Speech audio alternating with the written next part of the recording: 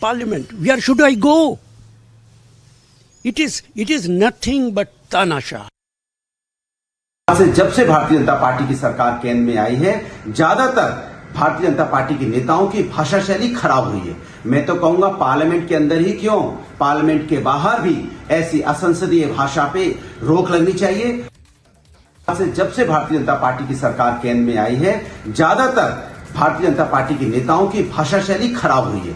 मैं तो कहूंगा पार्लियामेंट के अंदर ही क्यों, पार्लियामेंट के बाहर भी ऐसी असंसदीय भाषा पे रोक लगनी चाहिए। Much more coming up on the other side, viewers. Amid widespread outrage, Sri Lanka President Rajapaksa now flees to Singapore. Curfew reimposed till 5 a.m. tomorrow. Plus, more trouble for Alt News co-founder Zubair. Zubair sent to 14-day judicial custody.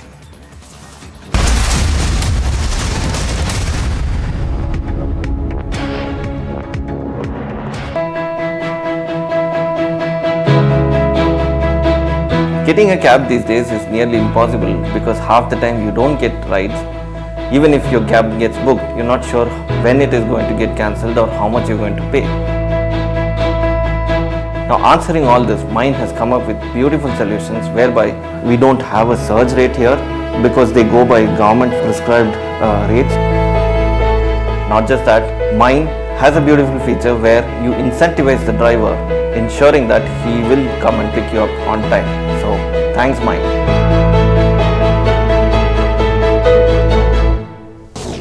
The Janata Dal United has taken a lack of confidence jibe at the Rashtriya Janata Dal's Tejasvi Yadav after he faltered while delivering a speech during the closing ceremony of the Bihar Vidhan Sabha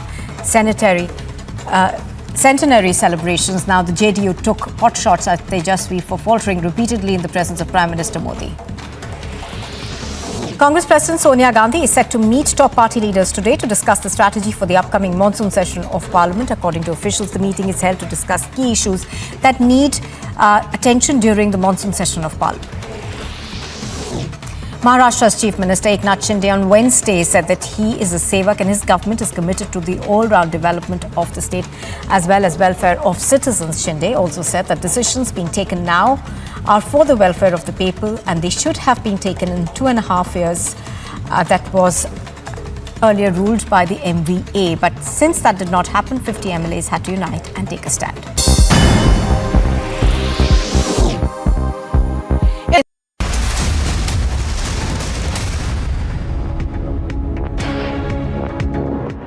Well, we continue to be live and breaking on Republic TV, and I'm Shivangi Shukla. We get you back-to-back updates, and now, as opposition remains in denial, RSS chief has spoken out on the population bomb. Opposition has hit out at Bhagwat, and I also want our viewers to listen in to what OEC had also said on this big controversy. Survival even animals survive, लेकिन केवल खाना पीना प्रजा बढ़ाना ये तो पशु भी करते हैं ना। जो ताकतवर है वो जी लेगा। Is the law of the jungle. अरे आदमी को जानवर को बराबर करने का तरीका में तो ये सिविलाइजेशन नहीं कर सकता।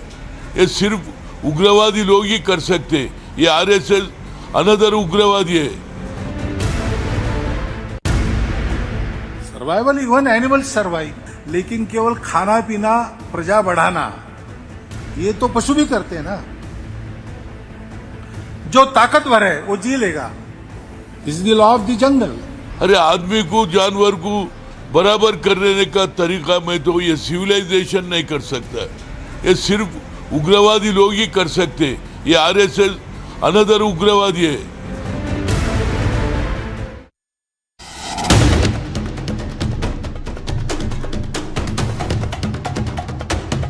Leaders of India, the US, Israel and United Arab Emirates are scheduled to participate in a virtual summit, the first of its kind, aptly termed as the I2U2. The leaders would be discussing joint economic projects to bolster cooperation in the area of trade and investment at their first virtual summit of the new four-nation grouping. Well, we continue to be live and breaking. Much more coming up, viewers. More trouble for Alt News co-founder Zubair. Zubair has been sent to 14 days of judicial custody. And big row over Karnataka. Expert panel reporter suggests regular consumption of eggs and meat leads to health disorders.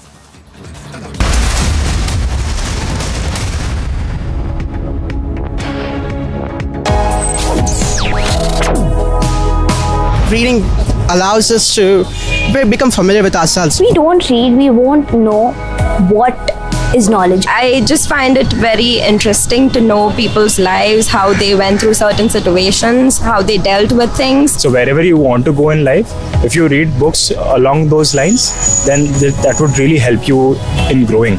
Reading could mean a million different things to every individual. What does it mean to you? Visit readindia.info to find out more.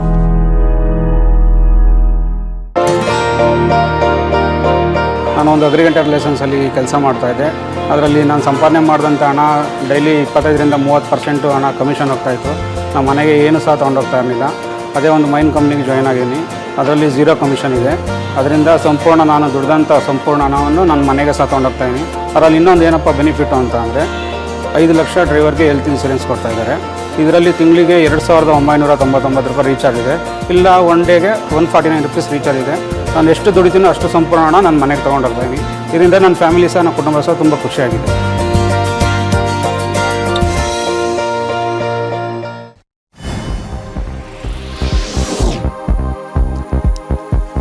And more news from across the world, with the Chinese government escalating its efforts to tide over a dip in its economic growth. China's new loans for the first half of 2022 allegedly grew to a new record high.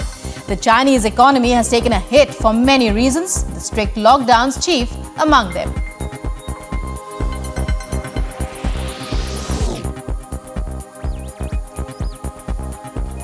China claims its foreign trade grew by 9.4% in the first half of 2022 compared to the same period the previous year. Chinese General Administration of Customs says exports grew by 13.2%, imports by 4.8%, though with a massive base effect.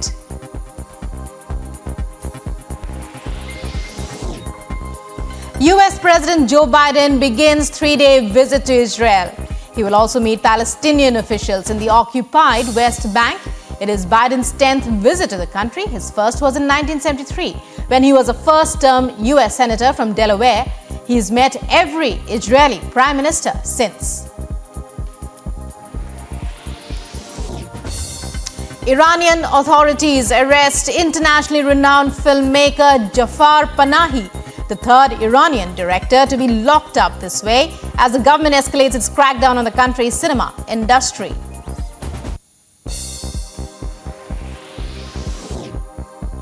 Australian Prime Minister Anthony Albanese holds bilateral talks with his Solomon Islands counterpart in Fiji amid concerns about recent China-Solomon Security Pact, which the multi-level investigations going on in the case of Zubair. Zubair have got funding from different agencies, different sources, different countries. The entire focus has now come on the funding of Zubair, and they want to look deeper into the funding, and that is why they feel that they want to keep him in custody. They have some of the documents.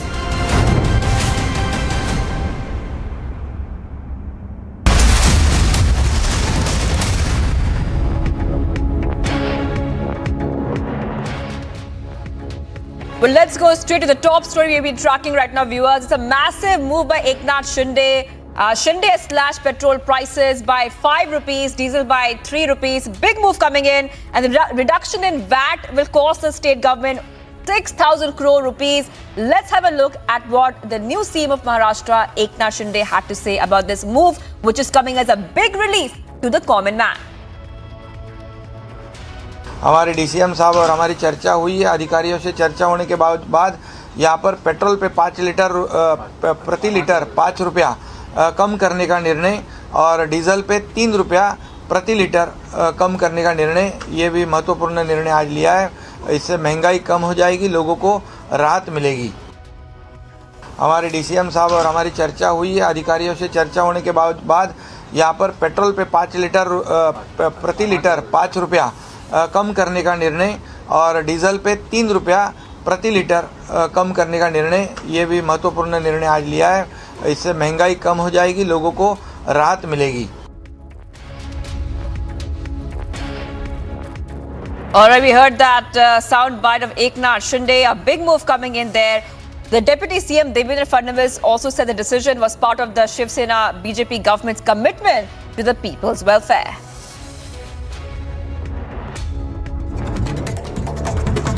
Top national updates now. A big row over Karnataka expert panel report. Their report suggests that regular consumption of eggs and meat has led to health disorders. The position paper is one of the 26 written on various subjects by committees of experts in those fields, which will be submitted to the union government and the NCRT. A suspected item found on the Jammu-Pooch National Highway near Domana has led to the highway being blocked for civilian traffic as the police was rushed to the spot to investigate the object.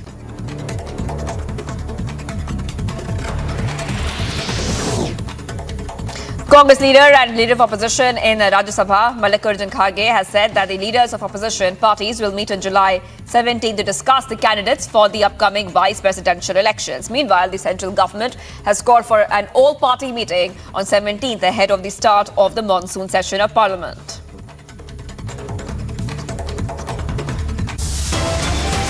Much more coming up on the other side. More trouble for ex-Mahatop cop. Edie probes Sanjay Pandey. Amity has been ranked India's #1 not-for-profit private university for 9 years, with top 10 ranked institutions in management, engineering, biotech, law, masscom, telecom, hospitality, fashion and more. Yet another top ranking for Amity University. My app ಒಂದು app launch ಆಗಿದೆ. ಇದು ಒಂದು auto ಡ್ರೈವರ್ಸ್ಗೆಲ್ಲ ತುಂಬ ಹೊಸ ಅನುಭವ. ಹಾಗಾಗಿ ಯಾವುದೇ ತೊಂದರೆ ಇಲ್ದಿರ ಇದನ್ನು ನಾವು ಎಲ್ಲ ಆಟೋ ಡ್ರೈವರ್ಸು ಉಪಯೋಗಿಸ್ಕೋಬೋದು. ದಿನಕ್ಕೆ 29 ರೂಪಾಯಿ ಹಾಗೂ ತಿಂಗಳಿಗೆ 499 ರೂಪಾಯಿ. ಯಾವುದೇ ಒಂದು ಕಮಿಷನ್ 30% ಕಮಿಷನ್ ಇಲ್ದಿರ ಇನ್ನೊಬ್ಬ ಅಗ್ರಿಗೇಟ್ಸ್ಗೆ ನಾವು ಕೊಡ್ದಿರ ನಮ್ಮ ಸಂಪಾದನೆ ಹಣನ ನಾವು ತೊಗೊಂಡೋಗ್ಬೋದು. ನಾವು ಕಷ್ಟಪಟ್ಟ ಹಣ ನಮ್ಮ ಹತ್ರನೇ ಇರುತ್ತೆ. ನನ್ನ ಸಂಪೂರ್ಣ ದುಡಿಮೆ ನನ್ನ ಹತ್ರ ಇದೆ. ನಾನು ಖುಷಿಯಾಗಿದ್ದೀನಿ.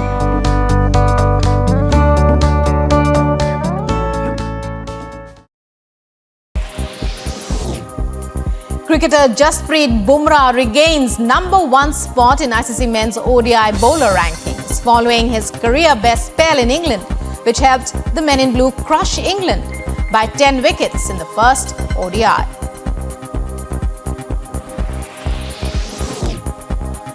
Olympic medalist PV Sindhu makes winning start to Singapore Open 2022 campaign, defeating her Belgian opponent in the first round of the women's singles. Playing on court 1, PV Sindhu won the match in 2 straight games.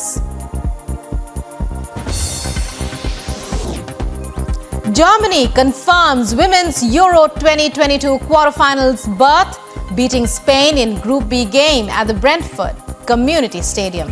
The Germans have topped the Group B table following this win.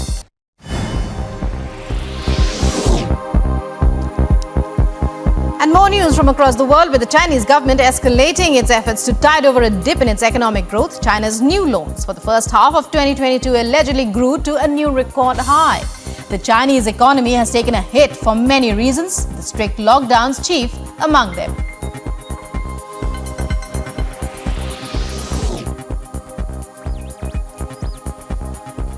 China claims its foreign trade grew by 9.4% in the first half of 2022 compared to the same period the previous year.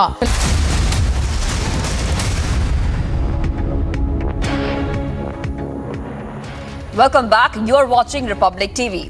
Now, the spiritual leader of Dalai Lama will visit the Union territories of Jammu and Kashmir and Ladakh on July 14th and 15th. This will be his first trip outside his base in Dharamshala since the beginning of COVID-19 pandemic. Here's the full story on that. Spiritual leader Dalai Lama will visit Jammu and Kashmir and Ladakh on July 14th and 15th. Dalai Lama will visit Jammu and Kashmir today. He will meet several delegations and leave for 4 days visit to Ladakh. Those in the know informed that Dalai Lama has been closeted in his base in Dharamshala for the past 2 years because of the pandemic. So this would be his first trip outside his base since 2020. His visit comes in the backdrop in Indian and Chinese military officials meet for the 16th round of talks on the disengagement of troops at friction points along the line of actual control, where forces from the two sides have been locked in a tense military standoff since April 2020. Bureau Report, Republic TV. Well, much more coming up on the other side. A massive anti-national plot busted in Patna. Questions remain. Plot to target PM Modi.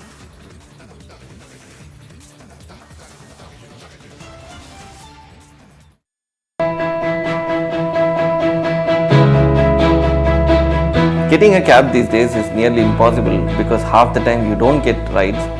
Even if your cab gets booked, you're not sure when it is going to get cancelled or how much you're going to pay. Now, answering all this, Mind has come up with beautiful solutions whereby we don't have a surge rate here because they go by government prescribed rates. Not just that, Mind has a beautiful feature where you incentivize the driver, ensuring that he will come and pick you up on time. So, thanks Mind.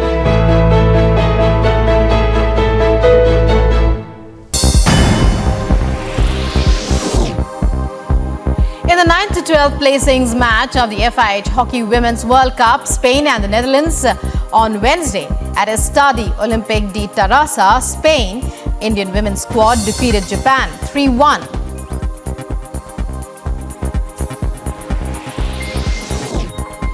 India overtakes Pakistan to reach the third position in ICC ODI team rankings following their thumping 10-wicket win over England in the first ODI at Kennington. Earlier, India were placed fourth in the rankings. The Telangana Chief Minister K. Chandrasekhar Rao reviewed the flood situation as the Indian Met Department issued an alert. He held marathon meetings and reviews with every department and issued instructions to contain flood-related damages. On his instructions, officials are shifting people from flood-affected areas to safer zones.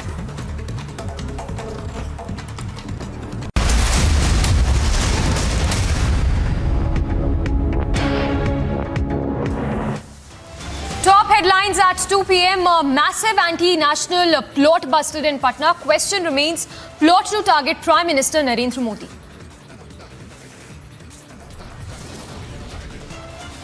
Massive controversy over unparliamentary words. Government counters opposition leaders.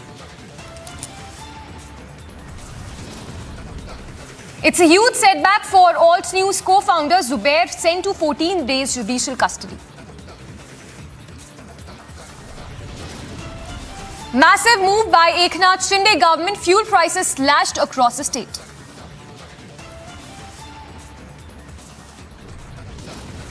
Trouble mounts for ex-Maharashtra top cop Sanjay Pandey. Now Sanjay Pandey directly under ED scanner. Amid intense protests across Sri Lanka, Lankan army patrolled streets.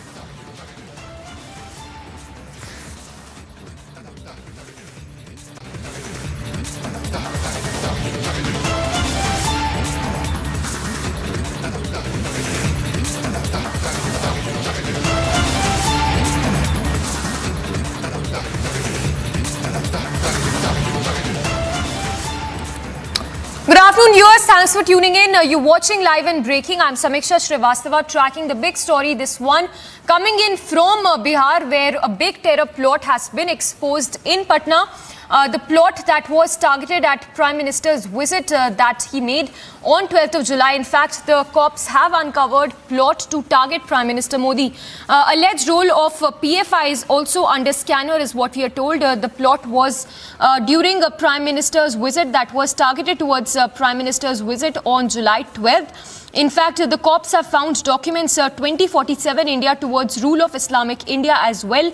More information that is coming in that the police raided Naya Tola area and arrested 2 people in connection with the same. So the document there that has been accessed by the cops in Bihar, and the plot that was targeted was intended to target the Prime Minister of the country. In fact, the document that has been accessed, which was titled India Vision 2047, and that's been uncovered by the cops in Patna, that has been busted before that has been busted with regards to the Prime Minister's visit to Patna. We'll go across to Prakash as well, who's breaking that story for us. Prakash, if you could talk to us more about this plot that has been busted and the alleged role of PFI also that is under scanner now. Well, the plot and the plan that has been busted was that a day before Prime Minister visit to Patna, these PFI people were arrested from Fulwari Sharif, where I am standing right now. Exactly right behind this area is the place from where these two people were arrested, Jalaluddin Ahmad and Athar Parvez. Athar Parvez has been a known Simi activist, and later he joined the PFI. As far as Athar Parvez is concerned, he's got an antecedent in such activities that in 2001, 2003 and even in 2013 bomb blast that took place in Patna, he was the bailer for all the accused. Now, what incriminating document that has been recovered by the police from Jalaluddin Ahmad's residence, in which Athar was residing for 2 months and he was training various PFI recruits from various parts of the country, was that Vision India 2047, which it is clearly written that they had plans of making India an Islamic country by 2047 and also to subjugate Hindu majority. Even if the 10% of the Muslim population rallied behind the PFI, they would subjugate the Hindu population majority to kneel down and also to have good ties with neighboring Islamic countries, to create their own cadres and train army people, as well as to keep a tab on the Hindu and the RSS leaders. Now, as far as the police is concerned, the police is investigating from all the angles. The flags and various documents have been received, and also transactions from a bank has been recovered, which amounts to around 70 to 90 lakh rupees. That is suspicious, and that is being investigated upon by the Edie as well. The NIA has swung into action, is also investigating into the whole case. Yes. Prakash, stay with us. Let's also listen into that soundbite of the police official as well.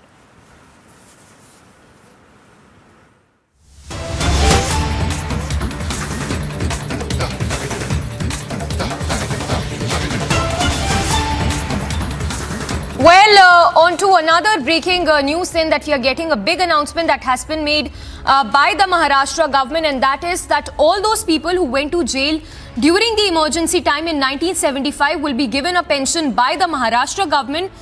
Remember, this decision was taken in 2018, but the last government had not proceeded with it. In fact, that's the announcement that's been made by the Deputy Chief Minister of Maharashtra, which is Devendra Fadnavis. So Maharashtra government there overturning Uddhav government's decision that was made. Emergency heroes will get pension again by the newly elected Maharashtra government. The Uddhav MVA government, remember, had stopped the pension for the heroes, and those jailed during the emergency in 1975 will also get pension now. A big announcement there that's being made by the newly elected Maharashtra government, overturning Uddhav government's order, and that is pension to those who were jailed during the 1975 emergency. So a big landmark decision there that has been made by the Maharashtra government, Shinde-led Maharashtra government, that pension will be given to those who were jailed during the emergency times in 1975. So clearly, Eknath Shinde there overturning Uddhav government's order that was made earlier. Remember, the order was announced by the Uddhav government in 2018. But in wake of revoking the pensions that were to be given to the emergency heroes, and now Shinde government there overturning Uddhav government order. We have Alisha breaking that story for us. Alisha, give us more details. Well, yes, the decision that has been taken by Maharashtra government today, and specifically Eknath Shinde and BJP government, where Devendra Fadnavis has made an announcement that whoever went to jail during 1975 emergency will be given pension by Maharashtra's BJP Sena government.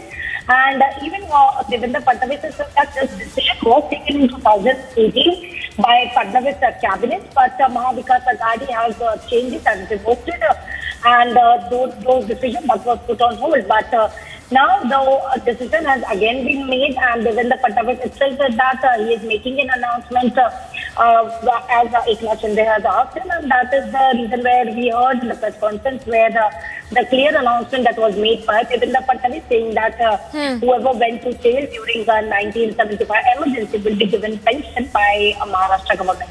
Yes, Alicia, stay with us. We are getting to know that all clearances have also been given for the Mumbai-Ahmedabad bullet train in the state. Give us more details.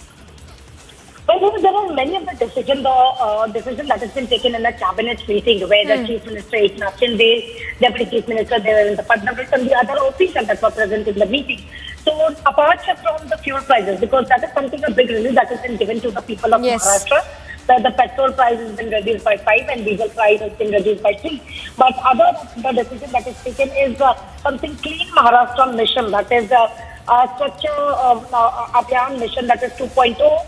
That will be now implemented in the state. Also, the center-sponsored Amrit Abhiyan 2.0, that is the Atal mission for the urban transformation, that is also will be implemented in the state, and this decision has been taken under urban development department. Also, it is also importantly what is considered the elections of mayor, the sarpanch, the sarpanch of the Gram Panchayat in the state will directly be elected from the Gram Panchayat itself. So yes, there are many of the decisions and important decisions that has been taken in the cabinet meeting, and what we have been told that even we are waiting for the cabinet expansion as well, because for now there was no decision has been taken. But yeah, the cabinet meeting that held today, where Eknath Shinde, Chief Minister of Maharashtra, Deputy Chief Minister Devendra Fadnavis has taken many important decisions that was put on hold by the previous government, but now that will be implemented in the state. Yes, Alicia, also if you could briefly talk to us about this landmark decision that has been made by the Maharashtra government with regard to slashing of fuel prices, because this has been a long pending demand that was made by the centre when it earlier announced reduction in taxes, following which it asked the states also to do the same. Uddhav government of course did not do that. Well, yes, Amisha, if we heard Eknath Shinde in a press conference, clearly stated that in the month of May, where Prime Minister Narendra Modi has clearly given instructions and also asked the state to reduce the fuel price, which will, make down the burden of the people in the country. But when, of course, Mahavikas Aghadi government did not take a decision over it, and that is why in a cabinet meeting that held today, where the important decision has been taken, and where Maharashtra government led by Eknath Shinde and Devendra Fadnavis, that is BJP government, has decided to reduce the fuel price, where it's indeed something big relief for the people of Maharashtra, where the petrol price is reduced by 5 rupees and diesel price is being reduced by 3 rupees. Because at this point of time, the petrol price has touched 211, whereas the diesel price is 97. So, yes, it's something relief, because even Devendra Fadnavis in a tweet has mentioned that the Maharashtra government will take the burden of rupees 6,000 crore for the state. So, it's really a relief for the people of Maharashtra, because the fuel price that was spending since long, and people were actually making a request to the Maharashtra government to reduce the fuel price. But now Alicia, stay with us. Yes, I'm just going to come back to you. Let's also listen in to Devendra Fadnavis' soundbite. हम सभी जानते हैं कि emergency के समय जिन लोगों को कारावास हुआ था, ऐसे लोगों को भिन्न भिन्न राज्यों में पेंशन दी जाती थी। महाराष्ट्र में वो नहीं दी जा रही थी। 2018 में उनको पेंशन देने का महाराष्ट्र ने भी निर्णय लिया था, लेकिन 2020 में उसको स्थगित कर दिया गया था। तो अभी वापस आज हमारी कैबिनेट ने निर्णय किया है कि जो लोकतंत्र संग्राम सेनानी है, जिन्होंने लोकतंत्र को बचाने के लिए उस समय लड़ाई की और जिसमें सत्याग्रह में उनको कारावास हुआ, ऐसे लोगों को फिर एक बार महाराष्ट्र की सरकार उनकी जो पेंशन है वो शुरू करेगी। सर, तत्कालीन सरकार ने सांगितलं। Moving on to more news then, a controversy that has erupted after a video of people performing namaz in a mall has gone viral. Responding to this incident, Mahant Raju of the Ayodhya has made a statement. He said if the prayers are not stopped, then they will recite Hanuman Chalisa there. Take a look.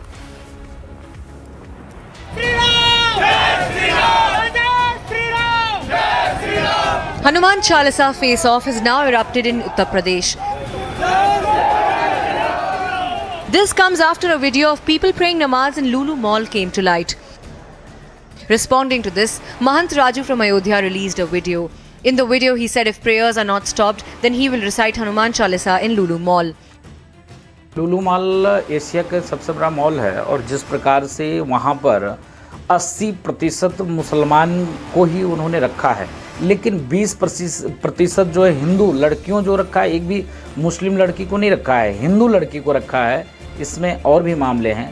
दूसरा, जिस प्रकार से mall में कल नमाज पढ़ा गया, बड़ी संख्या में लोग एकत्रित होके, अगर ऐसा चलता रहा तो हम वहां पहुंचकर हनुमान चालीसा का पाठ करेंगे, उसको कोई नहीं रोक पाएगा। From Maharashtra to Uttar Pradesh, the Hanuman Chalisa row is just growing. Bureau Report, Republic TV.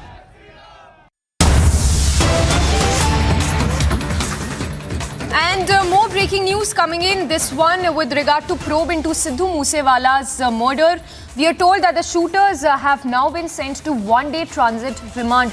So that is the news break coming in with regard to probe into Sidhu Moosewala's murder. We are told that the shooters have been sent to one-day remand, transit remand. We'll go across to Amandeep as well, who's breaking that story for us. But that's the news coming in. The shooters of Sidhu Moosewala have been sent to one-day transit remand. We'll go across to Amandeep as well to get us more information. But what we know in the latest is that Sidhu Moosewala's shooters have been sent to one-day transit remand, and these shooters are Ankit and Sachin is what has come to light. In fact, they were produced before the court by the Punjab police, following which they have been sent to one-day transit remand. We have Amandeep for more on that. Amandeep, give us more details.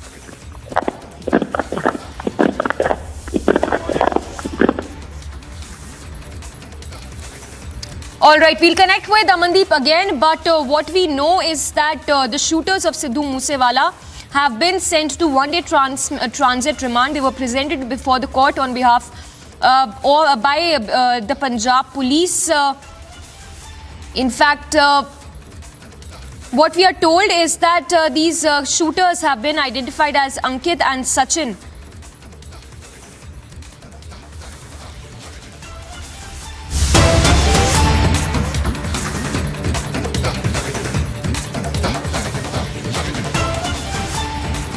Well, tracking the big news break coming in, this one with regard to the big terror plot that has been busted in Patna, beg your pardon. It's anti-India terror plot that has been exposed in Bihar's Patna. Remember, what has come to light is that there was a plot that was targeted towards Prime Minister Modi, and this one with regard to Prime Minister's visit to Patna on 12th of July. So a PFI link that has also emerged in this alleged PFI role that is also under scanner. And the plot was to target Prime Minister during his visit to the state on 12th of July. In fact, several documents also that have been accessed by Republic.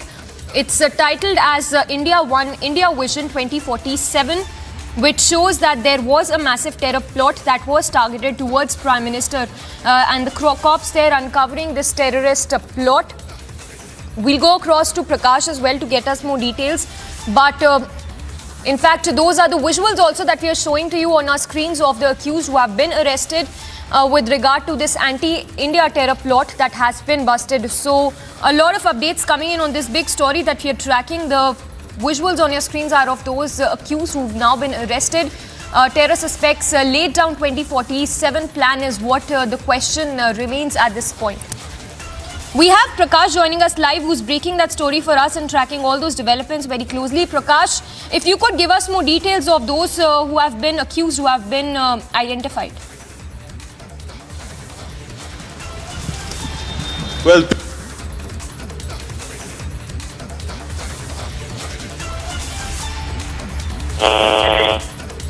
Well, we'll connect with Prakash again, but those are some of the details coming in at this point. In fact, let's take a look at this report as well that was filed by Prakash earlier in the day.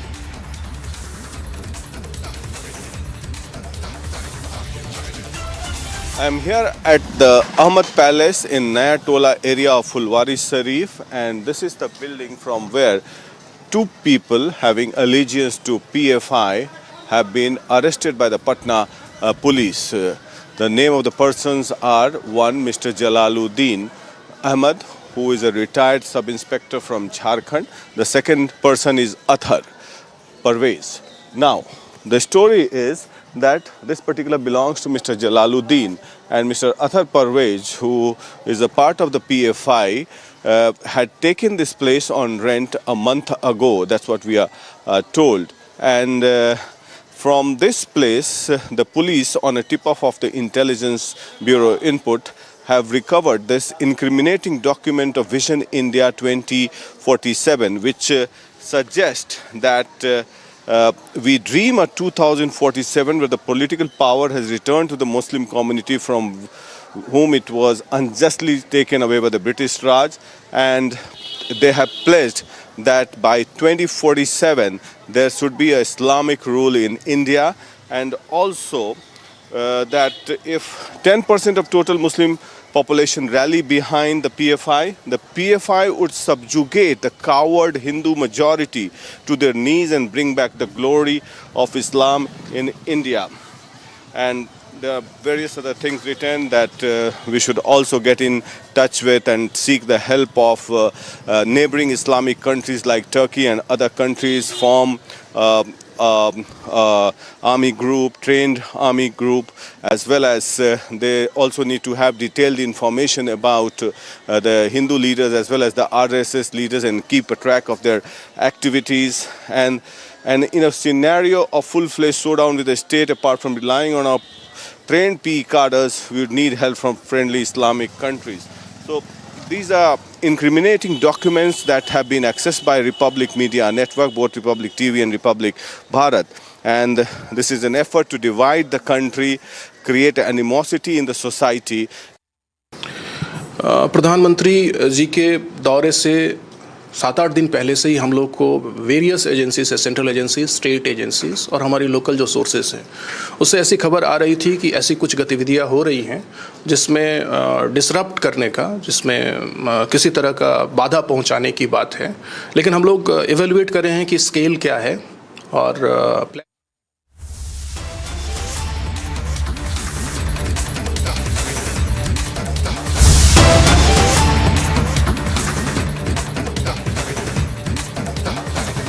Well, more news break coming in. This one with regards to India's T20I series against West Indies.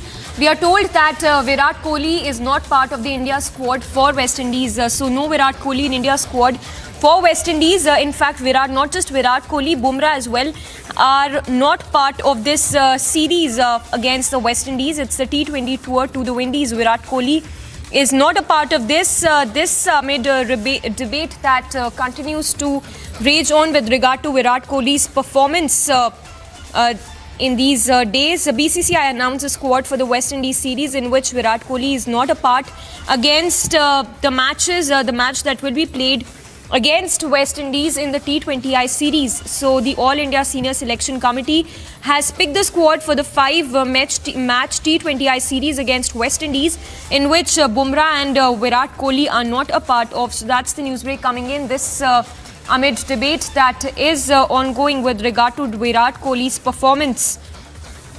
So Virat Kohli, who is not a part of this particular of the squad, India squad against the West Indies. This is the 5-match T20I series against West Indies that India will be playing. In fact, the players who are part of this India squad include Rohit Sharma, Ishan Kishan, KL Rahul, Surya Kumar Yadav, Deepak Hooda, Shreyas Iyer, Dinesh Karthik, Rishabh Pant, Hardik Pandey, Ravindra Jadeja, Aksar Patel, R. Ashwin, Ravi Bishnoi, Kuldeep Yadav, among others, whereas Virat Kohli and Bumrah are not part of the series. We have Niranjan to give us more details. Niranjan, give us all the details. Well, I have the full list that has been announced. This is a list which the BCCI has just announced, and the BCCI full advisory, the BCCI media advisory that has just been put out a few minutes back. And this advisory, puts out all the names. Now, this is interesting only in the limited reason, and limited, reason being that Virat Kohli has been facing many questions about his performance. In fact, many greats of the game have also questioned why Virat gets the benefit of doubt. And you had Sourav Ganguly a few days back backing Virat Kohli and in his record saying that he needs some time, etc. Now in the squad for the 5 T20s in West Indies, now Virat Kohli may be rested. He may be rested, but it comes at a very interesting time. Now let me tell you who's been announced, who's been picked for the squad. This is the squad for the West Indies tour for the 5 T20s. Rohit Sharma is the captain, Ishan Kishan, KL Rahul, Surya Kumar Yadav, Deepak Hooda, Shreyas Iyer, Dinesh Karthik, Rishabh Pant, Hardik Pandya, Ravindra Jadeja, Akshar Patel, R. Ashwin, Ravi Bishnoi, Kuldeep Yadav, Bhuvaneshwar Kumar, Avesh Khan, Harshal Patel and Ashdeep Singh. Now the inclusion of KL Rahul and Kuldeep Yadav is subject to fitness. Now this is a media advisory sent out by the BCCI a few minutes back. But in the context of the debate around Virat Kohli's fitness, there have been many questions raised on Virat Kohli's not just fitness but his form, and questions have been raised. In fact, you had legends of the game, for example, Venkatesh Prasad spoke about it, Kapil Dev has spoken about it, and many greats are asking why Virat Kohli is getting that benefit of doubt. And this comes on the back of his poor performance in the last few months. It's not just weeks but last few months. And in the context of that debate, Virat Kohli has been rested along with Jasprit Bumrah, perhaps for fitness reasons.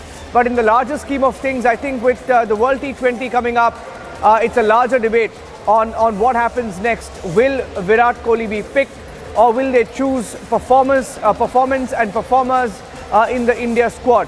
So that's the big breaking news update from the newsrooms. Virat Kohli has not been named in the squad. He's been rested along with Jasprit Bumrah. I'm handing it back to you for now. Let's see if we can try and get some reactions to the story. We'll try and get some reactions as well, because it's a very interesting debate that has been on for the last few months. And in the last few months, many legends. You had Venkatesh Prasad, who put out a tweet recently saying that the greatest in the game have at some point been dropped. So I think the debate is between resting someone, benching someone and dropping someone. And the greats, the legends believe that if someone is not performing, you got to drop them.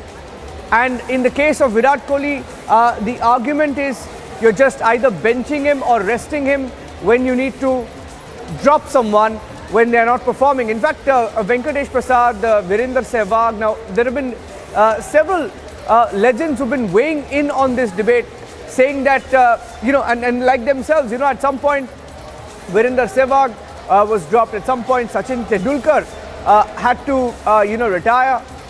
Even, Sourav Ganguly, the best in the game, and that's how it's done. When the performance drops, and it drops for a while, those who are consistently performing are brought into the team, and that's the debate. But as far as those who are backing Virat Kohli, they believe it's just a rough patch. They believe the numbers show what he's capable of, and that's where the debate stands as of now. For now, he's been rested for the West Indies tour. I think the real headline will be who India picks for the World T20. So we'll watch out for that. Handing it back to you for now. It's a quick news update that came in from the newsroom here in Mumbai. All right, Niranjan, thank you so much for that. So that is the big news break coming in. Virat Kohli rested with regard to this India squad for West Indies, which will take place from 29th of July as per the schedule that has been released. That starts from 29th of July and will go on till 7th of August, we are told. So the news break that is coming in at this point is that Virat Kohli is not in India's squad for West Indies. Virat Kohli, Bumrah have been rested for West Indies tour.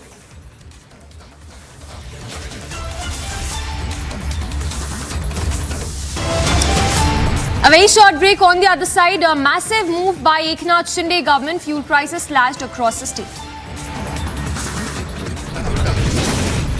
Trouble mounts for ex-Maharashtra top cop Sanjay Pandey. Now Sanjay Pandey directly under the ED scanner.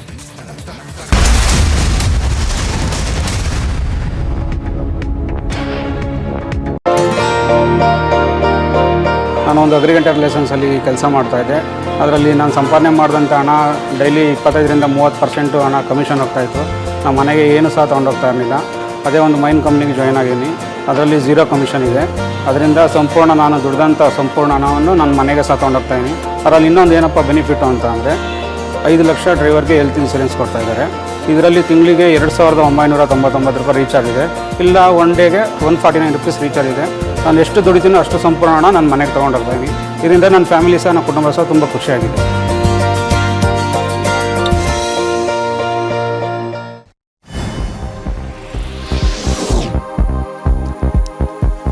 And more news from across the world, with the Chinese government escalating its efforts to tide over a dip in its economic growth. China's new loans for the first half of 2022 allegedly grew to a new record high. The Chinese economy has taken a hit for many reasons, the strict lockdowns chief among them.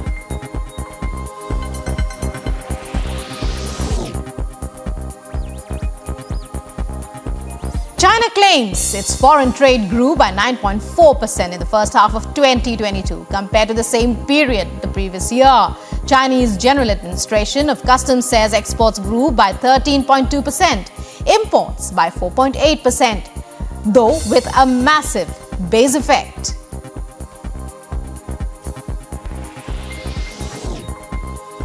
US President Joe Biden begins 3-day visit to Israel. He will also meet Palestinian officials in the occupied West Bank. It is Biden's 10th visit to the country. His first was in 1973, when he was a first-term US senator from Delaware. He's met every Israeli prime minister since. Iranian authorities arrest internationally renowned filmmaker Jafar Panahi, the third Iranian director to be locked up this way as the government escalates its crackdown on the country's cinema industry.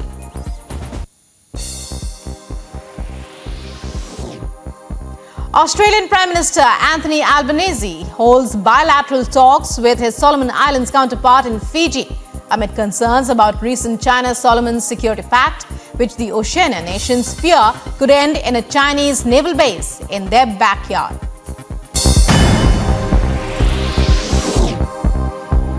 In the 9-12 placings match of the FIH Hockey Women's World Cup, Spain and the Netherlands. Since the morning when this suspected cylinder-shaped object was found, the teams of the Jammu and Kashmir Police, Indian Army, BSF, they have reached the spot, and now that they won't be detonating it here, it will be moved to a separate location. So this is the place where it will be kept, and after this, now the due protocol will be followed of detonating it.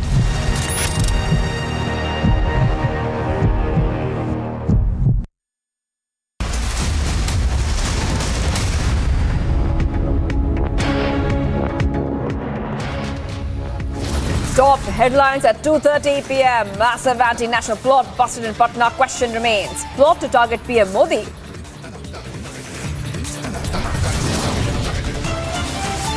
Massive controversy over unparliamentary words. Government counters opposition leaders.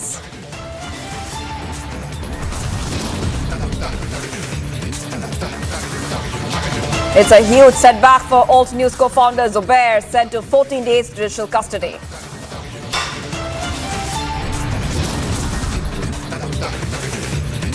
Massive move by Eknath Shinde government. Fuel prices slashed across Maharashtra.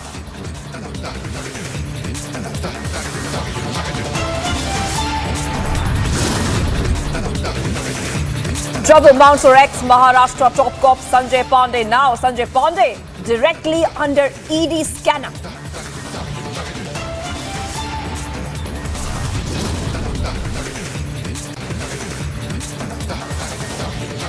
Amid intense protests across Sri Lanka, Lankan army patrols the streets.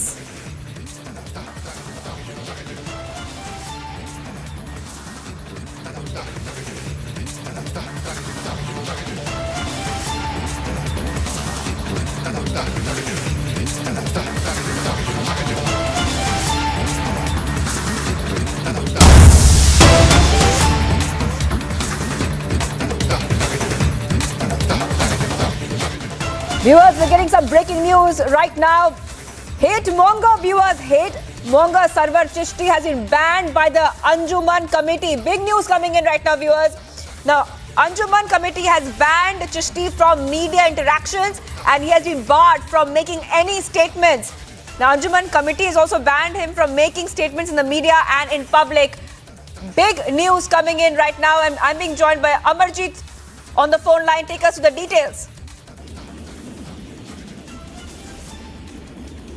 देखिए, जिस तरीके से अंजुमन committee ने रोक लगाई है server Chishti पे, server Chishti जिस तरीके से भड़काऊ बयान देते थे, इनके सोशल मीडिया पर जिस तरीके से भड़काऊ बयान लगातार जारी थे, उसको लेकर के कहीं ना कहीं अंजुमन कमेटी ने रोक लगाई है। अंजुमन कमेटी का मानना यह है कि कहीं ना कहीं इससे सौहार्द का वातावरण खत्म हो रहा था, बहुत ज्यादा परेशानी जो थी वो कहीं ना कहीं खड़ी हो रही थी और लगातार सवालिया निशान जो है वो दरगाह कमेटी पर उठ रहे थे। इसी को लेकर के अंजुमन कमेटी ने अब सरवर चिश्ती पर रोक लगाई है कि वो किसी भी तरीके का बयान जो है वो ना तो मीडिया में और ना ही अपनी सोशल मीडिया के जरिए दे पाएंगे, क्योंकि जिस तरीके से वो वीडियो बना करके डालते थे और जिस तरीके से वीडियो बना करके डाला जाता था, उसको लेकर के अब उनके ऊपर रोक लगा दी गई है।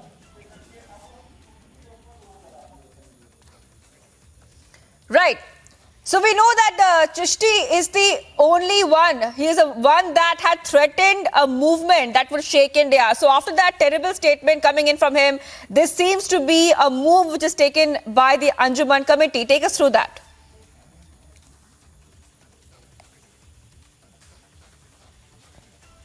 Amandeep, can you hear me?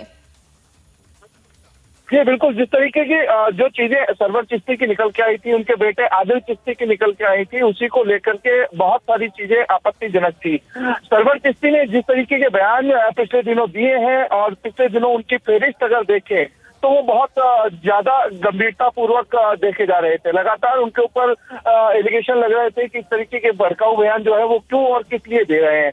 सबसे बड़ी चीज ये थी कि जिस तरीके से उनका पीएफआई कनेक्शन निकल के आया, तो किस तरीके से दरगाह के अंदर पीएफआई के लोगों का इंट्रोड्यूस करा रहे हैं, एक दूसरे से जो है बातचीत कर रहे हैं। इन तमाम चीजों के अलावा उनका एक ऑडियो जो था वो सामने आया था, जिसमें वो इस बात को कहते हुए नजर आ रहे थे कि किसी भी हिंदू जो दुकानदार है उससे सामान ना खरीदा जाए। ये ऑडियो ज्यादा वायरल हो गया था। इसके बाद में पोस्टर्स भी लगाए गए, दरगाह के अंदर पोस्टर्स लगाए गए। बाकायदा अंजुमन कमेटी ने उस चीज को लिखा कि दरगाह का सौहार्द का वातावरण बना रहे, दरगाह में के अंदर और दरगाह के आसपास इस तरीके का वातावरण बनाया जाए जिससे किसी भी तरीके से किसी धर्म को और दरगाह को उसकी इबादत में हानि ना हो। इस तरीके के पोस्टर्स पहले ही अंजुमन कमेटी लगा चुकी थी। दरगाह के खादिम जितने थे उस चीज पे ऑब्जेक्शन कर चुके थे।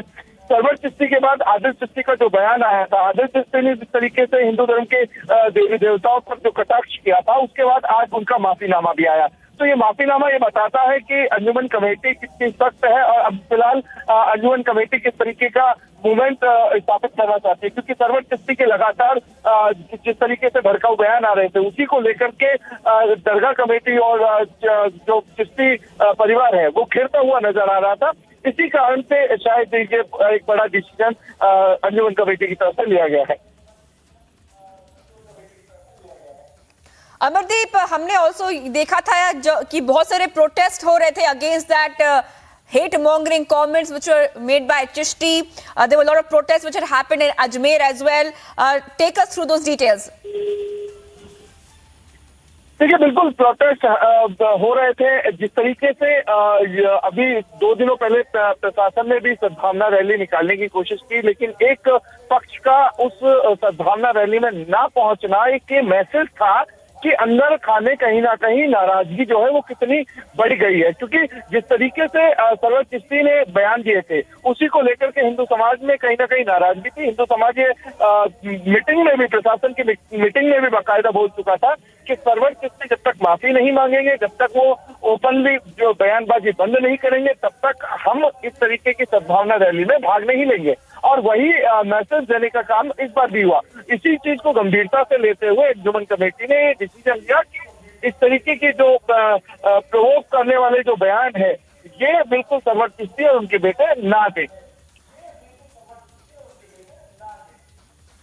All right, thank you for joining us, Amardeep Sharma, our correspondent there, getting us the details of this big story.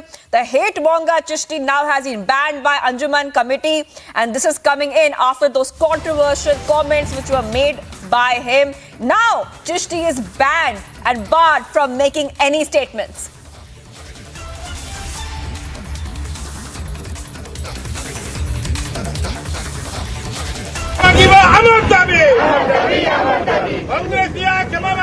आदिवासी गुन्हा मंतव्य चलना गुन्हा मंतव्य चलना चलिब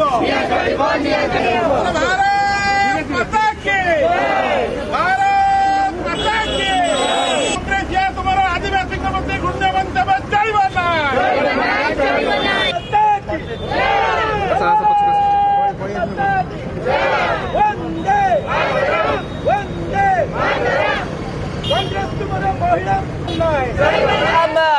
Breaking development right now, and this is happening as you see it on your screens. First on Republic, a protest against Congress by the BJP on the comment which was made on the NDA presidential candidate Draupadi Murmu. It's happening right now, BJP protesting there against Congress, and these visuals are coming in from Odisha. That is where this is happening after the comments made by Congress on Murmu. BJP there protesting in Odisha. This is the big news coming in right now, and you can see slogans, you can hear slogans as well as the BJP comes together, the BJP workers and leaders coming together and protesting against a comment which has been made on Draupadi Murmu, who is the NDA presidential candidate.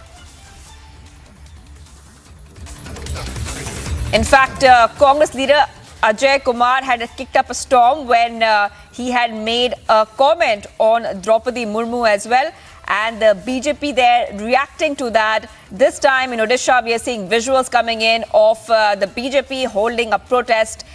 These visuals are coming in from Bhubaneswar in Odisha.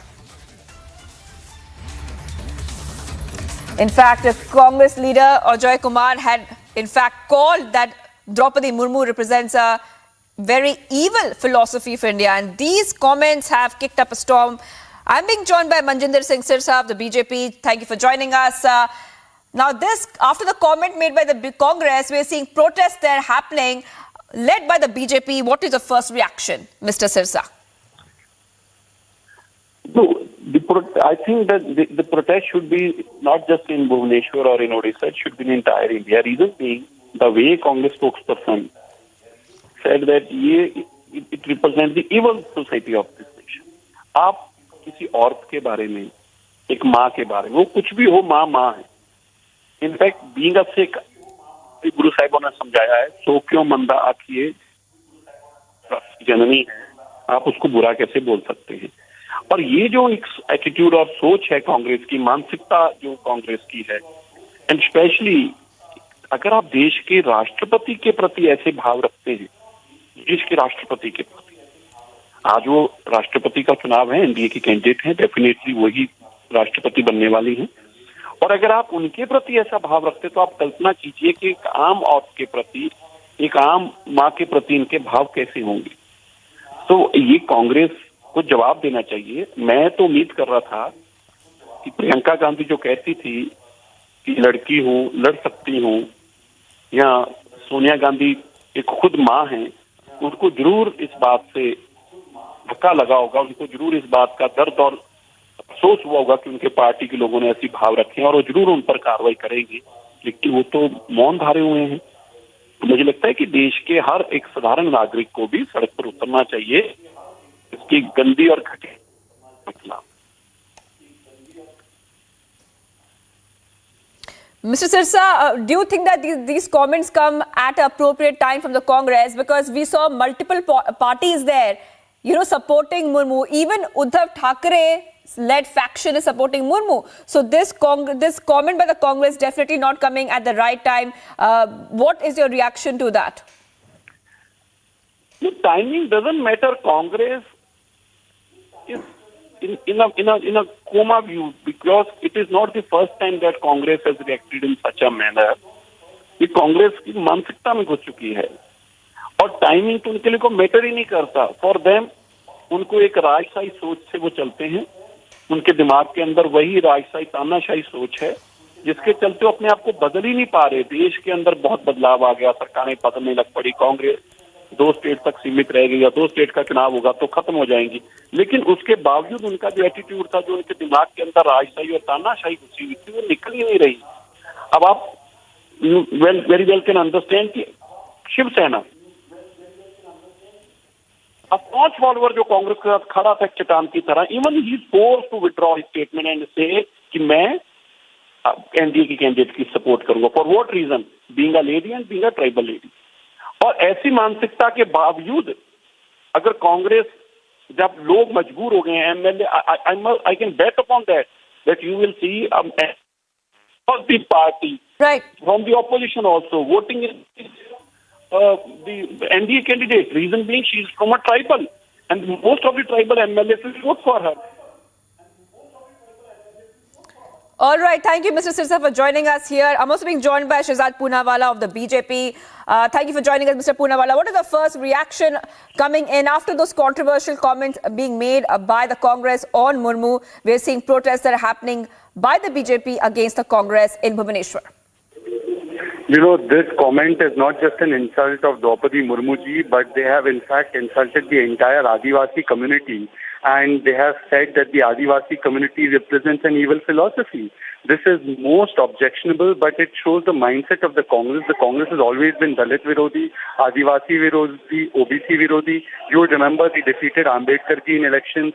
They were against Ambedkar ji. You know how they have also undermined Bhagwan Birsa Munda's legacy. They've always been anti-tribal. They've never allowed SC/ST community to get to their position that they needed. Also, we see how they've abused the Prime Minister who comes from the OBC community on caste lines. So they've been OBC Virodhi. So this is yet another reflection of their Dalit Virodhi, Adivasi Virodhi mindset, and also women Virodhi. And this is not the first instance. By the way, the Congress in Puducherry tweeted that she is a dummy candidate. Means they're calling a woman who's so accomplished, who rose up to her challenges, socio-economic and other challenges, and came to the position of the governor of Jharkhand, longest-serving governor of Jharkhand, was called dummy by them. And now they have called her evil. What is evil? The fact that she rose against the odds and she is a hard-working, meritorious person. So for a dynastic party like Congress, anybody who works up with hard work is evil. For them, this is evil. For them, performance is evil, parivar is deity. This is the mindset of the Congress.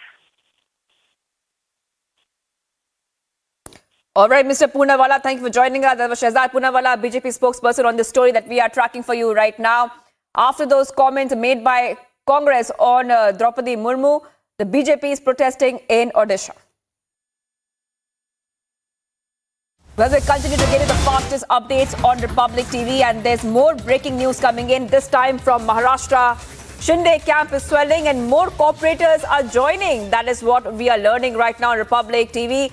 Big breaking news coming in. We have been also reporting for the past weeks that cooperators are also joining the Shinde camp after the MLAs had shifted over to the Shinde camp, which has led to the Shiv Sena BJP government in Maharashtra. But the more news is coming in that more cooperators are joining. And remember that this is happening before the BMC elections, where the Shiv Sena has always held domination of that.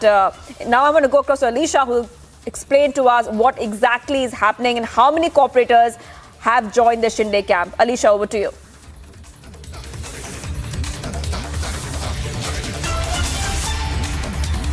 All right, Alicia is going to join back with us. I believe Alicia is back on the phone line. Alicia, this is coming as a big jolt to the Uddhav camp once again. How many cooperators are joining the Shinde camp, Alicia?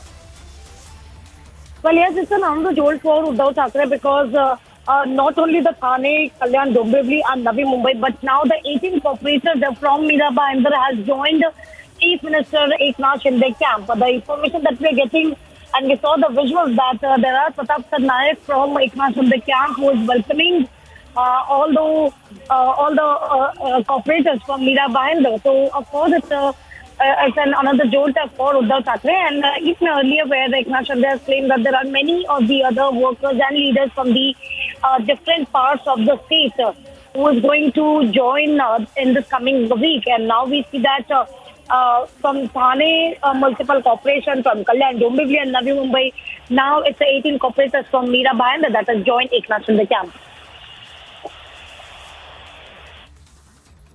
Well, thank you, Alisha, for joining us. One more setback ahead of local body polls for Uddhav Thackeray. Well, much more is coming up on the other side, viewers. We continue to get you the fastest updates here. Starting off with massive anti-national plot busted in Patna. Question remains, was the plot to target PM Modi? Plus, massive controversy over unparliamentary words. Government counters opposition leader. Stay tuned.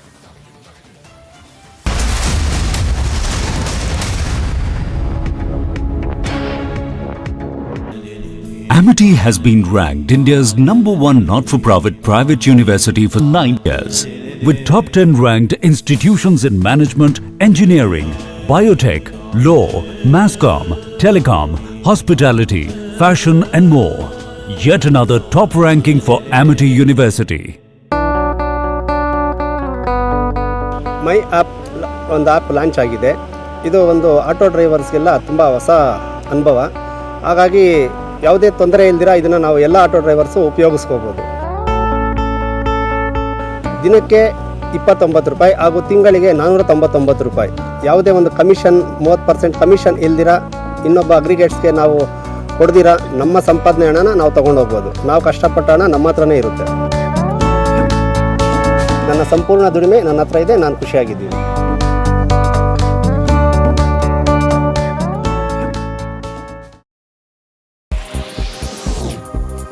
Cricketer Jasprit Bumrah regains #1 spot in ICC men's ODI bowler rankings following his career best spell in England, which helped the men in blue crush England by 10 wickets in the first ODI.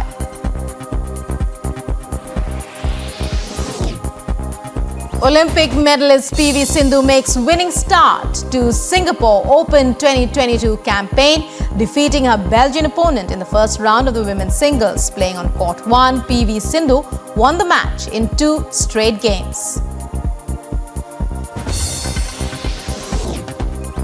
Germany confirms women's Euro 2022 quarterfinals berth, beating Spain in Group B game at the Brentford Community Stadium. The Germans have topped the Group B table following this win.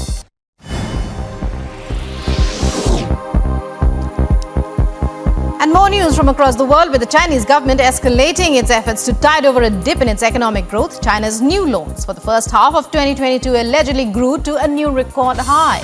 The Chinese economy has taken a hit for many reasons, the strict lockdowns chief among them.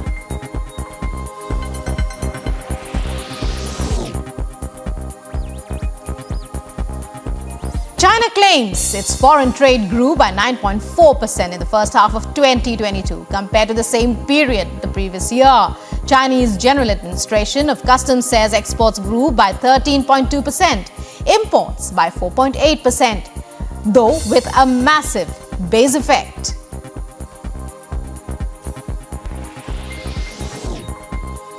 US President Joe Biden begins 3-day visit to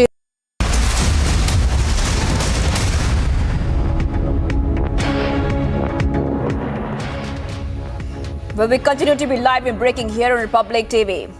Telangana continues to reel under floods and rain. With a high inflow of flood water at Godavari River, Bhadrachalam, now the water level there has gone up to 60.80 feet. Collector has announced that as a precautionary measure, the Godavari flyover will be closed for the commuters from 5 p.m. today for the next 48 hours. This is the big news coming in. You can see there on your screens as well how the Godavari is overflowing after heavy rains, and the situation in Telangana when it comes to floods still is a little sensitive because also the government has advised people to stay home as the state reels under rain and floods. Rains have continued to also disrupt normal life, while the people have been advised to stay indoors and cooperate with rescue operations in case of an emergency. So right now, the flood situation in Telangana remains grim. The Godavari there overflowing due to heavy rains. The canal side.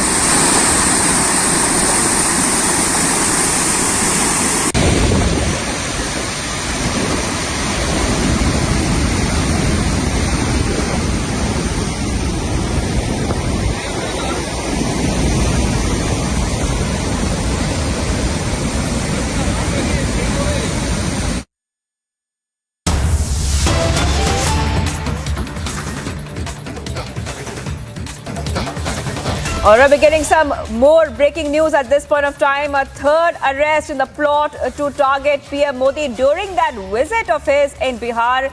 Now, this plot was already busted by the cops in Bihar before it could come into fruition. There's a PFI link as well. But the big news coming in right now that Republic has access to exclusive details, and a third arrest has been made in the plot to target PM Modi. The alleged main conspirator behind that plot has now been picked up, viewers. Big news coming in on Republic TV. We had earlier told you that there was a PFI-backed plot, which was busted by the Bihar police before the visit of PM Modi. And this is big news coming in. Third arrest now in the plot to target PM. We'll be getting you more details as we get them. But what we know so far is that the alleged main conspirator has now been picked up in this big story that we have been tracking. And the alleged main planner has now been picked up. A third arrest in the plot to target PM Modi while on his visit to Bihar. And that is a picture. That is a picture there on your screen of that alleged main conspirator. A third arrest now being made from the Alba colony. That's what we are coming to learn about this big story that we've been tracking. Remember that there were some documents also found which were in fact shocking. And there was a ploy and a plot, in fact, which was being, by a couple of people, it was a plot which was, and now 2 people have been arrested already. In fact, Prakash is joining me for more. Prakash, take us to the details right now. A third arrest in the plot to target PM Modi. Well, yes, Arman Malik, one of the third accused, has been arrested from Fulwari Sharif area. That's what we get to know. And he's been arrested and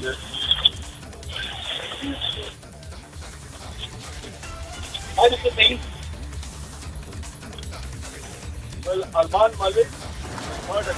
Well, Arman Malik, the third accused, has been arrested from Fulwari Sharif area, and he's said to be one of the main conspirator behind this entire modus operandi of Divide India policy, as well as he's said to be the kingpin. And more details are to be unearthed, and investigating agencies as well as the Bihar police is working on it. He will be produced in the court very soon, by later this evening, and he will be sent to jail as well.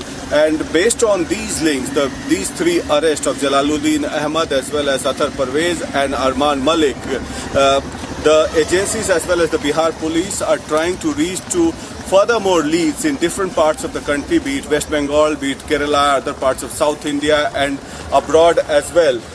And also they are looking at the financial angle, the money trail that they have investigated upon from the bank accounts, because there are money trails in the bank account. So all angles are being investigated, and Edie is also swung into action to investigate into it. Back to you. Well, thank you, Prakash, for getting us all those details there. A third arrest in the plot to target a PM. The Republic has access, exclusive details and the pictures of the alleged main conspirator as well, which is on your screen. Well, much more is coming up on the other side. It's a huge setback for Alt News co-founder Zubair, sent to 14-day judicial custody. A massive move by Eknath Shinde government. Fuel prices slashed across Maharashtra.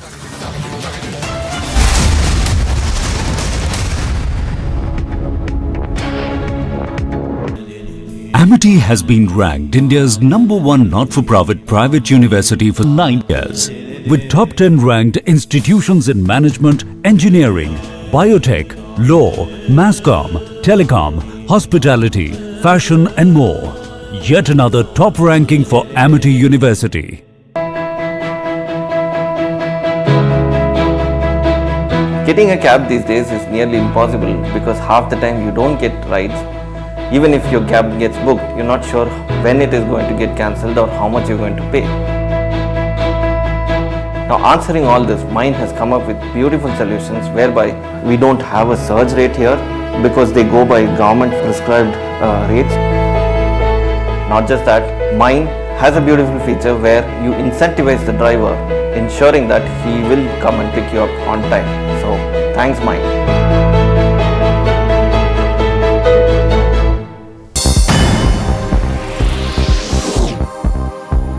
In the 9-12 placings match of the FIH Hockey Women's World Cup, Spain and the Netherlands on Wednesday at Estadio Olympic de Tarrasa, Spain, Indian women's squad defeated Japan 3-1.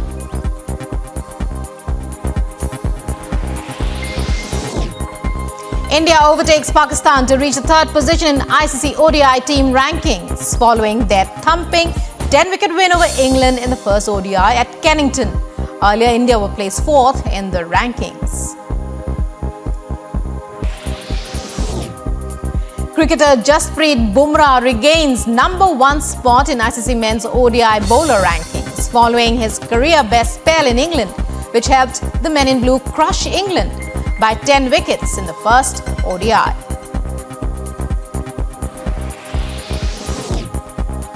Olympic medalist PV Sindhu makes winning start to Singapore Open 2022 campaign, defeating her Belgian opponent in the first round of the women's singles. Playing on court 1, PV Sindhu won the match in 2 straight games. Germany confirms women's Euro 2022 quarterfinals berth, beating Spain in Group B game at the Brentford Community Stadium. The Germans have topped the Group B table following this win.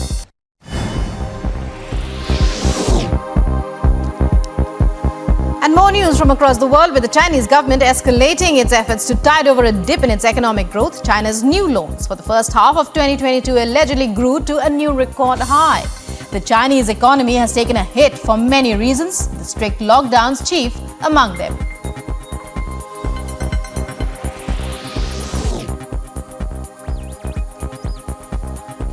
China claims its foreign trade grew by 9.4% in the first half of 2022 compared to the same period the previous year. Chinese General Administration of Customs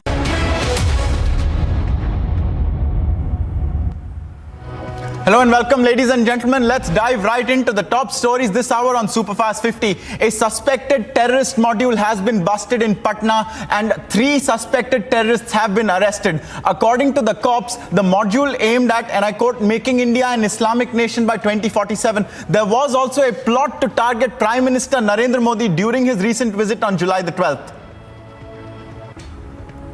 प्रधानमंत्री जी के दौरे से 7-8 दिन पहले से ही हम लोग को वेरियस एजेंसीज है, सेंट्रल एजेंसीज, स्टेट एजेंसीज और हमारी लोकल जो सोर्सेस हैं, उससे ऐसी खबर आ रही थी कि ऐसी कुछ गतिविधियां हो रही हैं जिसमें डिसरप्ट करने का, जिसमें किसी तरह का बाधा पहुंचाने की बात है। लेकिन हम लोग एवेलुएट कर रहे हैं कि स्केल क्या है और प्लानिंग क्या है।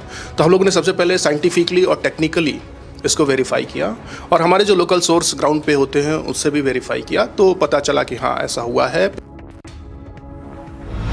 The Congress party and the Trinamool Congress have slammed what they say is a gag order on the usage of certain words in parliament, saying all the terms used by the opposition to describe the Modi dispensation will now be considered unparliamentary. Request the Speaker and the Vice Chairman of the Rajya Sabha, the 2 people who are really responsible for this, the Honorable Vice President, both of them to probably take a look again at these words and see that those words which are part of civil discourse and have a particular meaning in particular contexts, those should be allowed, and other words that are basically used to say malign somebody or lower the level and dignity of a debate, they should be excluded and kept in the list of what are called unparliamentary words. After the opposition slammed the government over the new so-called gag order, the government has hit back, saying that the UPA expunged most of these words. This comes after the government released a booklet of unparliamentary words and expressions. A big move has been taken by the Maharashtra government as the Eknath Shinde dispensation has slashed the VAT on fuel prices. The Shinde government has slashed petrol prices by ₹5 per litre and diesel prices have been reduced by ₹3 per litre. CM साहब और हमारी चर्चा हुई है, अधिकारियों से चर्चा होने के बाद यहाँ पर पेट्रोल पे 5 लीटर प्रति लीटर ₹5 कम करने का निर्णय और डीजल पे ₹3 प्रति लीटर कम करने का निर्णय, ये भी महत्वपूर्ण निर्णय आज लिया है। इससे महंगाई कम हो जाएगी, लोगों को राहत मिलेगी।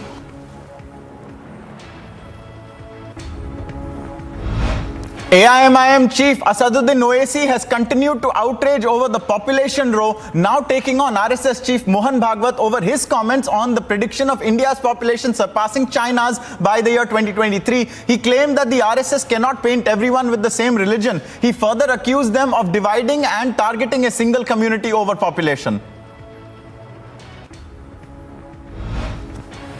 वजह से मोदी सरकार चीन जो 1000 स्क्वायर किलोमीटर की भारत की जमीन पर कब्जा करके बैठा है पिछले 2 साल से, पॉपुलेशन की वजह से नहीं हटा पा रही उनको। क्या पॉपुलेशन की वजह से भारत के प्रधानमंत्री चीन का नाम लेने से डरते हैं? आप लोग इस बात को समझिए, जो गलती चीन ने की वो भारत को नहीं करनी चाहिए। In more trouble for former Mumbai Police Commissioner Sanjay Pandey, the Enforcement Directorate registered an ECIR in the NSE illegal phone tapping case. This is based on the FIR filed by the CBI on a reference from the Ministry of Home Affairs regarding the illegal phone tapping of National Stock Exchange officials. There's more trouble for Alt News co-founder Mohammad Zubair as a court in Hathras in Uttar Pradesh remanded him to judicial custody for 14 days. Zubair was produced at the court in Hathras, and after hearing, the court sent him to judicial custody till July the 27th. A controversy has erupted after a video of people performing namaz in Lucknow's new Lulu Mall had gone viral. Responding to this, Mahant Raju Das of Ayodhya has made a statement. He says that if prayers are not stopped in such a manner, then they will recite the Hanuman Chalisa there instead. Lulu mall Asia का सबसे बड़ा mall है और जिस प्रकार से वहाँ पर 80% मुसलमान को ही उन्होंने रखा है, लेकिन 20% जो है हिंदू लड़कियों जो रखा है, एक भी मुस्लिम लड़की को नहीं रखा है, हिंदू लड़की को रखा है। इसमें और भी मामले हैं। दूसरा, जिस प्रकार से मॉल में कल नमाज पढ़ा गया, बड़ी संख्या में लोग एकत्रित होके, अगर ऐसा चलता रहा तो हम वहां पहुंचकर हनुमान चालीसा का पाठ करेंगे, उसको कोई नहीं रोक पाएगा। The wholesale price-based inflation WPI has eased to 15.18% in June on lower prices of manufactured and fuel items, even though food articles continue to remain costly. The wholesale price index-based inflation was at a record high of 15.88% last month and 12.07% in June last year. The All India Senior Selection Committee has announced the squad for the T20I series against the West Indies. However, India's talismanic batsman Virat Kohli was not among the 20 top players. Kohli, who's going through a bit of a rough phase at this moment, last scored an international century way back in November 2019. The crime branch of the Delhi police is scheduled to file a charge sheet revolving around the Jehangirpuri riots today. A total of 37 individuals, including 3 key suspects, have been arrested in connection with the clashes so far.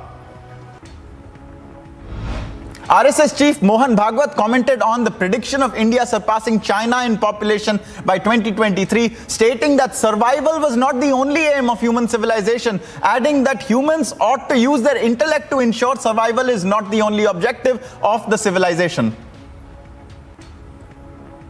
केवल भौतिक अस्तित्व को survival even animal survive, उसमें क्या है? मनुष्य के पास अगर बुद्धि नहीं होती तो man is the weakest animal of the earth. लेकिन एक कॉग्निटिव इंपल्स आया कभी उसके जीवन में, उसने उसका जीवन बदल गया, सर्वश्रेष्ठ बनाया। लेकिन केवल खाना पीना, प्रजा बढ़ाना, ये तो पशु भी करते हैं ना। Responding to RSS chief Mohan Bhagwat's comment on the population row, AIMIM's Asaduddin Owaisi said that this is a way to divide and target one community in India. Further in his briefing, Owaisi said that he does not support the two-child policy either. क्या population की वजह से मोदी सरकार चीन जो 1000 square kilometre की भारत की जमीन पर कब्जा करके बैठा है पिछले 2 साल से, पॉपुलेशन की वजह से नहीं हटा पा रही उनको? क्या पॉपुलेशन की वजह से भारत के प्रधानमंत्री चीन का नाम लेने से डरते हैं? आप लोग इस बात को समझिए, जो गलती चीन ने की वो भारत को नहीं करनी चाहिए। BJP leader RP Singh sided with RSS chief Mohan Bhagwat on his analysis in the population row. BJP leader RP Singh further said that everybody should work for the benefit of humanity. Pro-Khalistani group Seeks for Justice released a video as a way to claim responsibility for the desecration of a statue of Mahatma Gandhi in the Vishnu Mandir in Canada's Toronto. Slogans of Khalistan Zindabad were written under the statue as part of the vandalism.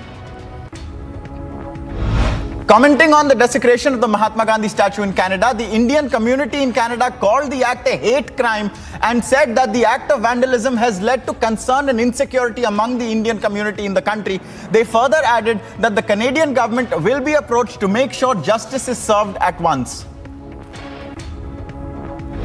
A suspected item found in the Jammu-Poonch National Highway near Domana led to the highway being blocked for civilian traffic as the police was rushed to the spot to investigate the object. Union Home Minister Amit Shah posted a tweet celebrating the inclusion of Ahmedabad in an influential list of the world's 50 greatest places of 2022, mentioning how the city was also India's first UNESCO World Heritage City. Haryana Chief Minister Manohar Lal Khattar held a meeting with the ministers and officials against the threat calls received by MLAs. He summoned the top police officials and directed them to take strict action in the matter. In a shocking incident, Aam Aadmi Party MLA Ranjinder Pal Kaur Cheena opposed a police team when they came to carry out search operations in Ludhiana. MLA of Ludhiana South Cheena questioned the ACP for not informing prior to the search operations. After Republic Bharat's reporting, the Jharkhand government has reduced the number of Urdu primary schools from 8 to 4 in the Jamtara district. This comes after weekly offs in several government-run primary schools in Muslim-dominated areas of Jharkhand's Jamtara was changed from Sunday to Friday, allegedly due to pressure from the local residents there. A death threat similar to that issued to Kanhaiya Lal was reported from Bihar's Bhagalpur, where an ABVP worker received death threats for commenting on the Gyanvapi case. The threat letter sent to the worker mentioned Kanhaiya's killing in as many words. The Enforcement Directorate was supposed to question jailed Delhi Minister Satyendra Jain's wife Poonam Jain in connection with a money laundering probe today. However, as per the latest updates, Poonam Jain will not be appearing before the agency on medical grounds. A massive fire broke out in Kishtwar's Chatru district late last night. The fire gutted nearly 8 shops in the area. The fire authorities were rushed in to battle the blaze. The Income Tax Department raided the premises of Congress MLA Sanjay Sharma today. The IT department raided several premises of Sanjay Sharma, including a sugar mill on the highway of Narsinghpur. As per sources, action is being taken regarding tax evasion and documents have been seized as well. In view of continuous heavy rains and inimical weather conditions in Telangana, the state government has decided to extend holidays for all educational institutions from July 14th to July the 17th in the state. Educational institutions shall be reopened from July the 18th. With no respite in the heavy rains, the Indian Meteorological Department has issued an orange alert for tomorrow in various districts of Maharashtra, namely Mumbai, Amravati, Thane, Raigad, amid several others. Meanwhile, a red alert was issued in Nasik, Palghar and Pune for tomorrow. Moderate to heavy rainfall has been predicted in the financial capital Mumbai and its suburbs. Heavy and very heavy rainfall is expected in isolated places as well. All schools and colleges remain closed in Gujarat's Navsari today in the wake of heavy rainfall and flood-like situation in the region. This comes after the Indian Meteorological Department issued a red alert yesterday. All schools in Pune city as well as in the neighboring Pimpri Chinchwad area remain closed today due to a heavy rain forecast. Pune city and the district have been witnessing heavy downpour for the last few days, and the IMD, that is the Indian Meteorological Department, has predicted that very heavy rainfall will continue. Lieutenant Governor of Jammu and Kashmir Manoj Sinha stated that the death toll from the Amarnath flash flood incident stands at 15 with 55 people injured. Families of 14 deceased persons have been contacted till now. The rescue operation in Amarnath has come to a halt now with no further missing persons reported. An unfortunate sporting incident has occurred where a kickboxer from Mysore passed away during a kickboxing competition in Bengaluru. The individual named Nikhil's father alleged that there were no medical facilities provided by the organizers and has blamed them for his son's demise. After mocking Hindu gods and beliefs, Sarwar Chishti's son Syed Adil Chishti has now made a U-turn and said that he did not intend to hurt anyone's religious beliefs or sentiments. He said he only conveyed his thoughts on Nupur Sharma's comments. खास तौर पे Hinduism को target करने का या mock करने की कोई नियत नहीं थी। मैंने आज तक किसी भी रिलीजन को मॉक नहीं किया है। फिर भी अगर किसी के सेंटिमेंट्स हर्ट हुए हैं, मेरे हिंदू भाइयों के सेंटिमेंट्स हर्ट हुए हैं, तो मैं उनसे माफी मांगता हूं। In his first major tour in 2 years since the COVID pandemic struck, Tibetan spiritual leader the Dalai Lama will be in Leh from July the 15th. The visit comes 2 years since the clash between Indian Army personnel and their China counterparts in eastern Ladakh. Maharashtra Chief Minister Eknath Shinde said that he was a sevak and that his government was committed to the all-round development of the state as well as welfare of the citizens. Shinde also said that the decisions being taken now for the welfare of the people should have been taken 2.5 years back. But since that did not happen, 50 MLAs had to unite and take a stand. Shiv Sena MLAs and MPs loyal to former Maharashtra Chief Minister Uddhav Thackeray will not attend a meeting to be held in Mumbai for the presidential poll campaign of National Democratic Alliance NDA nominee Draupadi Murmu. The party's Sindhudurg MP told sources that while they were not attending the meeting, it was still unclear whether Draupadi Murmu would be visiting Uddhav Thackeray at Matoshri. Pro-Khalistan slogans were written on walls in Ambala. Sikhs for Justice, the banned extremist organization, has taken the responsibility. Haryana police is investigating the matter. A similar incident was reported in Canada's Toronto, where a pro-Khalistani group painted a statue of Mahatma Gandhi with Khalistan Zindabad slogans. The JDU took a lack of confidence jibe at Rashtriya Janata Dal's Tejasvi Yadav after he appeared to falter multiple times while delivering a speech during the closing ceremony of the Bihar Vidhan Sabha centenary celebrations. The JDU took potshots at Tejasvi for faltering repeatedly in the presence of Prime Minister Narendra Modi. Congress President Sonia Gandhi is set to meet top party leaders today to discuss the strategy for the upcoming monsoon session of Parliament. According to officials, the meeting is to be held to discuss key issues that need to be discussed during the monsoon session of Parliament. Congress leaders have decided to protest across the country against the BJP-led central government on July the 21st, the day that Congress interim president Sonia Gandhi is scheduled to appear before the Enforcement Directorate in the National Herald case. Another significant meeting has been called by the party today, where all the general secretaries, state in charges, PCC chiefs will discuss the Bharat Jodo Yatra and other organizational programs as well. Viewers, extreme heat conditions appear to be persisting and have been predicted to continue in the UK, and with England is also being set to get hotter. The British weather forecaster has said that the temperatures are likely to peak at the beginning of next week. Emergency services have also been put on high alert due to the rising mercury.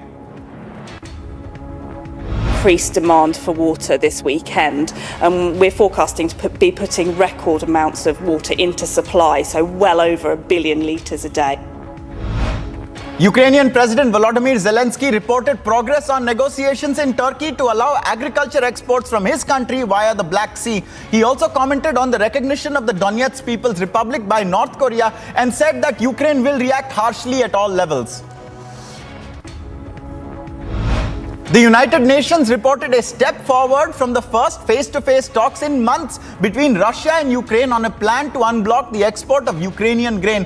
Military officials from Russia, Ukraine, Turkey and the UN envoys met on Wednesday in Istanbul for talks to export Ukrainian grain to world markets through the Black Sea. Today in Istanbul, we have seen a critical step forward to ensuring the safe and secure export of Ukrainian food products through the Black Sea. In the US, flooding in a remote pocket of southwest Virginia has damaged more than 100 homes and left some 40 people unaccounted for. But there are no confirmed deaths or injuries at this point. After daybreak, crews conducted aerial surveys to examine the extent of the disaster. Frustrated Panamanians have taken to the streets in protest for more than a week now, building upon anger over fuel prices that have nearly doubled and amid general dissatisfaction with the government. The protests grew despite the country's president ordering the control of prices of at least 10 products of the basic food basket and austerity measures in the government, in addition to the temporary freezing of fuel prices. Long queues are surging again outside food banks around the US as working Americans overwhelmed by inflation turn to handouts to help feed their families amid the skyrocketing grocery and gas prices. Many people are seeking charitable food for the first time. The food banks are also struggling to meet the growing needs of the people. 2020 and 2021, we're seeing our distributions more than double what they were pre-pandemic. For 2022, we're expecting things to really start sliding down in terms of the demand for food assistance. A Mexican Air Force plane landed at an airport near Mexico City bearing 8 bodies of the dozens of migrants who were found dead in a truck in Texas last month. They were the first to be returned of the 26 Mexicans among those who died of heat and dehydration inside the locked truck trailer abandoned by smugglers on the outskirts of San Antonio. The city of Highland Park in Illinois held a vigil on the lawn of City Hall to remember and honor the 7 victims who were killed after a gunman fired more than 70 rounds into the crowd during the city's 4th of July parade. At least 40 others were injured by the gunshots, some of them very seriously. The July 4th mass shooting was the bloodiest day we have ever experienced in Highland Park, caused by a hateful and cowardly individual who opened fire with an assault weapon during our annual July 4th hometown tradition. Belgium international and former Borussia Dortmund player Axel Witsel has been unveiled at Atletico Madrid. Witsel, an attacking midfielder, was Atletico Madrid's first signing of the summer after 4 seasons in the Bundesliga. Belgium is all set to face France in the second round of matches in Group D at the Women's Euro 2022. The two sides are expected to meet soon at the New York Stadium in Rotterdam.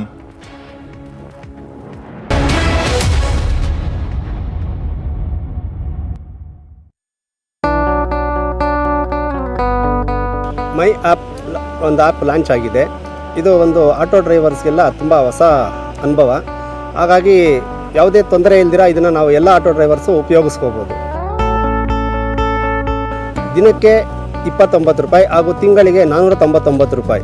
ಯಾವುದೇ ಒಂದು commission 30% commission ಇಲ್ದಿರ ಇನ್ನೊಬ್ಬ ಅಗ್ರಿಗೇಟ್ಸ್ಗೆ ನಾವು ಕೊಡ್ದಿರ ನಮ್ಮ ಸಂಪಾದನೆ ಹಣನ ನಾವು ತೊಗೊಂಡೋಗ್ಬೋದು. ನಾವು ಕಷ್ಟಪಟ್ಟ ಹಣ ನಮ್ಮ ಹತ್ರನೇ ಇರುತ್ತೆ. ನನ್ನ ಸಂಪೂರ್ಣ ದುಡಿಮೆ ನನ್ನ ಹತ್ರ ಇದೆ, ನಾನು ಖುಷಿಯಾಗಿದ್ದೀನಿ.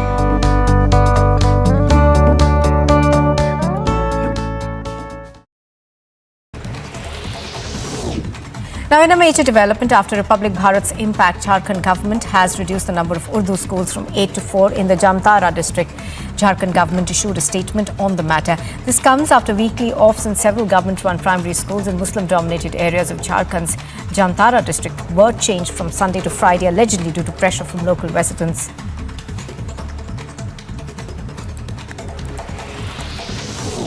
Pro-Khalistan slogans were written on walls in Ambala in Haryana. The Sikhs for Justice, a banned organisation, has taken responsibility. The Haryana police is investigating the matter. A similar incident was reported in Canada's Toronto, where a pro-Khalistan group painted a statue of Mahatma Gandhi with Khalistan Zindabad slogans, the Janta Dal Unite.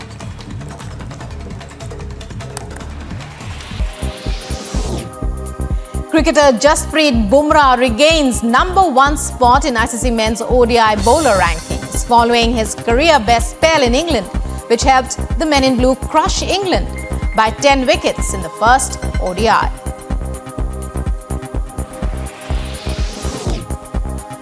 Olympic medalist PV Sindhu makes winning start to Singapore Open 2022 campaign.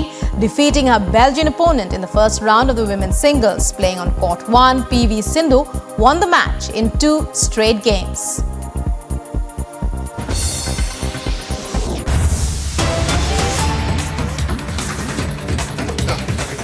Viewers, we have breaking news coming in. This visual on your screen right now is of a accident that has been reported in Kazigand in Jammu and Kashmir, wherein 20 Amarnath Yatris have sustained injuries, is what we are told. You can see on the screens there is a visual of a highway, and a bus bearing Amarnath Yatris crashes into a tipper lorry that was crossing the road there. We have Gursimran joining us on the phone. Gursimran, tell us more. Where has this happened? How many people are injured?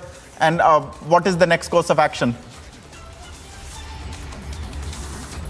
Yes, can you please report the question? Gursimran, do tell us what we are looking at in the Kazigand accident visuals and how many people are injured and if they are being tended to.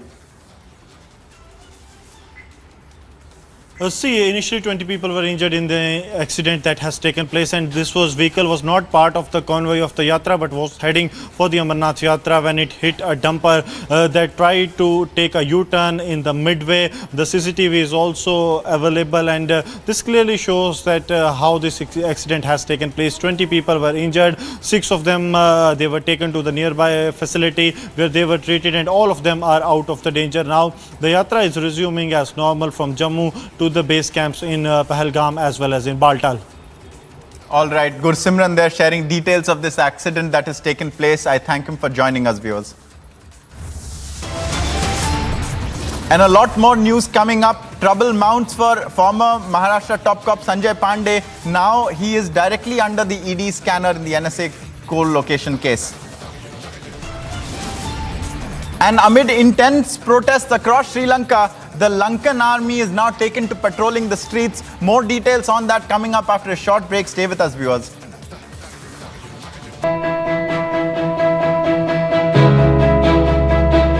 Getting a cab these days is nearly impossible because half the time you don't get rides. Even if your cab gets booked, you're not sure when it is going to get cancelled or how much you're going to pay. Now, answering all this, Mind has come up with beautiful solutions whereby we don't have a surge rate here because they go by government prescribed rates. Not just that, Mind has a beautiful feature where you incentivize the driver, ensuring that he will come and pick you up on time. So, thanks Mind.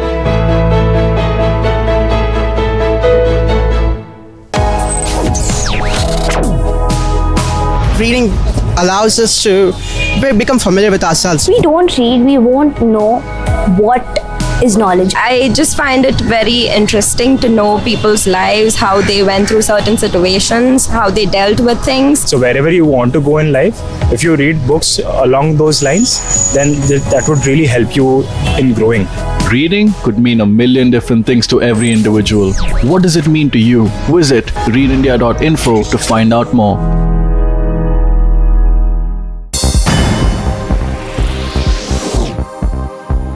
In the 9 to 12 placings match of the FIH Hockey Women's World Cup, Spain and the Netherlands on Wednesday at Estadio Olympic de Tarrasa, Spain, Indian women's squad defeated Japan 3-1.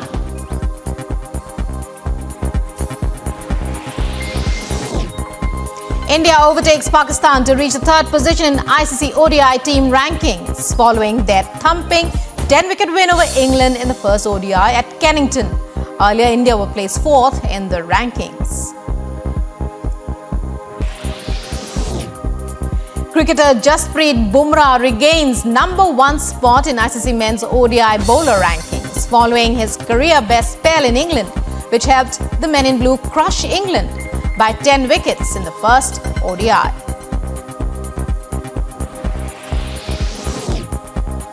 Olympic medalist PV Sindhu makes winning start to Singapore Open 2022 campaign, defeating her Belgian opponent in the first round of the women's singles. Playing on court 1, PV Sindhu.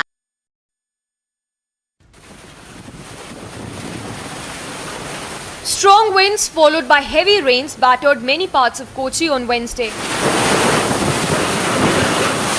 Gusty winds that lasted for 10 minutes wrought havoc in 3 villages in the suburbs of Kochi. Widespread damage was reported in Kotamangalam, Kothamangalam and Trikariyur villages of Kochi. While as many as 44 houses were damaged and large-scale crops were also damaged, no casualty was reported.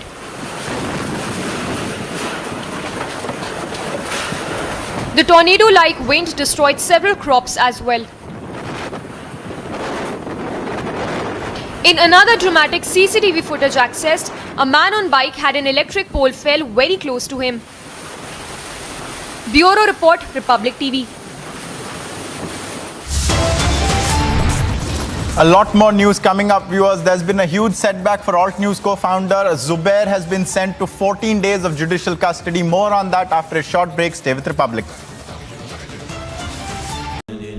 Amity has been ranked India's #1 not-for-profit private university for 9 years, with top 10 ranked institutions in management, engineering, biotech, law, masscom, telecom, hospitality, fashion and more. Yet another top ranking for Amity University. My app ಒಂದು app launch ಆಗಿದೆ. ಇದು ಒಂದು auto ಡ್ರೈವರ್ಸ್ಗೆಲ್ಲ ತುಂಬ ಹೊಸ ಅನುಭವ. ಹಾಗಾಗಿ ಯಾವುದೇ ತೊಂದರೆ ಇಲ್ದಿರ ಇದನ್ನು ನಾವು ಎಲ್ಲ ಆಟೋ ಡ್ರೈವರ್ಸು ಉಪಯೋಗಿಸ್ಕೋಬೋದು. ದಿನಕ್ಕೆ 29 ರೂಪಾಯಿ ಹಾಗೂ ತಿಂಗಳಿಗೆ 499 ರೂಪಾಯಿ. ಯಾವುದೇ ಒಂದು ಕಮಿಷನ್ 30% ಕಮಿಷನ್ ಇಲ್ದಿರ ಇನ್ನೊಬ್ಬ ಅಗ್ರಿಗೇಟ್ಸ್ಗೆ ನಾವು ಕೊಡ್ದಿರ ನಮ್ಮ ಸಂಪಾದನೆ ಹಣನ ನಾವು ತೊಗೊಂಡೋಗ್ಬೋದು. ನಾವು ಕಷ್ಟಪಟ್ಟ ಹಣ ನಮ್ಮ ಹತ್ರನೇ ಇರುತ್ತೆ. ನನ್ನ ಸಂಪೂರ್ಣ ದುಡಿಮೆ ನನ್ನ ಹತ್ರ ಇದೆ. ನಾನು ಖುಷಿಯಾಗಿದ್ದೀನಿ.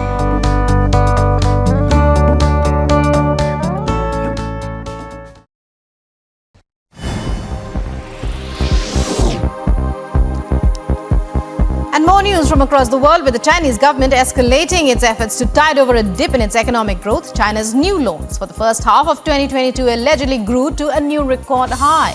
The Chinese economy has taken a hit for many reasons, the strict lockdowns chief among them.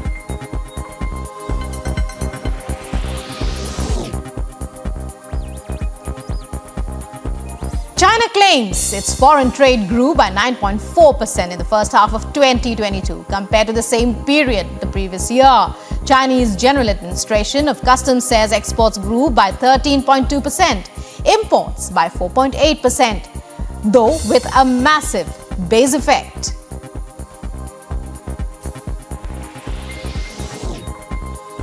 US President Joe Biden begins 3-day visit to Israel. He will also meet Palestinian officials in the occupied West Bank. It is Biden's 10th visit to the country. His first was in 1973, when he was a first-term US Senator from Delaware. He's met every Israeli Prime Minister since. Iranian authorities arrest internationally renowned filmmaker Jafar Panahi, the third Iranian director to be locked up this way as the government escalates its crackdown on the country's cinema industry.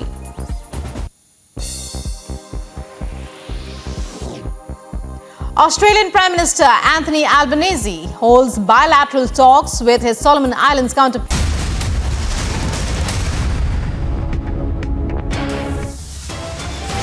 Top headlines at this hour. Massive anti-national plot busted in Patna. 3 arrested. Question remains. Plot to target PM Modi.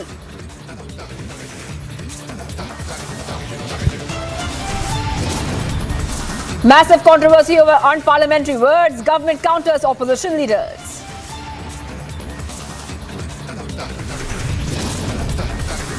It's a huge setback for Alt News co-founder Zubair, sent to 14 days judicial custody.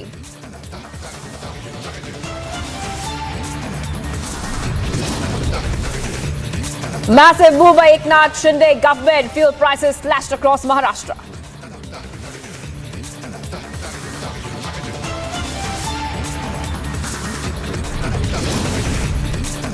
Trouble mounts for ex-Maharashtra top cop Sanjay Pandey. Now Sanjay Pandey directly under Edie scanner.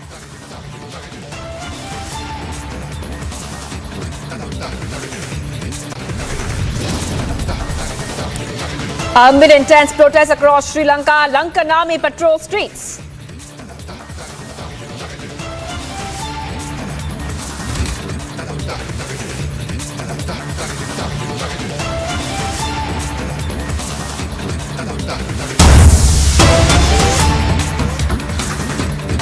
Well, we're getting some breaking news right now regarding the Zubair Mohammed bail case. The court has reserved order to pronounce the order on July 15. 2 p.m. is when that order will come out, viewers. And this is the big news coming in at this point of time. The Zubair has got 56 lakh rupees, which is violation of FCRA norms as well. Delhi police have said that.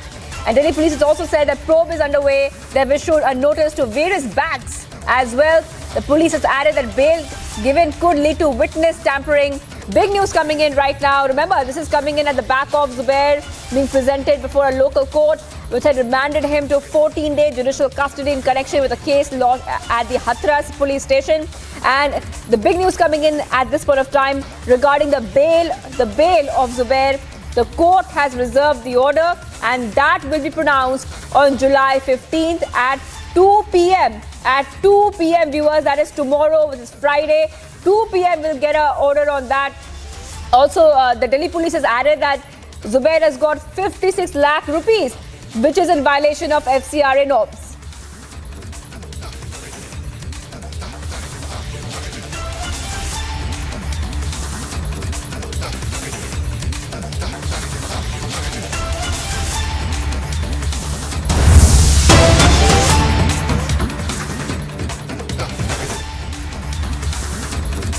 All right, we're getting some more news on Republic TV. We keep you getting the freshest and the most back-to-back updates than any other channel.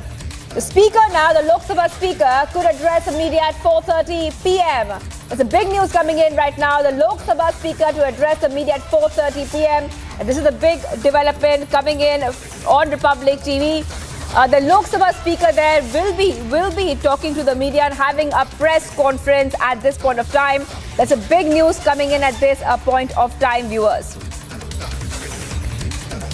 I'm being joined by Senior Executive Editor Abhishek Kapoor. Abhishek, take us through the details. This is a big event, of course, that the Lok Sabha speaker themselves will be speaking to the media.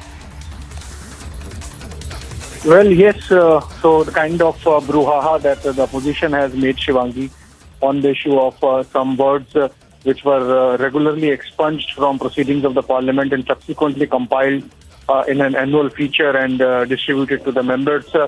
And now opposition picking up issues with that process, which has been parliamentary practice for over decades. And in fact, as far as parliamentary procedure goes, and that's how we have seen how the government has come out with a statement which clearly shows these words, many of them proscribed or expunged or removed from parliamentary proceedings in Congress-ruled state as well as during UPA period in the parliament, as also among parliaments across the world. So I think given the fact that the opposition has made a big issue out of it, it's likely that the speaker, who has called a press conference at around 4:30 p.m., would speak on that issue. Right. This is big news coming in, Abhishek. And, we also have been reporting the story on Republic TV where the government has also questioned and fact-checked the opposition, saying that time to time, there's a list made of unparliamentary words. And the most expunged words were actually, the list was made during the UPS time, Abhishek. Well, yes, many of these words were actually expunged during the UPA era in the parliament itself, Shivangi. Also, there are instances of Punjab Assembly during the time of Congress rule. Similarly, Chhattisgarh Assembly, for example, the word aksham or antshant as it is called in Hindi, some other word, they've been expunged by the Chhattisgarh Assembly. Words like Anpar, Anargal, they have been expunged in the Rajasthan Assembly. Now, these are examples of a period when Congress has been in power in these states. Similarly, lollipops in the budget, that phrase has been expunged from Punjab Assembly. So there is a process that is followed. This is contextual. The expunging of remarks made by members, expunging of words, and it is not a mandate, it is not an order, it is not a stricture. It's just that parliamentary practice as it has existed in the Westminster model since time immemorial, and which was imported and taken in India as well, and has been practiced as independence. That's what's going on. Right. Also, it's not every day we get to see the Lok Sabha speaker there address the media. So this definitely will raise a question about what could be the agenda of that press conference. One would be, of course, a censorship debate. Anything else that might come up during that press briefing, Abhishek?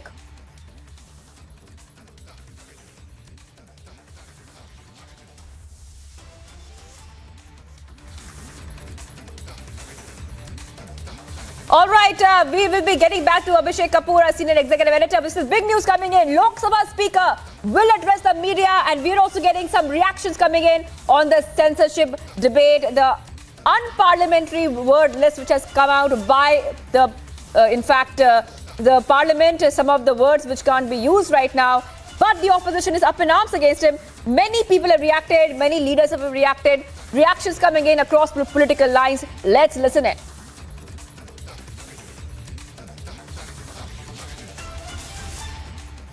I want to say that this government is behaving like Tanasha, whether it is wrong. If I say that your one minister is making baseless allegations and asking you go back to Pakistan, if I say it is very shameful, whether it is wrong. If I can't speak in parliament, where should I go? It is nothing but Tanasha.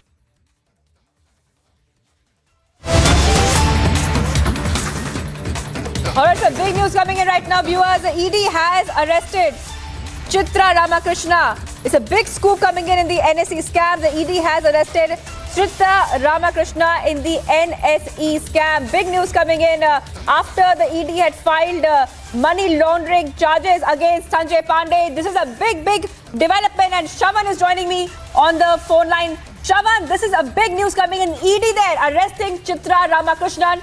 Take us to the details.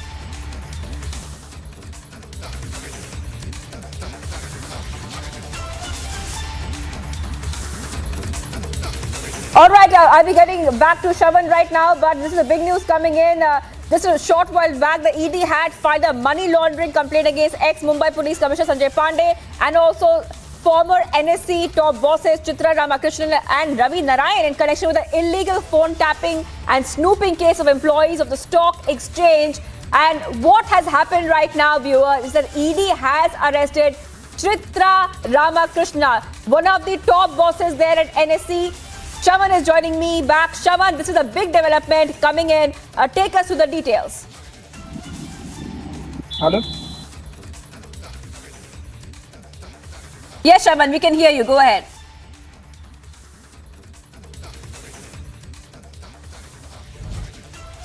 All right, Shavan, this is a big news coming in. Shavan, if you can hear me, ED arresting Chitra Ramakrishna is a big development in the NSE scam case. If you can hear me, take us to the details, because we have been tracking this story very closely here at Republic TV, and every detail of the story we have got you first. Shavan, if you can hear me.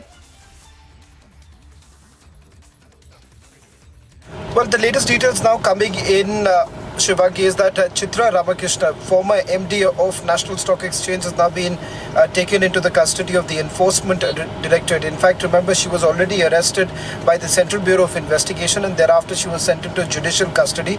Now we are being told that the Enforcement Directorate has taken custody of Chitra Ramakrishna in the fresh ECIR that has been registered by the Enforcement Directorate. Remember, the allegation that has been leveled against Chitra Ramakrishna is that of roping in a private firm which goes by the name of ISEC Securities Private Limited, a company that has now been linked to the former Mumbai Police Commissioner.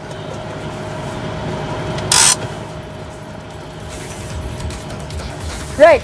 Also, Shavan, this is coming after a Delhi court had dismissed the bail plea filed by Chitra Ramakrishna and Anand Subramaniam in the NSE co-location scam, and we were also reporting a few hours earlier about the top cop from Maharashtra, the former top cop under the ED scanner. So when we look at the case and how it has been developing, this is a very big move which has been made, Shavan, that ED has now arrested Chitra Ramakrishna. Now take us to the details and what exactly was this case about, because like you were telling us earlier, Shavan, this has multiple layers to it.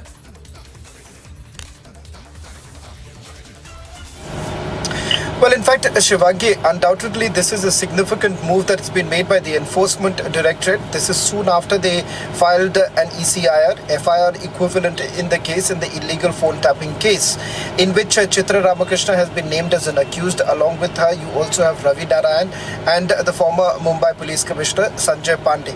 The allegation being that while she was at the helm of affairs, she had basically roped in a private firm which goes by the name of ISEC Securities Private Limited.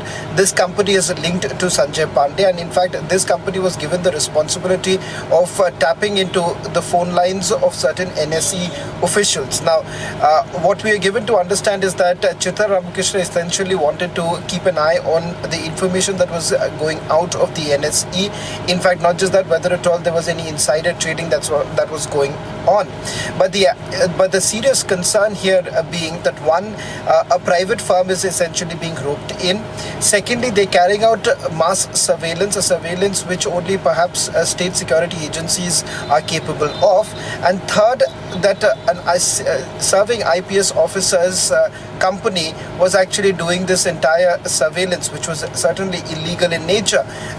So with Chitra Ramakrishna being called in for questioning by the Central Bureau of Investigation and thereafter now being arrested by the Enforcement Directorate, they are essentially also going to look at whether at all there is any link in terms of the money that was basically raised, or whether there was any funneling of funds that actually took place.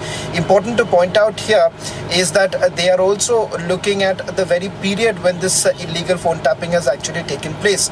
We are given to understand that the phone tapping actually stopped the moment the NSE co-location scam actually broke out, and the auditors had basically moved in looking into the role of Chitra Ramakrishna along with several others.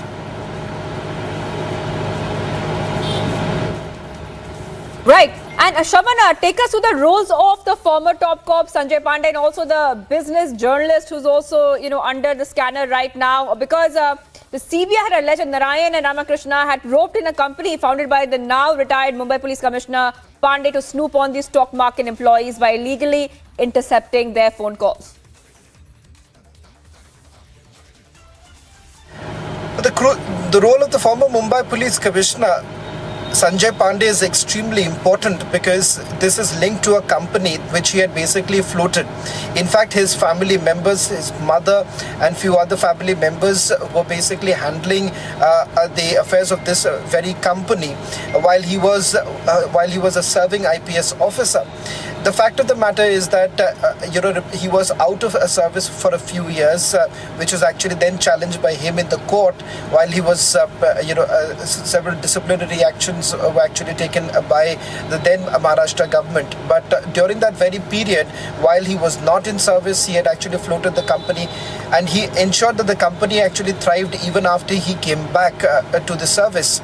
And while he did that, remember, this company actually bagged certain contracts. The contract worth about a little over 4 crore rupees. And this company thank you for getting those details. We're getting some breaking news right now, Shaman. I'll come back to you, but we're getting some breaking news regarding the Mohammed Zubair case. What we are learning right now, viewers, some big news coming in that Alt News co-founder Mohammed Zubair has filed a petition in the Supreme Court, viewers. The plea is demanding cancellation of 6 FIRs registered against him by UP police. And of course, also, the SIT, which has been set up to investigate Zubair, has also been challenged. Big news coming in. Mohammed Zubair, the Alt News co-founder, has now approached the Supreme Court. He has now moved the Supreme Court, and his plea is demanding cancellation of 6 FIRs, among some other things as well. And Sambhav is joining me. Sambhav, this is big news coming in. Zubair moving the Supreme Court. What is his plea? Take us through all of them.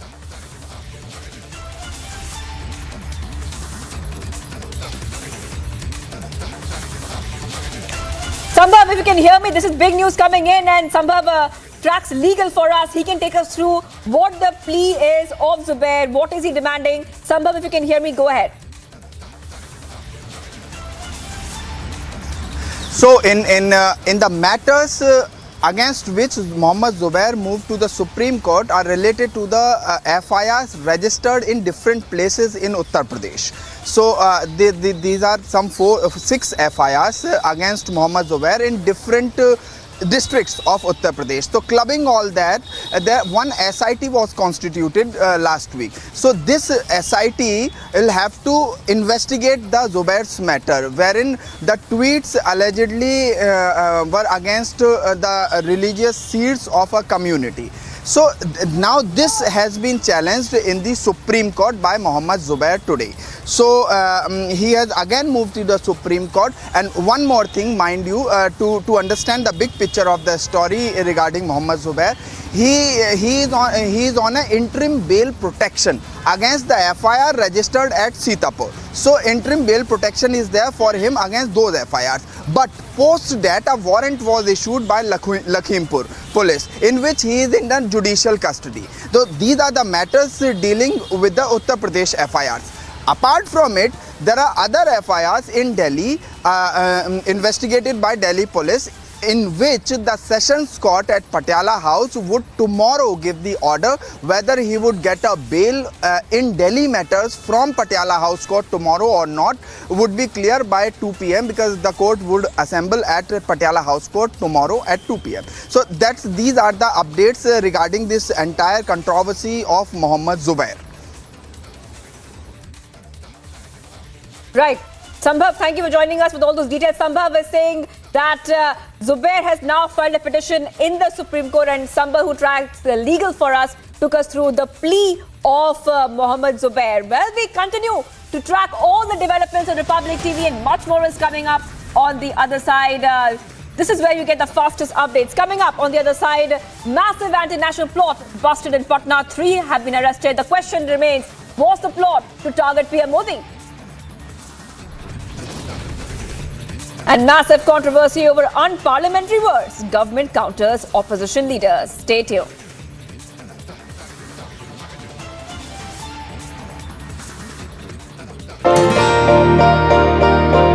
ನಾನು ಒಂದು agriculture ರಿಲೇಷನ್ಸಲ್ಲಿ ಕೆಲಸ ಮಾಡ್ತಾಯಿದ್ದೆ. ಅದರಲ್ಲಿ ನಾನು ಸಂಪಾದನೆ ಮಾಡಿದಂಥ ಹಣ daily 25% 30% ಹಣ ಕಮಿಷನ್ ಹೋಗ್ತಾಯಿತ್ತು. ನಮ್ಮ ಮನೆಗೆ ಏನು ಸಹ ತೊಗೊಂಡೋಗ್ತಾ ಇರಲಿಲ್ಲ. ಅದೇ ಒಂದು ಮೈನ್ ಕಂಪ್ನಿಗೆ ಜಾಯ್ನ್ ಆಗಿದ್ದೀನಿ. ಅದರಲ್ಲಿ 0 ಕಮಿಷನ್ ಇದೆ. ಅದರಿಂದ ಸಂಪೂರ್ಣ ನಾನು ದುಡ್ದಂಥ ಸಂಪೂರ್ಣ ಹಣವನ್ನು ನನ್ನ ಮನೆಗೆ ಸಹ ತೊಗೊಂಡೋಗ್ತಾಯಿದ್ದೀನಿ. ಅದರಲ್ಲಿ ಇನ್ನೊಂದು ಏನಪ್ಪ ಬೆನಿಫಿಟ್ಟು ಅಂತ ಅಂದರೆ 5 ಲಕ್ಷ ಡ್ರೈವರ್ಗೆ ಹೆಲ್ತ್ ಇನ್ಸೂರೆನ್ಸ್ ಕೊಡ್ತಾಯಿದ್ದಾರೆ. ಇದರಲ್ಲಿ ತಿಂಗಳಿಗೆ 2999 ರೂಪಾಯಿ ರೀಚಾರ್ಜ್ ಇದೆ. ಇಲ್ಲ ಒನ್ ಡೇಗೆ 149 ರೂಪೀಸ್ ರೀಚಾರ್ಜ್ ಇದೆ. ನಾನು ಎಷ್ಟು ದುಡಿತೀನೋ ಅಷ್ಟು ಸಂಪೂರ್ಣ ಹಣ ನನ್ನ ಮನೆಗೆ ತೊಗೊಂಡೋಗ್ತಾಯಿದ್ದೀನಿ. ಇದರಿಂದ ನನ್ನ ಫ್ಯಾಮಿಲಿ ಸಹ ನನ್ನ ಕುಟುಂಬ ಸಹ ತುಂಬ ಖುಷಿಯಾಗಿದೆ.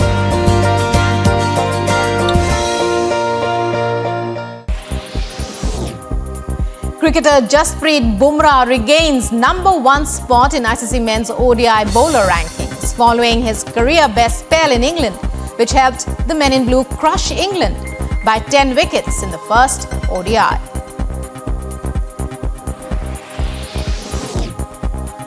Olympic medalist PV Sindhu makes winning start to Singapore Open 2022 campaign, defeating her Belgian opponent in the first round of the women's singles. Playing on court 1, PV Sindhu won the match in 2 straight games.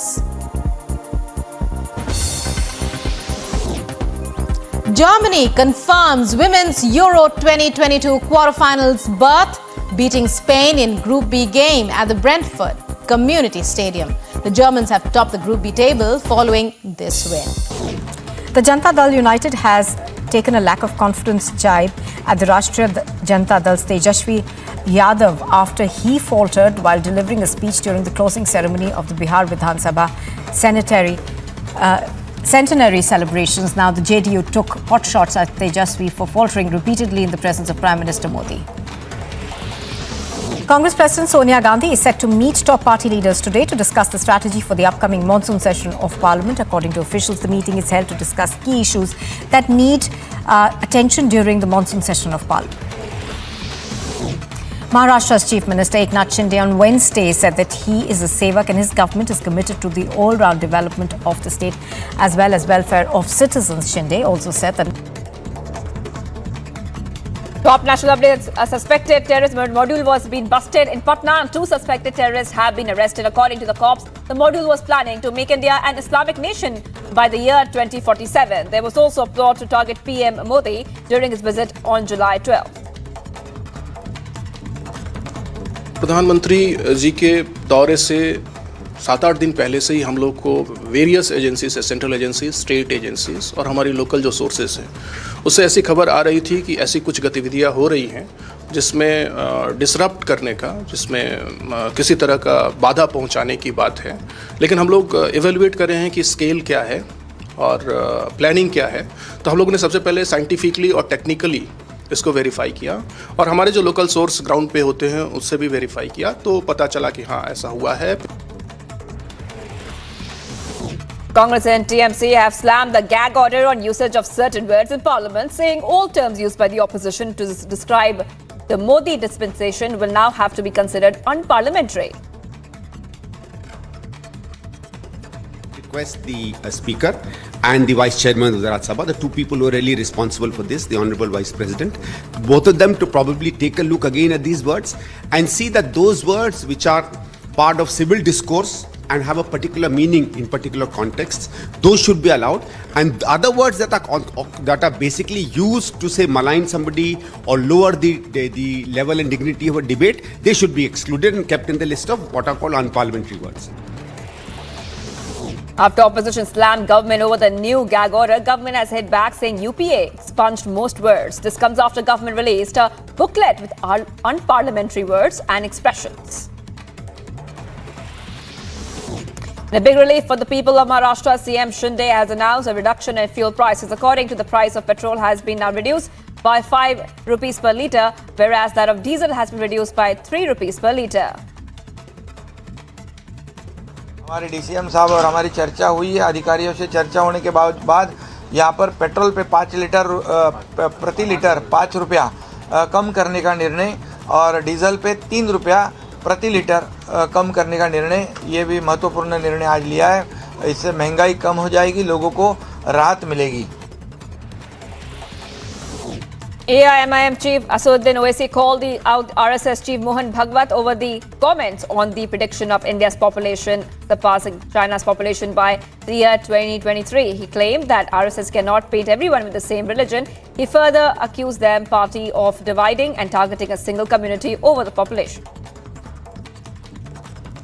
क्या population की वजह से मोदी सरकार चीन जो 1000 square kilometre की भारत की जमीन पर कब्जा करके बैठा है पिछले 2 साल से, पॉपुलेशन की वजह से नहीं हटा पा रही उनको?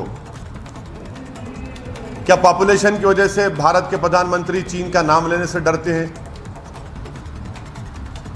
आप लोग इस बात को समझिए, जो गलती चीन ने की वो भारत को नहीं करनी चाहिए।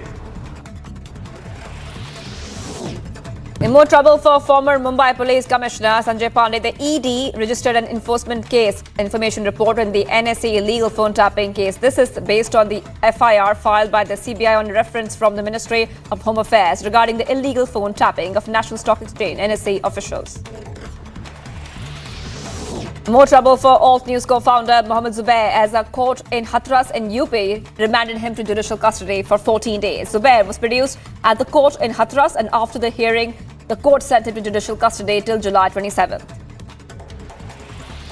A controversy has erupted after a video of people performing namaz in a mall has gone viral. Responding to this incident, Mahant Raju Das of Ayodhya has made a statement. He said that if the prayers are not stopped, then we will recite Hanuman Chalisa there.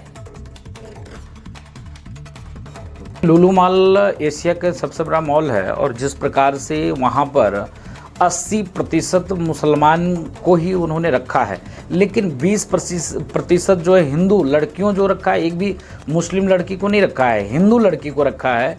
इसमें और भी मामले हैं। दूसरा, जिस प्रकार से mall में कल नमाज पढ़ा गया, बड़ी संख्या में लोग एकत्रित होके, अगर ऐसा चलता रहा तो हम वहां पहुंचकर हनुमान चालीसा का पाठ करेंगे, उसको कोई नहीं रोक पाएगा।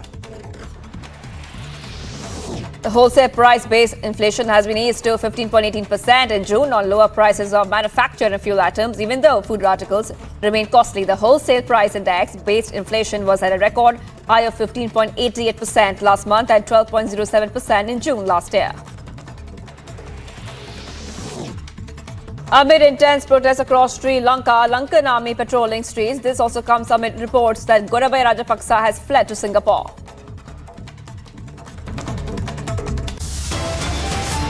Much more coming up on the other side. It's a huge setback for Alt News co-founder Zubair, sent to 14-day judicial custody. Plus, massive move by Eknath Shinde government. Fuel prices slashed across Maharashtra. Stay tuned.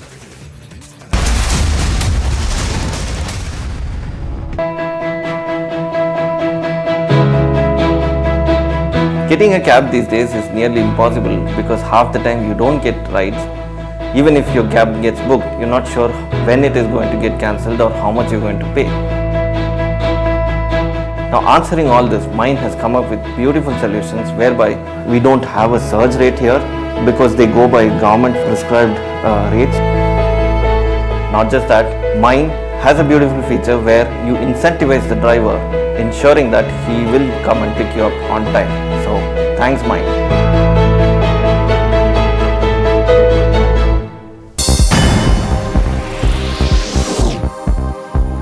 In the 9 to 12 placings match of the FIH Hockey Women's World Cup, Spain and the Netherlands on Wednesday at Estadio Olympic de Tarrasa, Spain, Indian women's squad defeated Japan 3-1.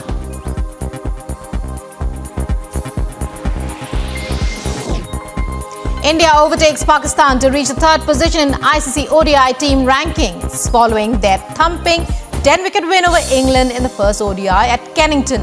Earlier, India were placed fourth in the rankings. Cricketer Jasprit Bumrah regains #1 spot in ICC men's ODI bowler rankings following his career best spell in England, which helped the men in blue crush England by 10 wickets in the first ODI.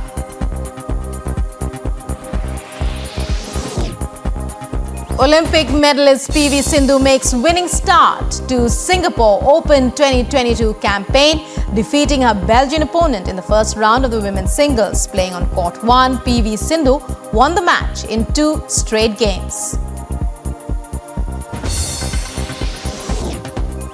Germany confirms women's Euro 2022 quarterfinals berth, beating Spain in Group B game at the Brentford Community Stadium. The Germans have topped the Group B table following this win.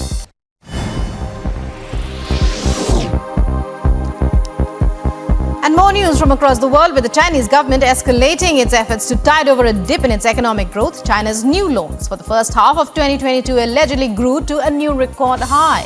The Chinese economy has taken a hit for many reasons, the strict lockdowns chief among them.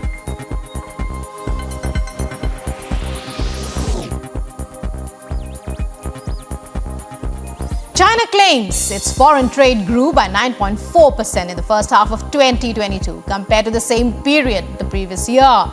Chinese General Administration of Customs says exports grew by 13.2%, imports by 4.8%, though with a massive base effect.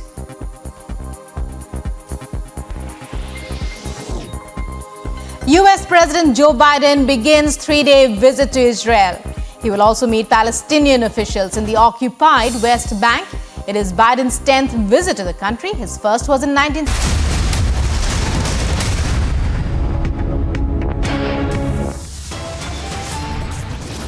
Top headlines at 4 p.m. Massive anti-national plot busted in Patna. 3 arrested. Question remains. Plot to target PM Modi. Massive controversy over unparliamentary words. Government counters opposition leaders. It's a huge setback for Alt News co-founder Zubair, sent to 14-day judicial custody. Massive move by Eknath Shinde government. Fuel prices slashed across Maharashtra.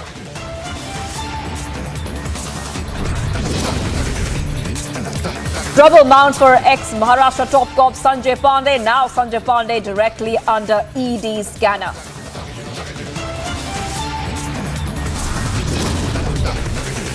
Amid intense protests across Sri Lanka, Lankan army patrol streets.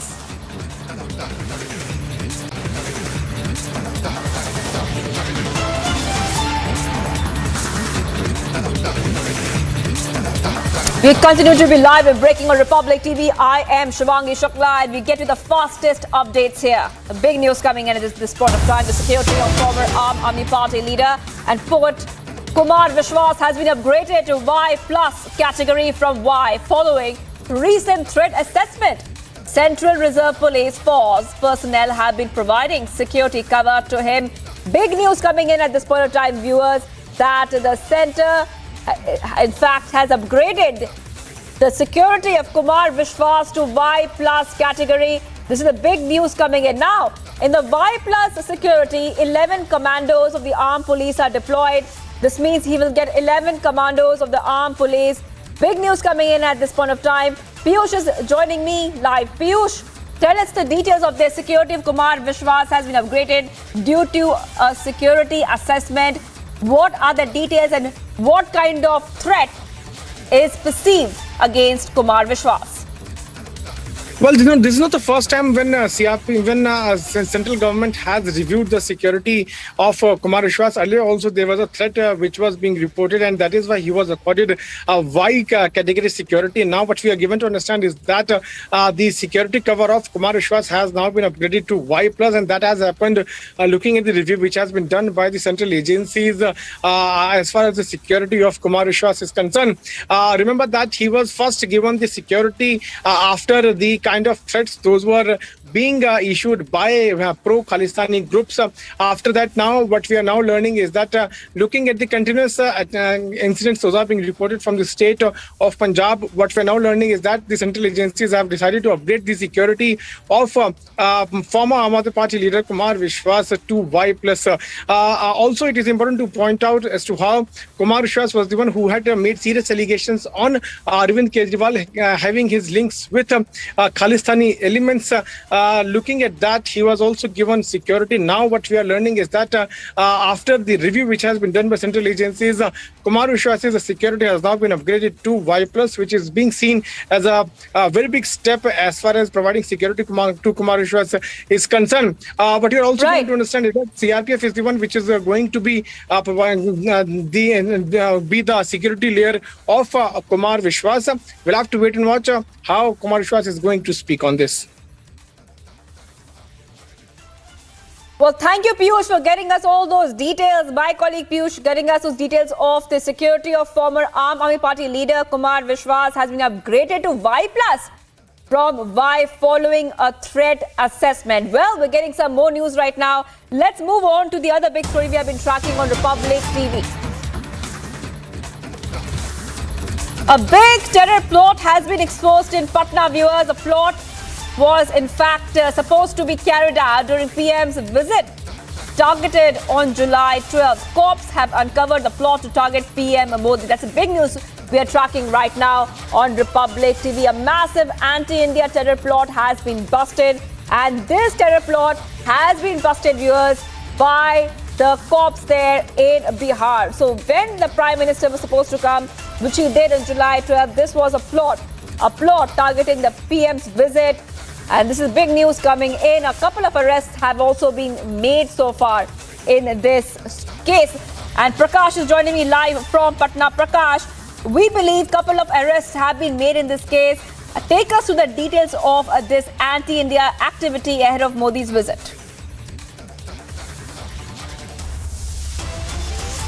3 people have been arrested in this case so far. First, Jalaluddin Ahmad and Atar Parvez, who is said to be a former Simi activist, and now he was working for the PFI. And the third person who's been arrested is Arman Malik, who is supposed to be the co-conspirator in this particular case.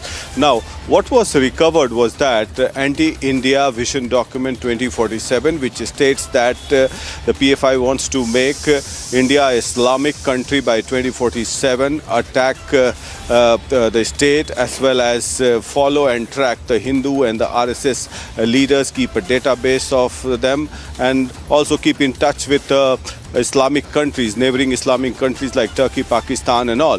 Now what incriminating other documents have been recovered is flags, the membership form from different parts of the country, specifically from Bihar as well. People from Kerala and West Bengal have been traced, and similar incidents took place in Kerala as well, what the investigating agencies as well as the Bihar police is suggesting. Now, the other angle that is being investigated upon is the financial trail that the money has been transferred into the bank account of these two members who were arrested from Fulbari Sharif in Patna, and whether they have any links with any other country or not, that is also being ascertained as of now, or any banned outfit or not, that is being ascertained. But the third arrest that has been made in the form of Arman Malik will definitely give a clue, and he is being investigated upon, interrogated upon. And as far as the arrest was made was on 11th of July, a day ahead of Prime Minister Modi's visit on 12th of July. So this clearly suggests what the ASP told me in my interview with him, that there may be some preparations that were going on to disturb the PM's program, as it had happened in 2013 in the Gandhi Maidan blast, when Narendra Modi, the then Gujarat Chief Minister, was supposed to address a rally as a part of the prime ministerial election campaign. And it was in this bomb blast that all the accused, the bailer was Athar Parvez, the person who has been arrested today.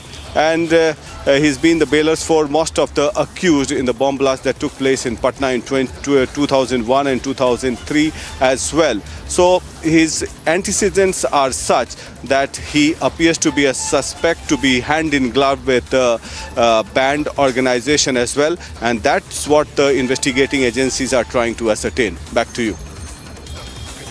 Right. Well, thank you so much, Prakash, for getting us those details. So a big terror plot has been exposed in Patna, which Prakash is getting us the details of. We all have also got some reactions coming in. And this report by my colleague Sage. Listen in. See, 100% what I'm telling you, never believe the police narrative, because we have seen time and again that police narratives never stand up in many places. Many cases you have. Police are targeting. 100%. See, what's happening is the NIA came after us, the ED came after us, the IT came after us, the registered came after us. Now they are decentralizing, asking the state polices and the city police to come after us. So this particular story created by the police, the dots are not matching. The document, I'll request everyone, they can get this document in a charge sheet in the UP case. Take the document from there, read the document, you will come to know this is nothing but a work of fiction and imaginary work, nothing else. Sir, in the document it mentions that even if 10% of Muslim population back their agenda, by 2047 they will be converting India into a Muslim nation, and they also have a backup of Turkey, and by end of 2044 there might be more Islamic country which might support them. And according to the police who have arrested, these guys who are allegedly into PFI have said all these things, and the documents have all this connection. How do you see this? See, the author of the document should answer that. And Popular Front is not the author of the document. We are pretty sure the author is someone from the intelligence or from the police or from the MHA. The police themselves have drafted this document. It's nowhere connected with any Islamic organization, terror organization or PFI. See, they are alleging that it is linked to PFI. From PFI, I am saying this document does not belong to PFI. If it does not belong to PFI, then someone is fabricating it. 100%. How can you blame the police, sir, that they are fabricating it? See, they want to target us. For targeting us, they'll fabricate. See, we have seen how the police behaves. To build up a case, the police can do anything. So let the police say, where did Popular Front print that document? Where did Popular Front publish that document? Where did Popular Front leaders came up with that document? Let the police tell it. Unless police cannot prove that, it means it's fabricated. Are you going to fight legally? 100%. If they target us, if they target Popular Fronts and they defame us, 100% will fight legally and democratically. PFI के pamphlets मिले हैं, booklets मिले हैं, और सबसे खराब बात जो मिली है कि 2047 में भारत को इस्लामी राष्ट्र बनाने के लिए दूसरे संप्रदाय के अगेंस्ट विद्वेष पैदा करना और दूसरे देशों जैसे टर्की और पाकिस्तान की मदद लेकर के भारत के विरुद्ध युद्ध छेड़ना जैसी बातें हैं। ये गंभीर राष्ट्र विरोधी, संप्रदाय विरोधी और समुदाय विरोधी बात है। इसको किसी भी हालत में बर्दाश्त नहीं किया जा सकता है। इनके जितने भी को एक्यूज्ड हैं उन सभी लोग को हम लोग आइडेंटिफाई करने का प्रयास कर रहे हैं और हमें विश्वास है कि बहुत जल्दी इन सारे लोगों को जेल में डालेंगे और समाज को एक मैसेज देंगे कि समाज में किसी समुदाय के विरोध में अगर आप काम करते हैं या लोगों को कराते हैं तो ना आप बचेंगे ना दूसरे लोग बचेंगे। प्रधानमंत्री जी के दौरे से 7-8 दिन पहले से ही हम लोग को various agencies, central agencies, state agencies और हमारी लोकल जो सोर्सेज हैं उससे ऐसी खबर आ रही थी कि ऐसी कुछ गतिविधियां हो रही हैं जिसमें डिसरप्ट करने का, जिसमें किसी तरह का बाधा पहुंचाने की बात है। लेकिन हम लोग एवेलुएट कर रहे हैं कि स्केल क्या है और प्लानिंग क्या है। तो हम लोगों ने सबसे पहले साइंटिफिकली और टेक्निकली इसको वेरीफाई किया और हमारे जो लोकल सोर्स ग्राउंड पे होते हैं उससे भी वेरीफाई किया। तो पता चला कि हाँ ऐसा हुआ है। पिछले 2 महीनों से एक ट्रेनिंग कैंप कवर्ट वे में चल रहा है जिसका मकसद है लोगों को ट्रेंड करना और ट्रेंड करके किसी भी अल्ट्रा कंजर्वेटिव एक्टिविटीज़ को, जिसको आप टेररिस्ट एक्टिविटीज़ बोलते हैं, उसको कराना। तो हम लोगों ने ठीक 11 तारीख की शाम को उस जगह को रेड किया, आइडेंटिफाई करके, और रेड करने के बाद 2 लोगों को डिटेन किया। मिस्टर जलालुद्दीन जो रिटायर्ड सब इंस्पेक्टर हैं झारखंड पुलिस से, और दूसरे मिस्टर अतहर परवेज़ जिनका पास्ट बहुत ही कलंकित रहा है। ये सिमी के पहले एक्टिव मेंबर रहे और सिमी के जितने भी एक्टिविस्ट बिहार में हैं उन सबों के ये बेलर रहे हैं। और पिछले 2 सालों से, जैसा इन्होंने बताया है, हम लोग इसको वेरीफाई कर रहे हैं, ये पीएफआई और एसटीपीआई का जनरल सेक्रेटरी बन करके यहाँ कॉवर्ट ऑपरेशन करा रहे थे। और कॉवर्ट ऑपरेशन में ये इनके बारे में बताया गया कि किसी एक मस्जिद के ये प्रबंधक कमेटी के मेंबर भी हैं। तो लोगों को रेडिकलाइज करना उनके दिमाग में। प्राइम मिनिस्टर मोदी का प्रोग्राम को डिस्टर्ब करने का मकसद था इनका। It's too early to comment on this particular point. हमारे इन्वेस्टिगेशन इस तरफ है, लेकिन हमें लगता है कि थोड़ा वक्त चाहिए इन्वेस्टिगेशन को, तब हम लोग इसको कर पाएंगे। तो इसमें रिक्रूटमेंट और ट्रेनिंग की क्या बात आ रही है? इसमें जो रिक्रूटमेंट है, रिक्रूटमेंट ये लोग स्लीपर सेल का और जो भी इनके लोकल नेट्स हैं उनका रिक्रूटमेंट हो रहा था और ये लोग प्रॉपर ट्रेंड कर रहे थे, लोगों को प्रॉपर ट्रेंड कर रहे थे और मार्शल आर्ट के नाम पर या आइडियोलॉजिकल क्लासेस के नाम पर लोगों को रेडिकलाइज कर रहे थे और रेडिकलाइज करके उनको वेरियस सेक्टर्स में यूज़ कर रहे थे। हमें जो लेटेस्ट इन्फॉर्मेशन थी कि 6 और 7 जुलाई को तमिलनाडु, केरला से एक्सट्रीमिस्ट लोग आकर के इस पीएफआई और एसटीपीआई की मीटिंग के कवर्ट में इन लोगों ने आर्म्स ट्रेनिंग दी। इनको ने कहा martial art training, but it was basically arms training, जिसमें तलवार और चाकू और ये सब यूज़ हुए हैं, जो अभी तक इन्फॉर्मेशन है। और उसके बाद 7 तारीख के बाद ये लोग स्प्लिट हो गए।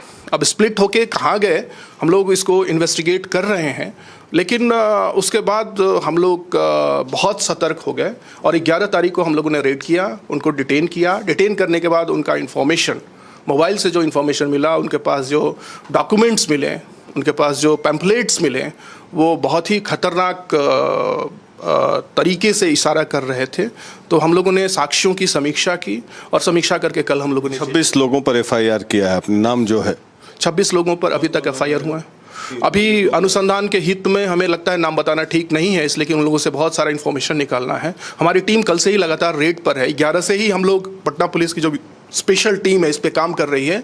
दे आर स्लीपलेस और वो काम कर रहे हैं। कल भी रात भर रेड हुआ है, बहुत सारे लोग अरेस्ट हुए हैं, बहुत सारे लोग डिटेन हुए हैं और हमें विश्वास है कि पूरे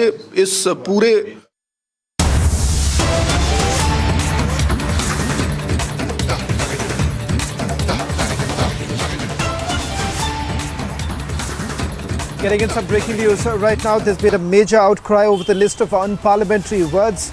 The centre has now exposed the bankrupt politics of the opposition. This is what the centre says. They've revealed that a majority of these terms had been expunged during the UPA government. So what exactly does the problem the opposition has at this point in time?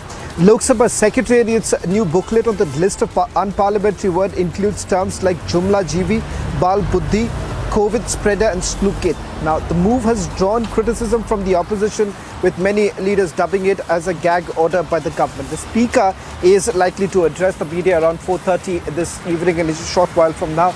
Let me also bring in our senior executive editor, Abhishek Kapoor, who's been tracking the story very closely. Abhishek, once again, the opposition is essentially saying that this is nothing but a gag order, and why exactly should these words be expunged, being the argument that has been put forth by the opposition. What's the truth?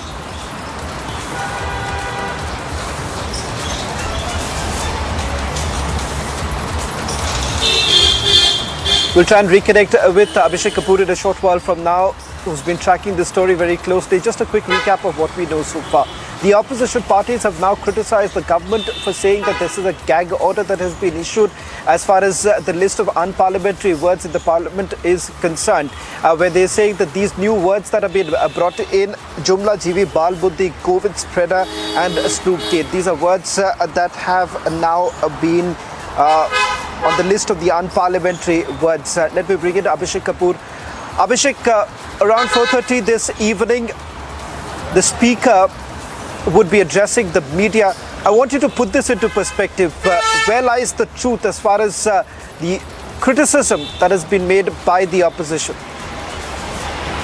Shravan, we have seen statement after statement coming in from the opposition, but fact of the matter is that they are trying to forget their own practice. They are trying to forget a practice which has existed since 1954, and this is about parliamentary procedure. This is something which has been practiced by all democracies, all parliaments across the world, and whatever has been done today is essentially a compilation, Shravan, of all the words that have been expunged over the year, and that happens daily. It's a daily process. In fact, we as journalists know that every evening when the parliament is in session, there is a release that comes from the office of the speaker, as also of the chairman Rajya Sabha, which gives a list of words that were expunged from the proceedings. What happens is that when a member is speaking in the flow of thoughts, there are certain words which are not related, not contextual, or absolutely unparliamentary. So what happens is in the evening, those words are removed from the proceedings, and they are not supposed to be part of the archives of the parliament as well. And hence that is informed to the media also, so that the next day it does not get published or otherwise. And once a year, all those words that have been expunged through the year during the proceedings of the session, they are compiled and distributed to the members just for their understanding, so that those things are not repeated. If they repeat, it's okay. It's the discretion of the presiding officer to decide whether a certain red line has been crossed, in which case a reprimand can follow. But that's absolutely the discretion of the presiding officer. That does not mean that this compilation that has been brought out by the Lok Sabha is, or the Parliament Secretariat is in any manner a binding stricture or a mandate or a compulsory guideline for MPs to follow. So in that sense, their freedom is not encumbered in any manner. Their freedom to speak inside the House is absolutely unaffected. And the opposition seems to be making a brouhaha of something which is a traditional parliamentary practice in India since 1954, and wherever parliaments have functioned, since whenever they have functioned. So the examples have been given. For example, same words which have been found unparliamentary and brought to the notice of members of parliament through that compilation are also words which are unparliamentary. For example, in the Parliament of Australia, many of these words have been separately expunged and made unparliamentary in state assemblies, including Chhattisgarh, including Rajasthan, including Punjab. So I think it's a non-issue that has been picked up by opposition MPs, and that's why, just so that everyone understands that the government takes it very seriously, even the Lok Sabha Speaker is going to address the media in just a while from now, perhaps in 10 minutes, to put the record straight.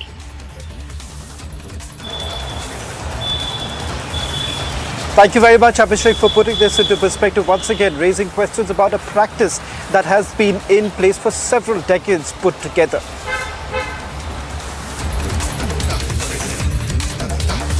This time, first time, we are reading it in newspapers that this government has identified some words and it has been circulated in the media that these are going to be the unparliamentary words. This itself shows a different methodology, like a Gujarat assembly model, and we are surprised to see this kind of things. जितने भी सांसद हैं वो कुछ शब्दों का प्रयोग नहीं कर सकते, उन्हें अनपार्लियामेंट्री बोला गया है।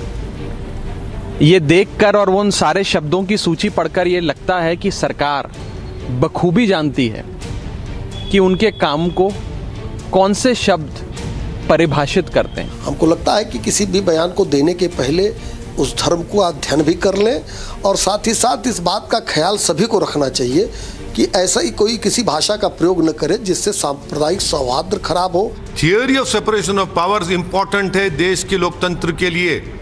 अगर एग्जीक्यूटिव लेजिस्लेचर पर हावी हो जाएगा।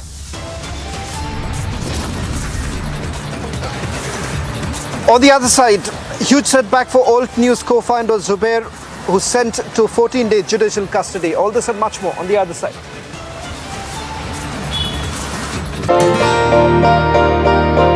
ನಾನು ಒಂದು ಅಗ್ರಿಕಲ್ಚರ್ ಲೈಸೆನ್ಸಲ್ಲಿ ಕೆಲಸ ಮಾಡ್ತಾಯಿದ್ದೆ. ಅದರಲ್ಲಿ ನಾನು ಸಂಪಾದನೆ ಮಾಡಿದಂಥ ಹಣ ಡೈಲಿ 25ರಿಂದ 30% ಹಣ ಕಮಿಷನ್ ಹೋಗ್ತಾಯಿತ್ತು. ನಮ್ಮ ಮನೆಗೆ ಏನು ಸಹ ತೊಗೊಂಡೋಗ್ತಾ ಇರಲಿಲ್ಲ. ಅದೇ ಒಂದು ಮೈನ್ ಕಂಪ್ನಿಗೆ ಜಾಯ್ನ್ ಆಗಿದ್ದೀನಿ.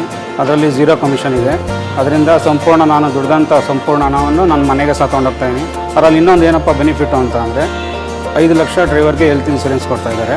ಇದರಲ್ಲಿ ತಿಂಗಳಿಗೆ 2999 ರೂಪಾಯಿ ರೀಚಾರ್ಜ್ ಇದೆ. ಇಲ್ಲ ಒನ್ ಡೇಗೆ 149 ರುಪೀಸ್ ರೀಚಾರ್ಜ್ ಇದೆ. ನಾನು ಎಷ್ಟು ದುಡಿತೀನೋ ಅಷ್ಟು ಸಂಪೂರ್ಣ ಹಣ ನನ್ನ ಮನೆಗೆ ತೊಗೊಂಡೋಗ್ತಾ ಇದ್ದೀನಿ. ಇದರಿಂದ ನನ್ನ ಫ್ಯಾಮಿಲಿ ಸಹ ನನ್ನ ಕುಟುಂಬ ಸಹ ತುಂಬ ಖುಷಿಯಾಗಿದೆ.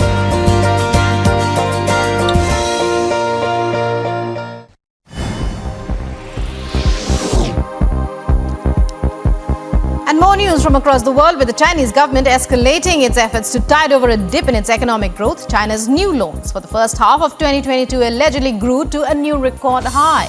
The warmest congratulations and best wishes to Prime Minister Lapid on assuming the office of Prime Minister. My heartfelt thanks to him as well for hosting today's summit. This truly is a meeting of strategic partners. We are all good friends as well, and there are a lot of similarities in our approach and in our interests. Excellencies, Your Highness, the I2U2 has established a positive agenda from its very first summit today. We have identified joint projects in several areas and have also made a roadmap to take them forward. Under the I2U2 framework, we have agreed to increase joint investment in 6 important areas: water, energy, transport, space, health and food security. It is clear that both the vision and agenda of I2U2 are progressive and practical. We can give an impetus to our agenda by mobilizing the mutual strengths of our countries, that is capital, expertise and markets, and we can make an important contribution in this way to the global economy. In the midst of increasing global uncertainties, our cooperative framework is also a good model for practical cooperation. I am sure that with the I2U2, we will make an important contribution at a global level in the areas of energy security, food security, and economic growth. Thank you. Thank you to the distinguished leaders. We will now continue to the closed dialogue between the leaders. The live broadcast will end here. Thank you to the press. Please kindly make your way out.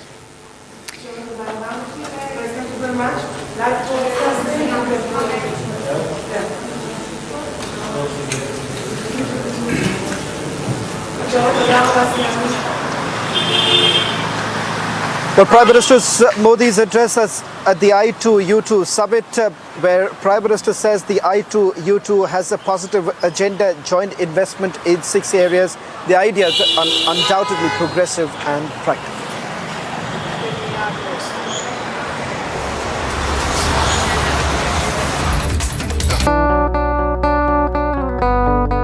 My app ಒಂದು app launch ಆಗಿದೆ.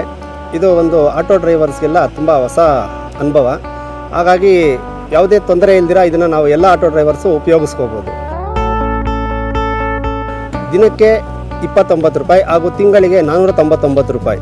ಯಾವುದೇ ಒಂದು commission 30% commission ಇಲ್ದಿರ ಇನ್ನೊಬ್ಬ ಅಗ್ರಿಗೇಟ್ಸ್ಗೆ ನಾವು ಕೊಡ್ದಿರ ನಮ್ಮ ಸಂಪಾದನೆ ಹಣನ ನಾವು ತೊಗೊಂಡೋಗ್ಬೋದು. ನಾವು ಕಷ್ಟಪಟ್ಟ ಹಣ ನಮ್ಮ ಹತ್ರನೇ ಇರುತ್ತೆ. ನನ್ನ ಸಂಪೂರ್ಣ ದುಡಿಮೆ ನನ್ನ ಹತ್ರ ಇದೆ, ನಾನು ಖುಷಿಯಾಗಿದ್ದೀನಿ.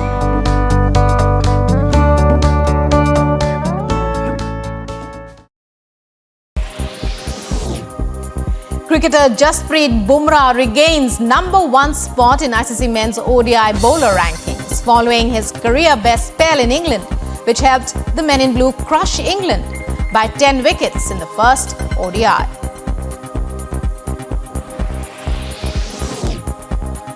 Olympic medalist PV Sindhu makes winning start to Singapore Open 2022 campaign, defeating her Belgian opponent in the first round of the women's singles. Playing on court 1, PV Sindhu won the match in 2 straight games.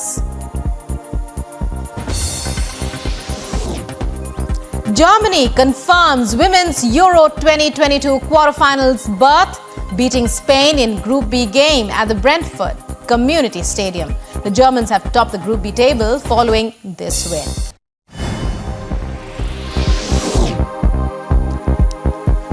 And more news from across the world, with the Chinese government escalating its efforts to tide over a dip in its economic growth. China's new loans for the first half of 2022 allegedly grew to a new record high. The Chinese economy has taken a hit for many reasons, the strict lockdowns chief among them.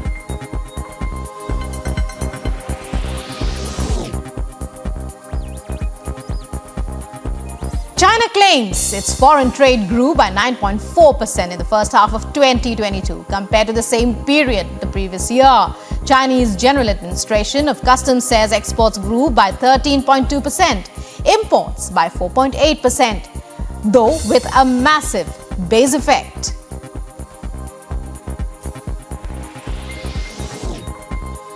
US President Joe Biden begins 3-day visit to Israel. He will also meet Palestinian officials in the occupied West Bank. It is Biden's 10th visit to the country. His first was in 1973, when he was a first-term US senator from Delaware. He's met every Israeli prime minister since.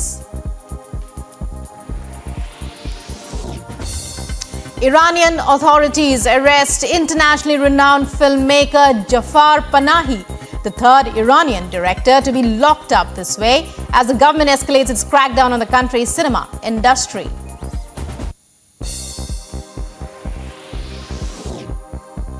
Australian Prime Minister Anthony Albanese holds bilateral talks with his Solomon Islands counterpart in Fiji amid concerns about recent China-Solomon Security Pact, which the Oceania nations fear could end in a Chinese naval base in their backyard.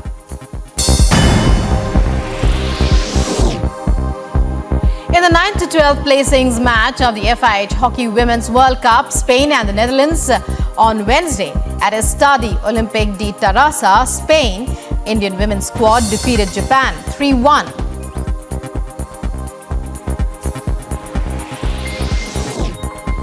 India overtakes Pakistan to reach the third position in ICC ODI team rankings following their thumping 10-wicket win over England in the first ODI at Kennington. Earlier, India were placed 4th in the rankings. Cricketer Jasprit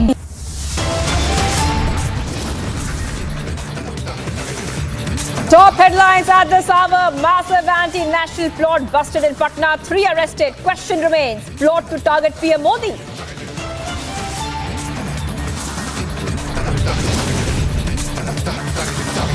Massive controversy over unparliamentary word. Government counters opposition leaders.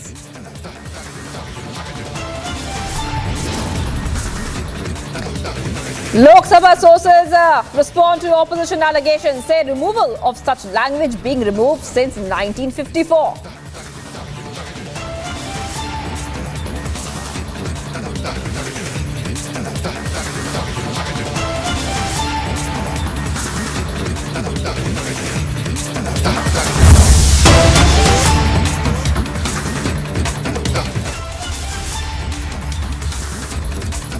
Well, the top story that we have been tracking all day, viewers, is the big terror plot which has been exposed in Patna. Plot during PM's visit targeted on July 12th. Cops uncover plot to target PM Modi. That's the big news we have been tracking the entire day.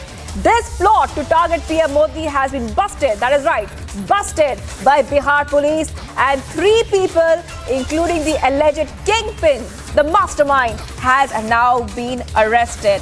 In fact, during the probe, it was found that one of the accused was in touch with some foreign organizations and was raising funds to carry out anti-India activities. Big news coming in, viewers, which we have been tracking the entire day.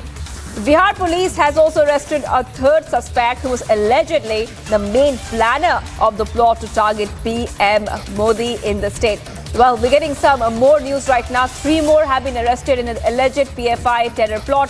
Big news coming in. That means 6 people in total have been arrested, and Prakash will get us all those details on this big story. Prakash, 3 more arrests being made. That means 6 arrests in total. Take us to the details. संपर्क में रहना सबसे बड़ी बात यह है कि ये जो लोग गिरफ्तार हुए हैं जलालुद्दीन और अतर परवेज़ खासकर सिमी के पुराने एक्टिविस्ट रहे हैं और उनका ताल्लुकात रहा है इस तरह के लोगों से, इनके बेलर बनते आए हैं। और जो फंडिंग की बात आई है, फाइनेंशियल ट्रांजैक्शंस का भी ट्रेल निकाला जा रहा है कि कहीं ये विदेश से पैसा तो नहीं आ रहा था किसी खास मंसूबों को अंजाम देने के लिए, जैसे कि एसपी फुलवारी शरीफ ने बताया, मनीष कुमार ने, कि प्राइम मिनिस्टर के विजिट के 1 दिन पहले इनकी गिरफ्तारी हुई थी। और ये काफ़ी शक का अंदेशा देता है कि किस तरह के अंजाम के लिए ये लोग तैयार थे। Back to you.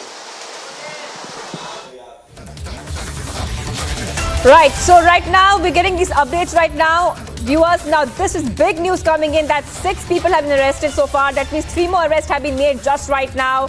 And the third accused, Arman Malik, was also arrested from Alba colony in Patna. He's said to be the kingpin of the Divide India module. I want to go across to Prakash, who'll get us all those details. Prakash.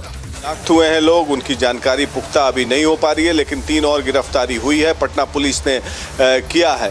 और जो SDPI और PFI के जो लोग हैं, जो उनके बारे में जानकारी मिल रही है, वो सबूत तो वहाँ पर इकट्ठा हुए, जैसे कि विजन डॉक्यूमेंट है, फ्लैग्स हैं, मेंबरशिप फॉर्म है जिसमें बिहार के कई कोने से लोगों का एप्लीकेशन फॉर्म्स है, उनका डिटेल्स है, फिर जो केरला और वेस्ट बंगाल से लोगों के आने की बात कही जा रही है। Back to.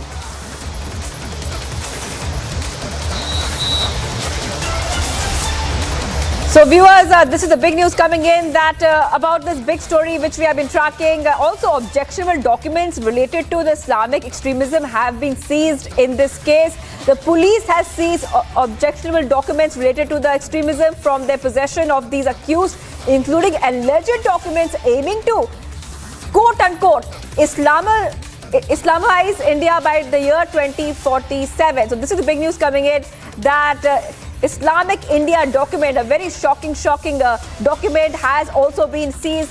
The ASP has informed that the younger brother of Parvez, who has been in prison since 2001 to 2002, is in connection with the bomb blast cases in Bihar after Simi was banned. So this is a story with multiple layers as well. Let's have a look at all the reactions which are coming in this big story. All right, we are getting Prakash now live with us. Prakash, this is the big news coming in. 3 more have been arrested in this terror plot. Who are these 3 people? Take us through the details. Well, 3 more are said to be picked up by the Patna police from Sabji Bagh area, and all the names of these 3 people were mentioned in the FIR registered. The names have not yet been disclosed because of investigation purpose, but the Patna police is inching closer to cracking this case and getting to the bottom of the entire modus operandi of Athar Parvez and Jalaluddin Ahmad. Remember, Athar Parvez was picked up on 11th of July, a day ahead of Prime Minister Narendra Modi's visit in Patna on 12th of July. Now, the important angle to this story is where are the financial transactions coming in from? Because when I spoke to the ASP, Manish Kumar, he clearly said that he would not like to disclose the name of the bank, but he clearly hinted that there is some design and operation. That is why the transfer of money is being done through a specific bank of which he did not mention. It will be unearthed later on, as well as all the money transactions are being ascertained whether they have any foreign links or not, with a specific reference to Pakistan and other neighboring countries, as well as the membership drive is concerned. It pertains to different parts of India, Kerala, West Bengal, and the links have been established. That's what the police officials say. More details are to be ascertained. One Arman Malik, the third conspirator who was arrested later in the afternoon today and is being will be produced in the court later this evening, is also the main conspirator. He may divulge something. So it was an effort to radicalize the Muslim population. This particular vision document clearly suggests that, and subjugate the Hindu majority on their knees. That's what the vision document states. Also to maintain good relationship with the neighboring Islamic countries. And the most startling revelation was that of making India an Islamic state by 2047. And that was an eye-opener, because the kind of languages that has been used in the vision document is a shocker. Back to you. Well, Prakash, shocking and an eye-opener indeed, Prakash. So this is the big story we are tracking right now. Our total 6 arrests have been made, viewers, in an alleged anti-India plot, which was also, we believe, was there to, in fact, target PM Modi visit when he was supposed to visit Patna on July 12, which happened a few days ago. Thank you, Prakash, for getting us all those details, and we continue tracking stories here on Republic TV.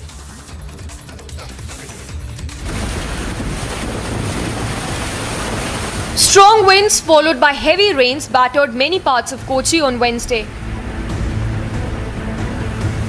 Gusty winds that lasted for 10 minutes wrought havoc in 3 villages in the suburbs of Kochi.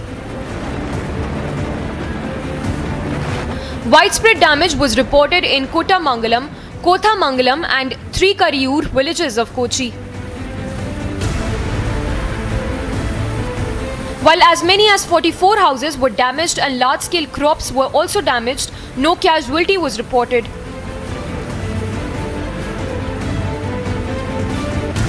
The tornado-like wind destroyed several crops as well.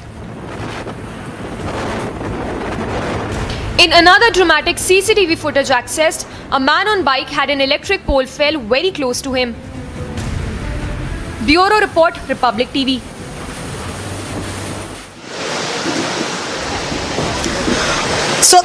So that's a picture of an NDA candidate, a presidential candidate, Draupadi Murmu, who has reached Mumbai, and there will be a meeting with the BJP leaders in Hotel Leela. We are giving you the picture from the airport where Draupadi Murmu, NDA presidential candidate, has reached Mumbai, and now she'll be headed to Hotel Leela, where there will be a meeting of BJP legislator and as well as Eknath Shinde camp, where there will be the meetings that is going to be held. Minute-to-minute update only on Republic TV. We will be back after a short break. Stay tuned. ನಾನು ಒಂದು agriculture ಲೈಸೆನ್ಸಲ್ಲಿ ಕೆಲಸ ಮಾಡ್ತಾಯಿದ್ದೆ. ಅದರಲ್ಲಿ ನಾನು ಸಂಪಾದನೆ ಮಾಡಿದಂಥ ಹಣ daily 25ರಿಂದ 30% ಹಣ ಕಮಿಷನ್ ಹೋಗ್ತಾಯಿತ್ತು. ನಮ್ಮ ಮನೆಗೆ ಏನು ಸಹ ತೊಗೊಂಡೋಗ್ತಾ ಇರಲಿಲ್ಲ. ಅದೇ ಒಂದು ಮೈನ್ ಕಂಪ್ನಿಗೆ ಜಾಯ್ನ್ ಆಗಿದ್ದೀನಿ. ಅದರಲ್ಲಿ 0 ಕಮಿಷನ್ ಇದೆ. ಅದರಿಂದ ಸಂಪೂರ್ಣ ನಾನು ದುಡ್ದಂಥ ಸಂಪೂರ್ಣ ಹಣವನ್ನು ನನ್ನ ಮನೆಗೆ ಸಹ ತೊಗೊಂಡೋಗ್ತಾಯಿದ್ದೀನಿ. ಅದರಲ್ಲಿ ಇನ್ನೊಂದು ಏನಪ್ಪ ಬೆನಿಫಿಟ್ಟು ಅಂತ ಅಂದರೆ 5 ಲಕ್ಷ ಡ್ರೈವರ್ಗೆ ಹೆಲ್ತ್ ಇನ್ಸೂರೆನ್ಸ್ ಕೊಡ್ತಾಯಿದ್ದಾರೆ. ಇದರಲ್ಲಿ ತಿಂಗಳಿಗೆ 2999 ರೂಪಾಯಿ ರೀಚಾರ್ಜ್ ಇದೆ. ಇಲ್ಲ ಒನ್ ಡೇಗೆ 149 ರೂಪೀಸ್ ರೀಚಾರ್ಜ್ ಇದೆ. ನಾನು ಎಷ್ಟು ದುಡಿತೀನೋ ಅಷ್ಟು ಸಂಪೂರ್ಣ ಹಣ ನನ್ನ ಮನೆಗೆ ತೊಗೊಂಡೋಗ್ತಾಯಿದ್ದೀನಿ. ಇದರಿಂದ ನನ್ನ ಫ್ಯಾಮಿಲಿ ಸಹ ನನ್ನ ಕುಟುಂಬ ಸಹ ತುಂಬ ಖುಷಿಯಾಗಿದೆ.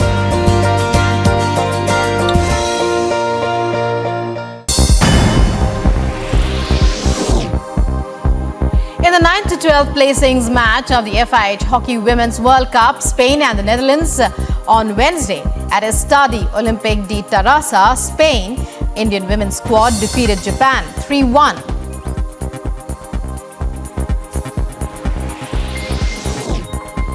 India overtakes Pakistan to reach the third position in ICC ODI team rankings following their thumping 10-wicket win over England in the first ODI at Kennington. Earlier, India were placed fourth in the rankings. Cricketer Jasprit Bumrah regains number 1 spot in ICC men's ODI bowler rankings following his career best spell in England, which helped the men in blue crush England by 10 wickets in the first ODI.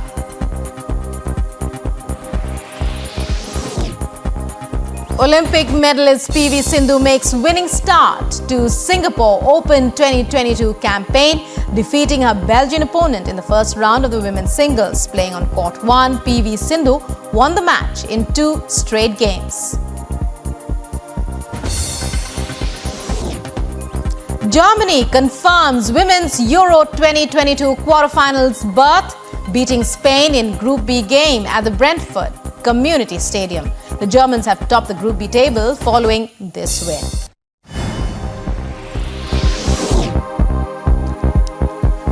And more news from across the world, with the Chinese government escalating its efforts to tide over a dip in its economic growth. China's new loans for the first half of 2022 allegedly grew to a new record high. The Chinese economy has taken a hit for many reasons, the strict lockdowns chief among them.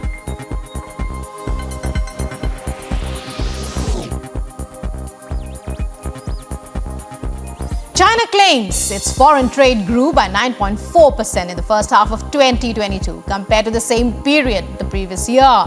Chinese General Administration of Customs says exports grew by 13.2%, imports by 4.8%, though with a massive base effect.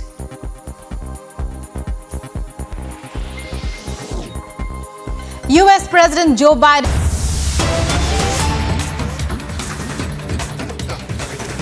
Well, we're getting in visual, viewers, right now of the NDA presidential candidate Draupadi Murmu in Mumbai. They're landing in Mumbai as she's being received by Eknath Shinde and also Deputy CM Devendra Fadnavis receiving her as she lands in Mumbai. Alicia is joining me live as well, who's tracking the story. Alicia, looks like that the NDA presidential candidate Draupadi Murmu will have a packed visit. Take us through the agenda of a visit in Mumbai. Well, yes, we know that NDA presidential candidate Draupadi Murmu has already reached Mumbai, and she was welcomed by Chief Minister Eknath Shinde, Deputy Chief Minister Devendra Fadnavis and other BJP office barrier. And what we have been told that there is a series of meetings that is going to be held. Now she has headed to Hotel Leela, which is just 5 to 10 minutes away from the same airport, and there will be a meeting of BJP legislators and as well as Eknath Shinde camp, because we heard even Shiv Sena has been giving media की कई चर्चा संवाद के अंदर ये विषय ध्यान में आया कि लोकसभा सचिवालय ने कुछ असंसदीय शब्दों को जो देश के लोकतंत्र के लिए, चर्चा और संवाद के लिए, लोकतंत्र की गरिमा के अनुकूल नहीं थे, उन शब्दों को विलोपित किया है। उसमें कुछ राज्यों की विधानसभाओं और देश की अन्य लोकसभाओं या वहां के अपर हाउस, उनका संदर्भ भी उसमें दिया गया है। मैं आपके माध्यम से उन माननीय सदस्यों को, देश को जानकारी देना चाहता हूं कि ये लोकसभा की एक प्रक्रिया है, जो प्रक्रिया 1959 से चल रही है। उस प्रक्रिया में जब कभी भी संसद में चर्चा और संवाद के दौरान, चाहे सत्ता पक्ष हो चाहे प्रतिपक्ष हो, कोई भी मान्य सदस्य किसी पे आरोप प्रत्यारोप या अन्य विषयों के संदर्भ में बोलते समय कुछ विषयों पर आपत्ति करते हैं, तो उस समय जो पीठासीन अधिकारी रहते हैं, चाहे राज्य की विधानसभाओं में हो चाहे लोकसभा राज्यसभा में हो, वो उस समय मानते हैं कि ये शब्द जो बोला गया है, जिस क्रम में बोला गया है, वह संसदीय नहीं है, तो उसको एक्सपंज करते हैं, विलोपित करते हैं। और ये परंपरा बहुत लंबे समय से चली आ रही है। उस परंपरा में पहले इस तरीके की असंसदीय शब्दों की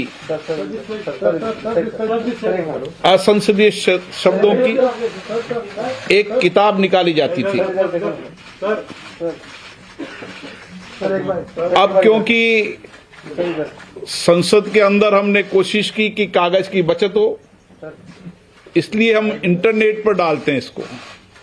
हमारी पहले तो कोशिश रहती थी इस किताब को देश के पत्रकारों को और लोगों को भी उपलब्ध कराएं, पर कुछ लोगों तक पहुंचती थी। हमने कहा देश के अन्य लोगों को भी जानकारी मिले, इसलिए हमने इसको इंटरनेट पर डाला है।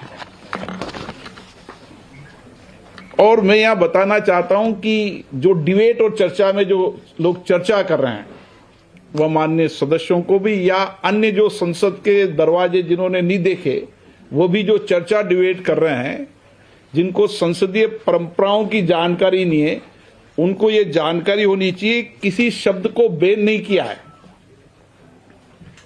उस समय के संदर्भ में जब जब भी आवश्यक हुआ तो विलोपित किया है। और कोई भी माननीय सदस्य को उस समय जब उनको उनके भाषण की प्रति दी जाती है, उस समय उनको कोई आपत्ति हो, चाहे सत्ता पक्ष हो चाहे प्रतिपक्ष हो, कि आपने मेरे उन शब्दों को विलोपित किया है, वो विलोपित करना उचित नहीं था, किस कारण से किए हैं। अगर वो सचिवालय के अंदर कोई नोटिस देते हैं तो सचिवालय उस नोटिस पर उनको जवाब देता है। ये सारे शब्द जो विलोपित किए गए हैं, उनकी जो भी माननीय सदस्यों ने बोले हैं, उनकी जानकारी में अच्छा होता कि अगर विलोपित शब्दों के अंदर उनकी आपत्ति होती तो वह सचिवालय को जानकारी देते।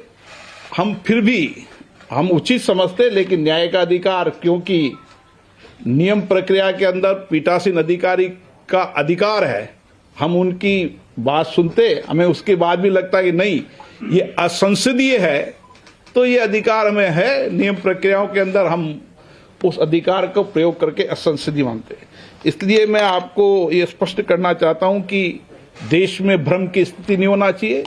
किसी शब्दों को बैन नहीं किया है और किसी सरकार भी बैन नहीं करती है। मैं डिबेट और चर्चा में सुन रहा हूं कि इस सरकार ने बैन कर दिया, उस सरकार ने बैन कर दिया। चाहे राज्यों की सरकार हो चाहे केंद्र की सरकार हो, सभी राज्य की विधानसभा और लोकसभा और राज्यसभा एक स्वतंत्र स्वतः निकाय है जिन पर सरकारों का कोई नियंत्रण नहीं होता। और मैं मानता हूं कि सभी राज्य विधानसभा इसी लोकतांत्रिक प्रक्रियाओं से चलती है, संसद भी इस प्रक्रियाओं से चलती है। जहां तक जिन शब्दों को विलोपित करने के विषय के अंदर डिबेट और चर्चा कर रहे हैं, उसकी एक लंबी प्रक्रिया है। उन सारी प्रक्रियाओं को समय समय पर हम इंटरनेट पर डालते रहते हैं, उन विषयों पर डालते रहते हैं। और 1954 से ये प्रक्रिया चालू है और 1986, 92, 99, 2004, 2009 में भी ऐसे संकलन निकाले गए। ये कोई आज नहीं निकाले गए। और शायद आप देखेंगे इस असंसदीय शब्द की इतनी बड़ी डिक्शनरी है। शायद मुझे लगता है कि अगर वो इस डिक्शनरी को पूरा पढ़ लेते तो देश की जनता में भ्रमित प्रचार न करते।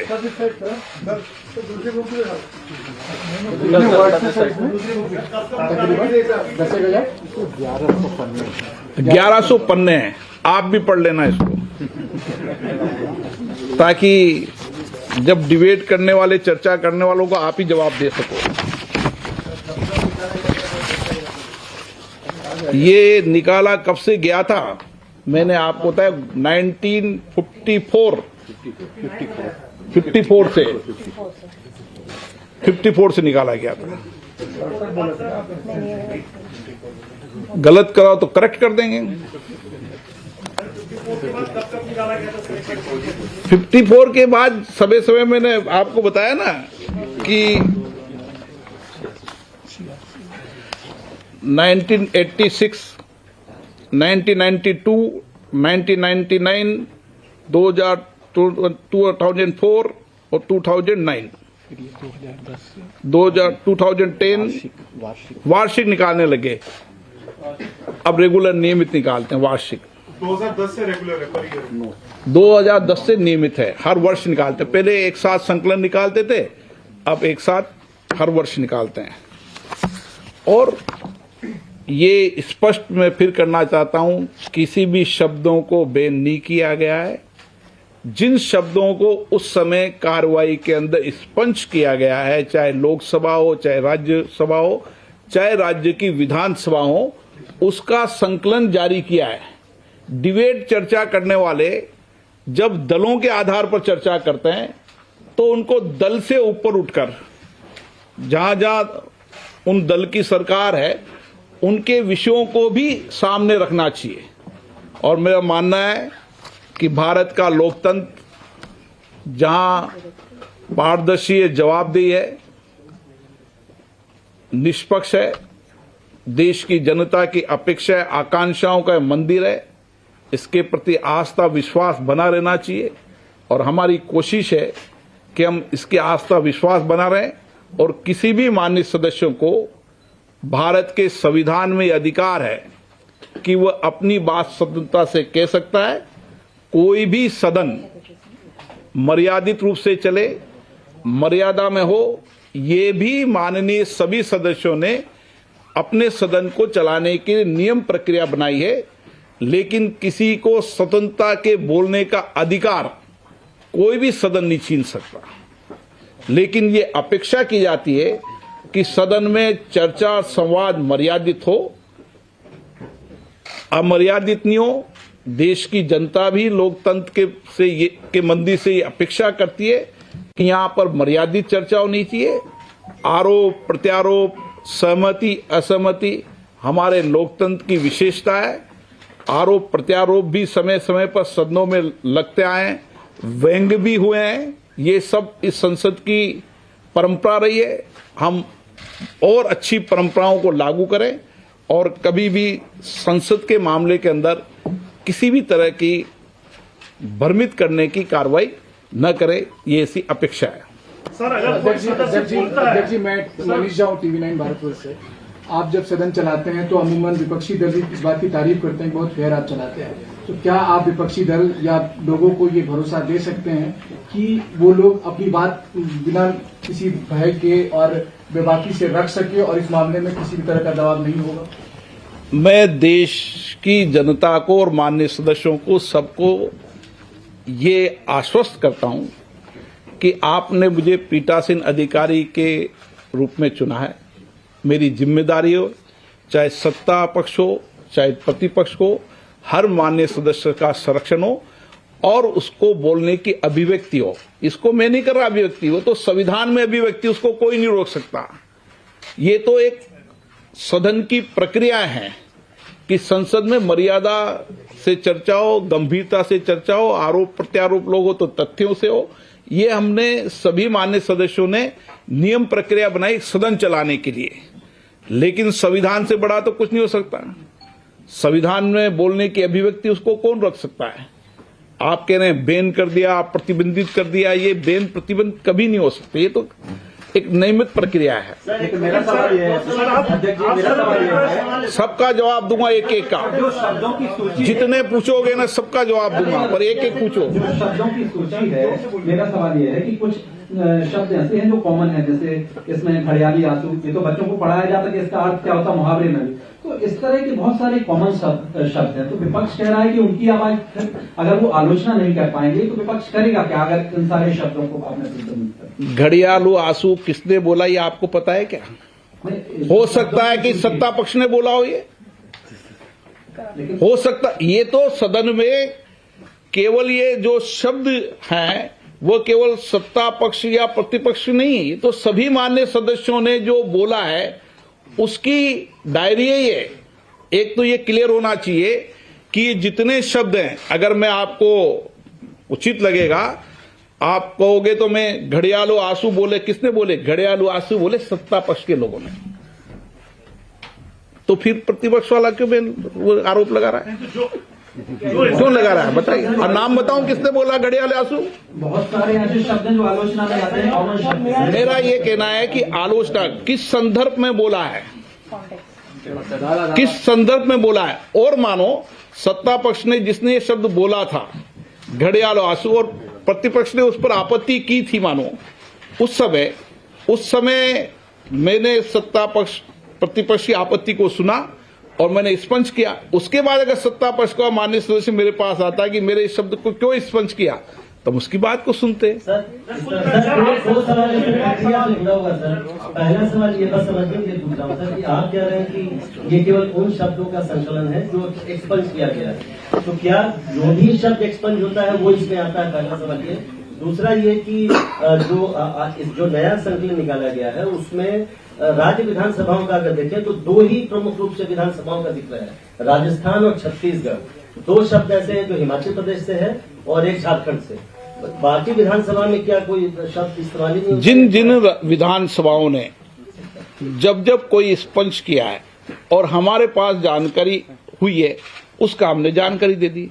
मानो हिमाचल में दो शब्द उन्होंने स्पंज किया तो दो दे दी। छत्तीसगढ़ में अब कई नियम प्रक्रिया बहुत कड़ी है संसद की, वहां तो बेल में आने पर ही सस्पेंड कर देते हैं। ये नियम प्रक्रिया है।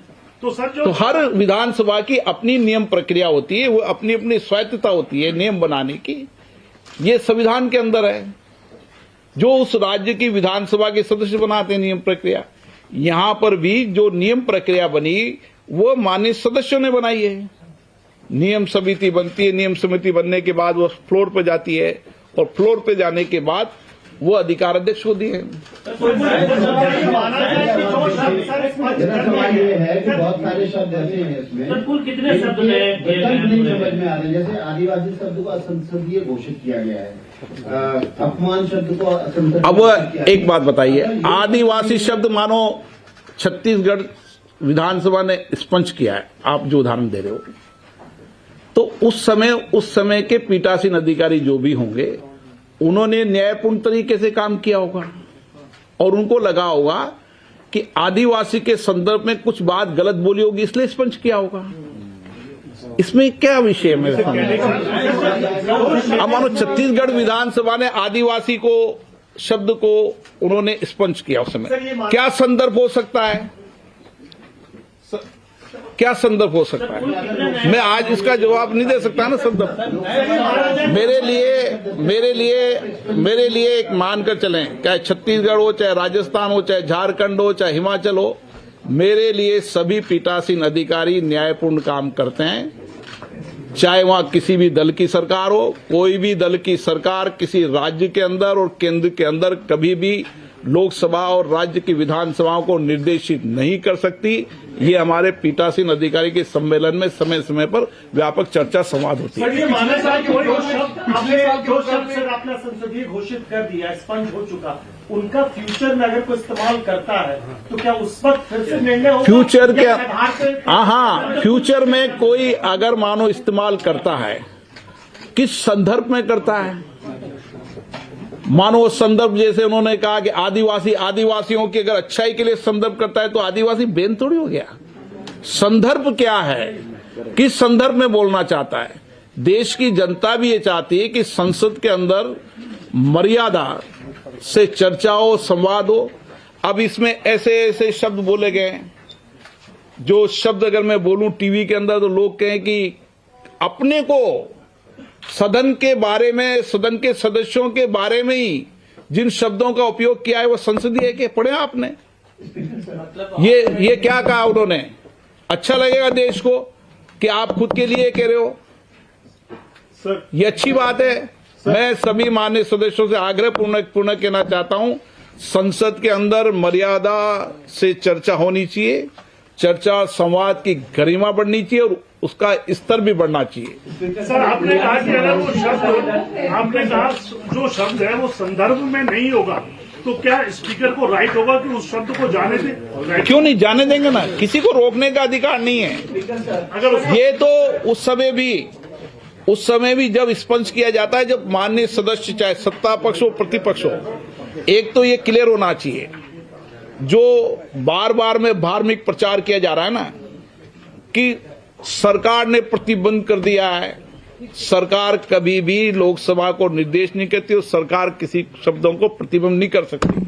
ये तो भारत के संविधान में है, संविधान में लिखा है कि उनको बोलने की स्वतंत्रता है, अभिव्यक्ति है, ये अधिकार उनको दिया गया है। बुनियादी सवाल है मेरा, जब सब बुनियादी है यहाँ, तो आप बताइए। जब लाइव होती है तो वो शब्द जो बाद में विलोपित किए जाते हैं उनमें सिर्फ प्रिंट मीडिया के साथ भेदभाव क्यों है? क्योंकि हम ही नहीं छाप पाएंगे उसको, सीधा प्रसारण उसका हो चुका होता है। माननीय सदस्य, मैं आपसे आग्रह करूं कि अगर वो डायरेक्ट रिले हो गया है और रिले होने के बाद हमने किसी टीवी चैनल को संशोधित कॉपी भेज दी है, तो वो टीवी चैनल उस संशोधित कॉपी के बाद भी उसको चलाता है, तो उस पर कोई मान्य सदस्य आपत्ति करता है तो वो प्रिविलेज मोशन में जाएगा।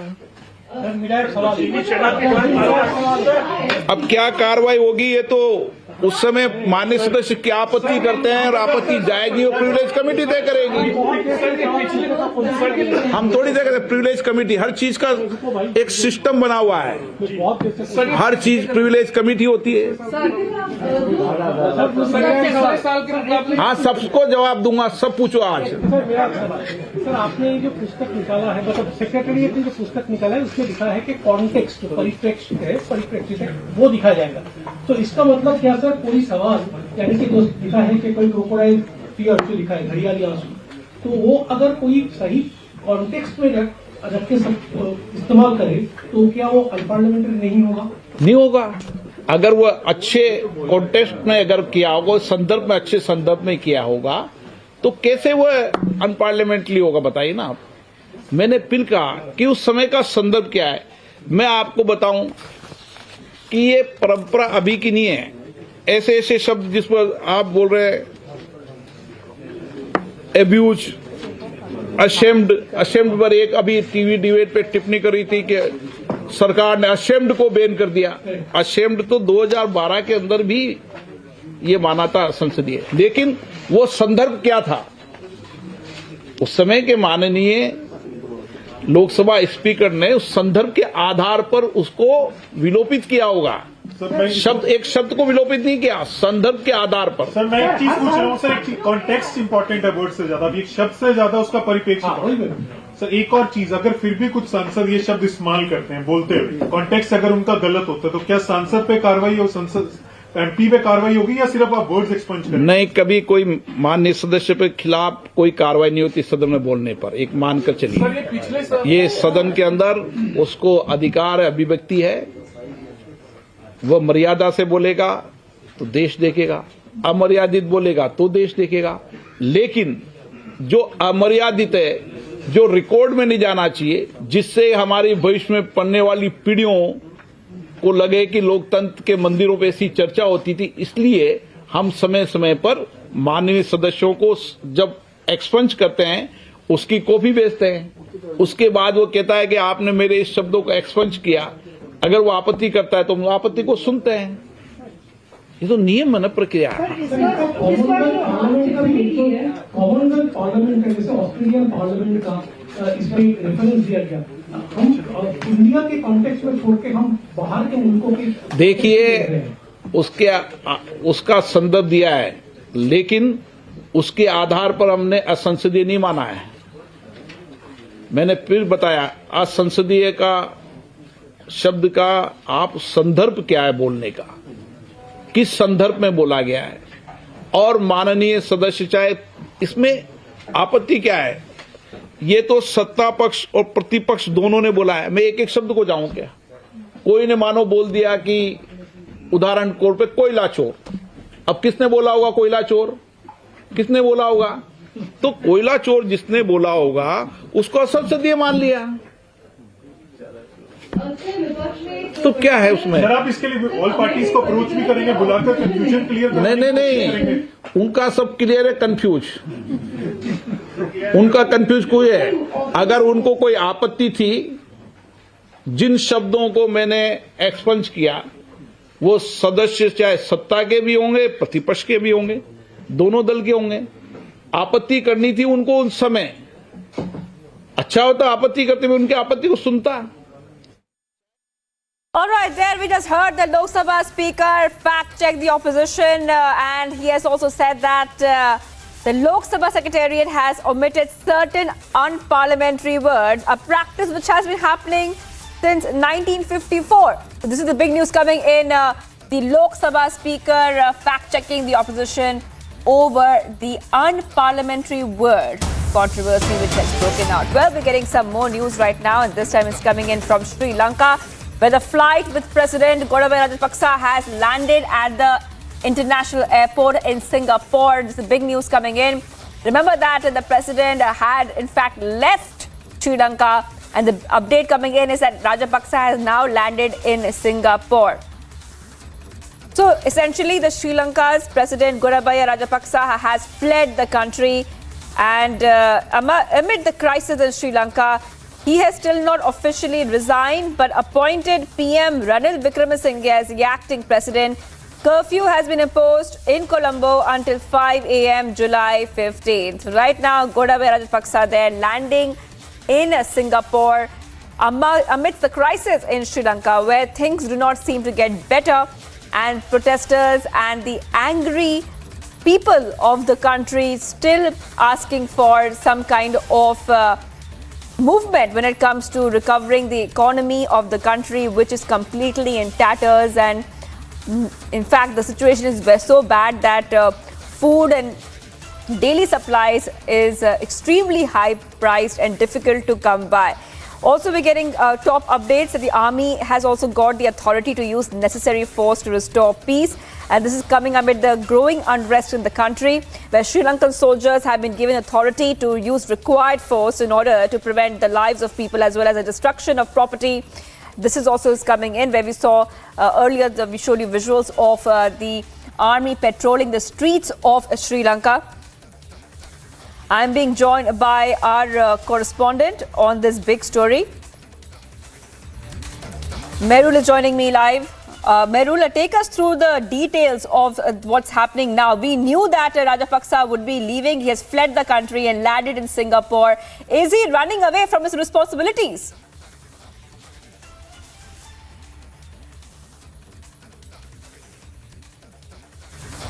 Yes, Gotabaya Rajapaksa landed in Singapore just a short while ago, and we are expecting the speaker to deliver the resignation of Gotabaya. That is what he has promised. As the president, he has said, once I landed in Singapore, he will provide the letter of resignation through a third party to the speaker. When the speaker receives it, he is supposed to announce it to the nation, so that the acting president Ranil Wickremesinghe will be constitutionally replacing President Rajapaksa. So far, there has been a huge constitutional crisis where the president is nowhere to be seen and the acting president is working, but people are questioning his constitutional power to use his authority to control the security forces in order to quell the uprising. All right, thank you for joining us there. We're getting back-to-back updates right now. Singapore has become asylum for the Sri Lankan president as he lands in Singapore. Big news coming in. And of course, the economic downturn and crisis continues there in Sri Lanka. We're getting some more news coming in. Dalit Mehendi has been sentenced to 2 years by Patiala court in the human trafficking case, viewers. More news coming in, back-to-back updates. This is the news, in fact, that we were expecting, because this is in relation with the trafficking case, a trafficking case. Remember, this is regarding a trafficking case registered against him in 2003. And Mehendi, who was present in court, has now been sentenced to a jail term of 2 years by the Patiala court in the human trafficking case. This is the big news that we have been, in fact, expecting to break. Now, Patiala court had dismissed the appeal filed by the singer against his 2-year jail term in a human trafficking case registered against him in 2003. and he has now been sent to jail. This case has been going on for a while, and Amandeep is joining me for more. Amandeep, take us to the details. This case has been continuing for a while. Now, finally, we are seeing that the Patiala House Court has sentenced him to 2 years.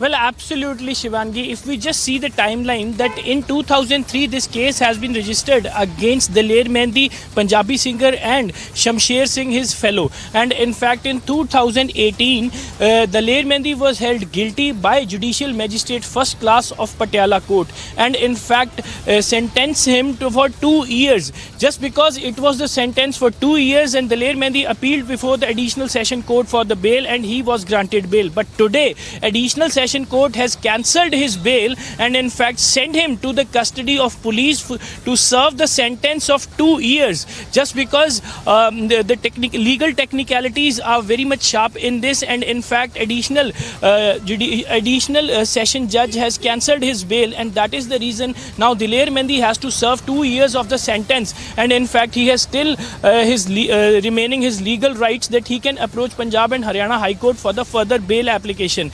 But for now he has been taken into the custody, and in fact he will be sent to the jail for 2 years. And even this case was illegal, sending the people illegally to US, and in fact in 2003 this case was registered just because Daler Mehndi was taking the people from Patiala, from Punjab, illegally to US along with his crew for the shows, and later in the investigation it has been learned that Daler Mehndi was leaving that people there in US and returning back alone with his crew, and that is the reason this case was registered regarding the illegal trafficking of the people from Punjab to US. And even now Daler Mehndi has to serve for 2 years of sentence.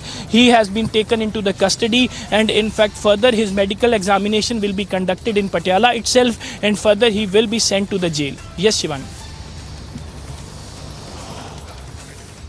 Right. Also, we're seeing this case has been going on for a while. Take us through all the people which are involved in this case, Amandeep. Well, Shivangi, Daler Mehndi's close aide Shamsher Singh was held guilty in 2018 by First Class Judicial Magistrate of Patiala, just because these both have been involved into this illegal trafficking of the people, and even this case is basically stick to both of them. And today itself the bail application of Daler Mehndi has been cancelled, and we are just confirming that either Shamsher Singh's bail application has been cancelled or not, just because this is a very preliminary investigation information. I beg to pardon that Daler Mehndi has filed his application before Additional Session Court.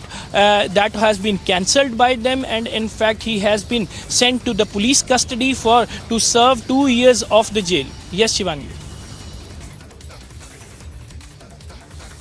Well, hold on there, Amandeep, because we have got the sound bite of the complainant. Let's listen it.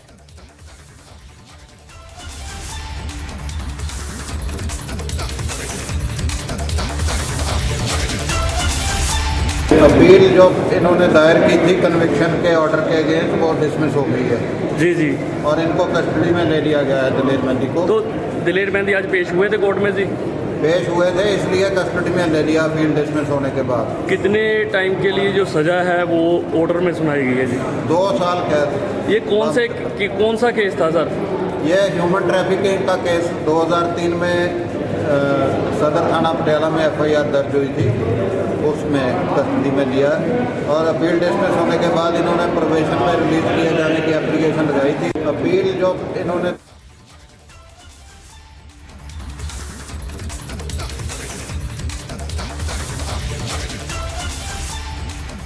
All right, this is the big news coming in, viewers, that Daler has been held in a human trafficking case, and now he has been sentenced to 2 years by the Patiala court in the human trafficking case. Amandeep is joining me back. Amandeep, now as we can see, this is the first video of Daler's arrest on Republic. Take us through what we are seeing there on our screen. Well, Shivangi, if we talk about the video, Diler Mehndi today has appeared before the Patiala court along with his personal security and the bouncers. And in fact, later when his bail application has been rejected by the additional session court, his bouncers has been withdrawn, and in fact, immediately Diler Mehndi has been taken into the custody by Patiala police just because the case has been registered in Patiala Sadar police station in 2003. And even this case goes back to 1998 when Diler Mehndi has dropped few of the people in US and came back alone, and this case regarding the human trafficking, and even the investigation has entirely unfolded the entire nexus that was running by Diler Mehndi, and that is the reason he was being convicted in 2018 by first class judicial magistrate and sentenced him for 2 years, but he appealed before the additional session court for the bail application, and he was granted bail, and but now today his bail has been cancelled and he has been sent to the jail. Yes, Shivan. All right, thank you, Amandeep, for getting us all those details. So, Diler Mehndi has been sentenced to 2 years by Patiala court in a human trafficking case, and we continue getting you all the latest updates.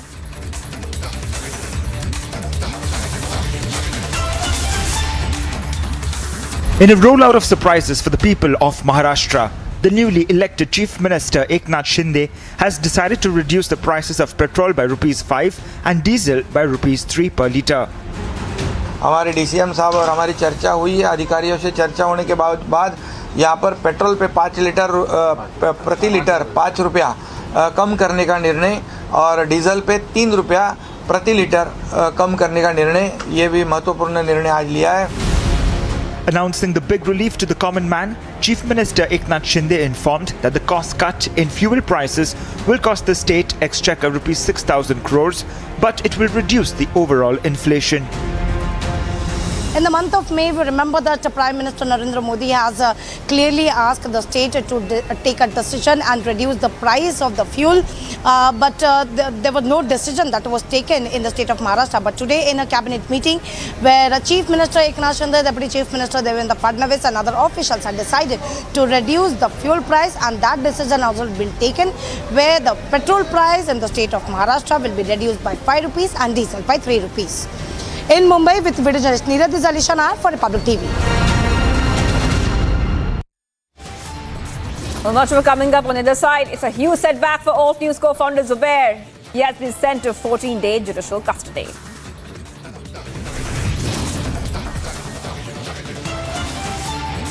Plus, trouble bound for ex-Maharashtra top cop Sanjay Pandey. Now Sanjay Pandey directly under ED scanner.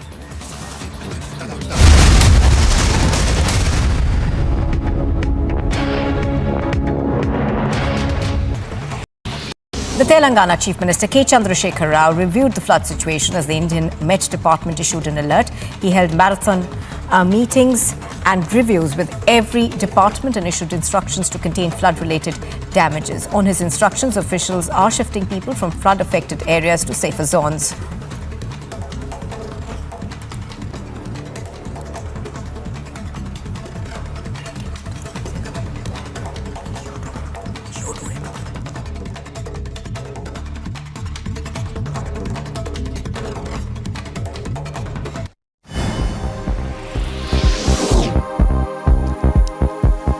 And more news from across the world, with the Chinese government escalating its efforts to tide over a dip in its economic growth. China's new loans for the first half of 2022 allegedly grew to a new record high. The Chinese economy has taken a hit for many reasons, the strict lockdowns chief among them.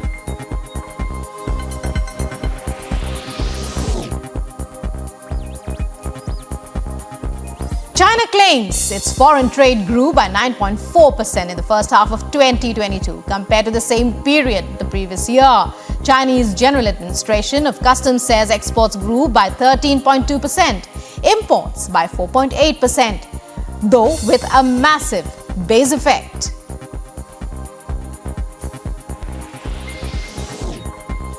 US President Joe Biden begins 3-day visit to Israel. He will also meet Palestinian officials in the occupied West Bank. It is Biden's 10th visit to the country. His first was in 1973, when he was a first-term U.S. Senator from Delaware. He's met every Israeli Prime Minister since. Iranian authorities arrest internationally renowned filmmaker Jafar Panahi, the third Iranian director to be locked up this way as the government escalates its crackdown on the country's cinema industry.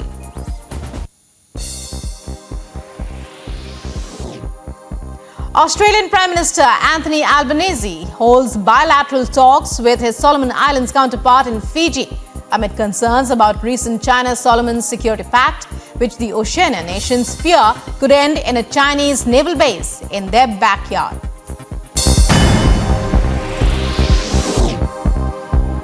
In the 9th to 12th placings match of the FIH Hockey Women's World Cup, Spain and the Netherlands on Wednesday at Estadio Olympic de Tarrasa, Spain, Indian women's squad defeated Japan 3-1.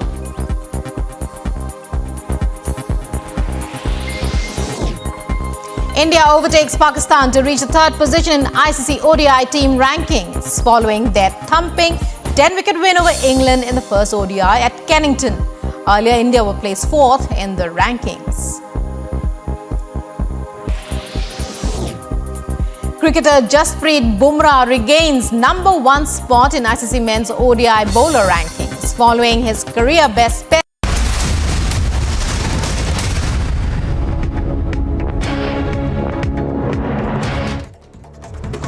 Top national updates: a suspected terrorist module was busted in Patna and 2 suspected terrorists have been arrested. According to cops, the module was planning to make India an Islamic nation by the year 2047. There was also a plot to target PM Modi during his visit on July 12th.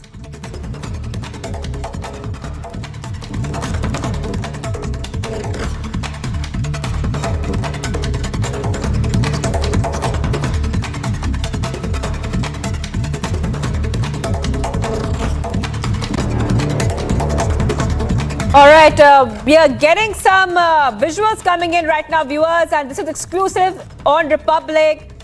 President Rajapaksa has landed at the Singapore International Airport around 4:30 p.m. India, and those are the visuals there on your screen of that landing of the plane which has got him there in Singapore. This is a big story we have been tracking. Rajapaksa there leaving the country, making Singapore the asylum as Sri Lanka continues to be in crisis. Gotabaya Rajapaksa has now landed in Singapore, and those are the visuals of that plane on your screens right now. Remember that following the protests, Sri Lanka's embattled President Gotabaya Rajapaksa has fled the country and is now in Singapore. The visuals of those that you see on your screen is of the plane which has landed there in Singapore. He has not officially resigned but appointed PM Ranil Wickremesinghe as the acting president, while curfew is imposed in Colombo until 5 a.m. on July 15th. And the visuals there on your screen of that plane which has been carrying Gotabaya Rajapaksa to Singapore has now landed, and those are the visuals on your screen. At the same time, army is getting authority to use necessary force to restore peace in the nation. The nation still angry.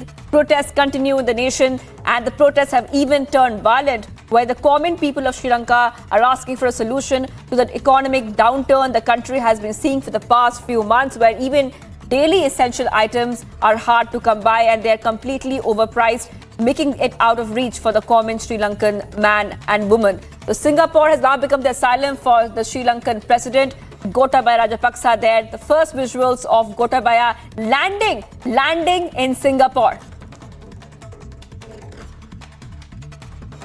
So as the situation deteriorates in Sri Lanka, the Sri Lankan president has completely fled from Sri Lanka. He has now landed in Singapore. The first visuals of the plane which carried him are there on your screen, where he has just now landed in Singapore and is taking asylum in Singapore as protesters had completely stormed into his residence. He had to flee his house, and now he has completely left the country and has now arrived in Singapore, landing at around 4:30 p.m. Indian time. At the same time in Sri Lanka, we are seeing the situation not getting any better. We are seeing military armored vehicles seen patrolling roads of Colombo, a curfew being imposed as well. And we have seen army personnel sitting on tanks and taking rounds of the region as the situation does not seem to get better. I want to go across to Niranjan, who will take us through the latest details. A flight has landed in Niranjan some time back at 4:30 p.m. Indian time, and we are seeing the first visuals of the flight carrying Rajapaksa. Yes, and you can also see the picture on from our newsroom. That's the gate he's going to exit out of belt 41 to 44, and that's the gate where he's expected. If you split your screen, I'm just requesting our producers to split the screen with the picture of the plane and also the gate from where he's expected to leave right now. And Gotabaya Rajapaksa is going to be leaving from this gate any time now. Let me also tell you that. We're getting the first pictures. Let's split the screen. This is the gate from where he will be leaving. Let's also show you the plane that has just landed. So we have both the pictures. So we'll keep both on the screen of the plane that is landed and the gate from where he will exit, because it's important to show our viewers the story in context. Is going to leave any time now, and we are expecting Gotabaya Rajapaksa to leave. And the entire media in Singapore has been activated, tracking him, and anytime now he should be leaving the airport in Singapore, and we're tracking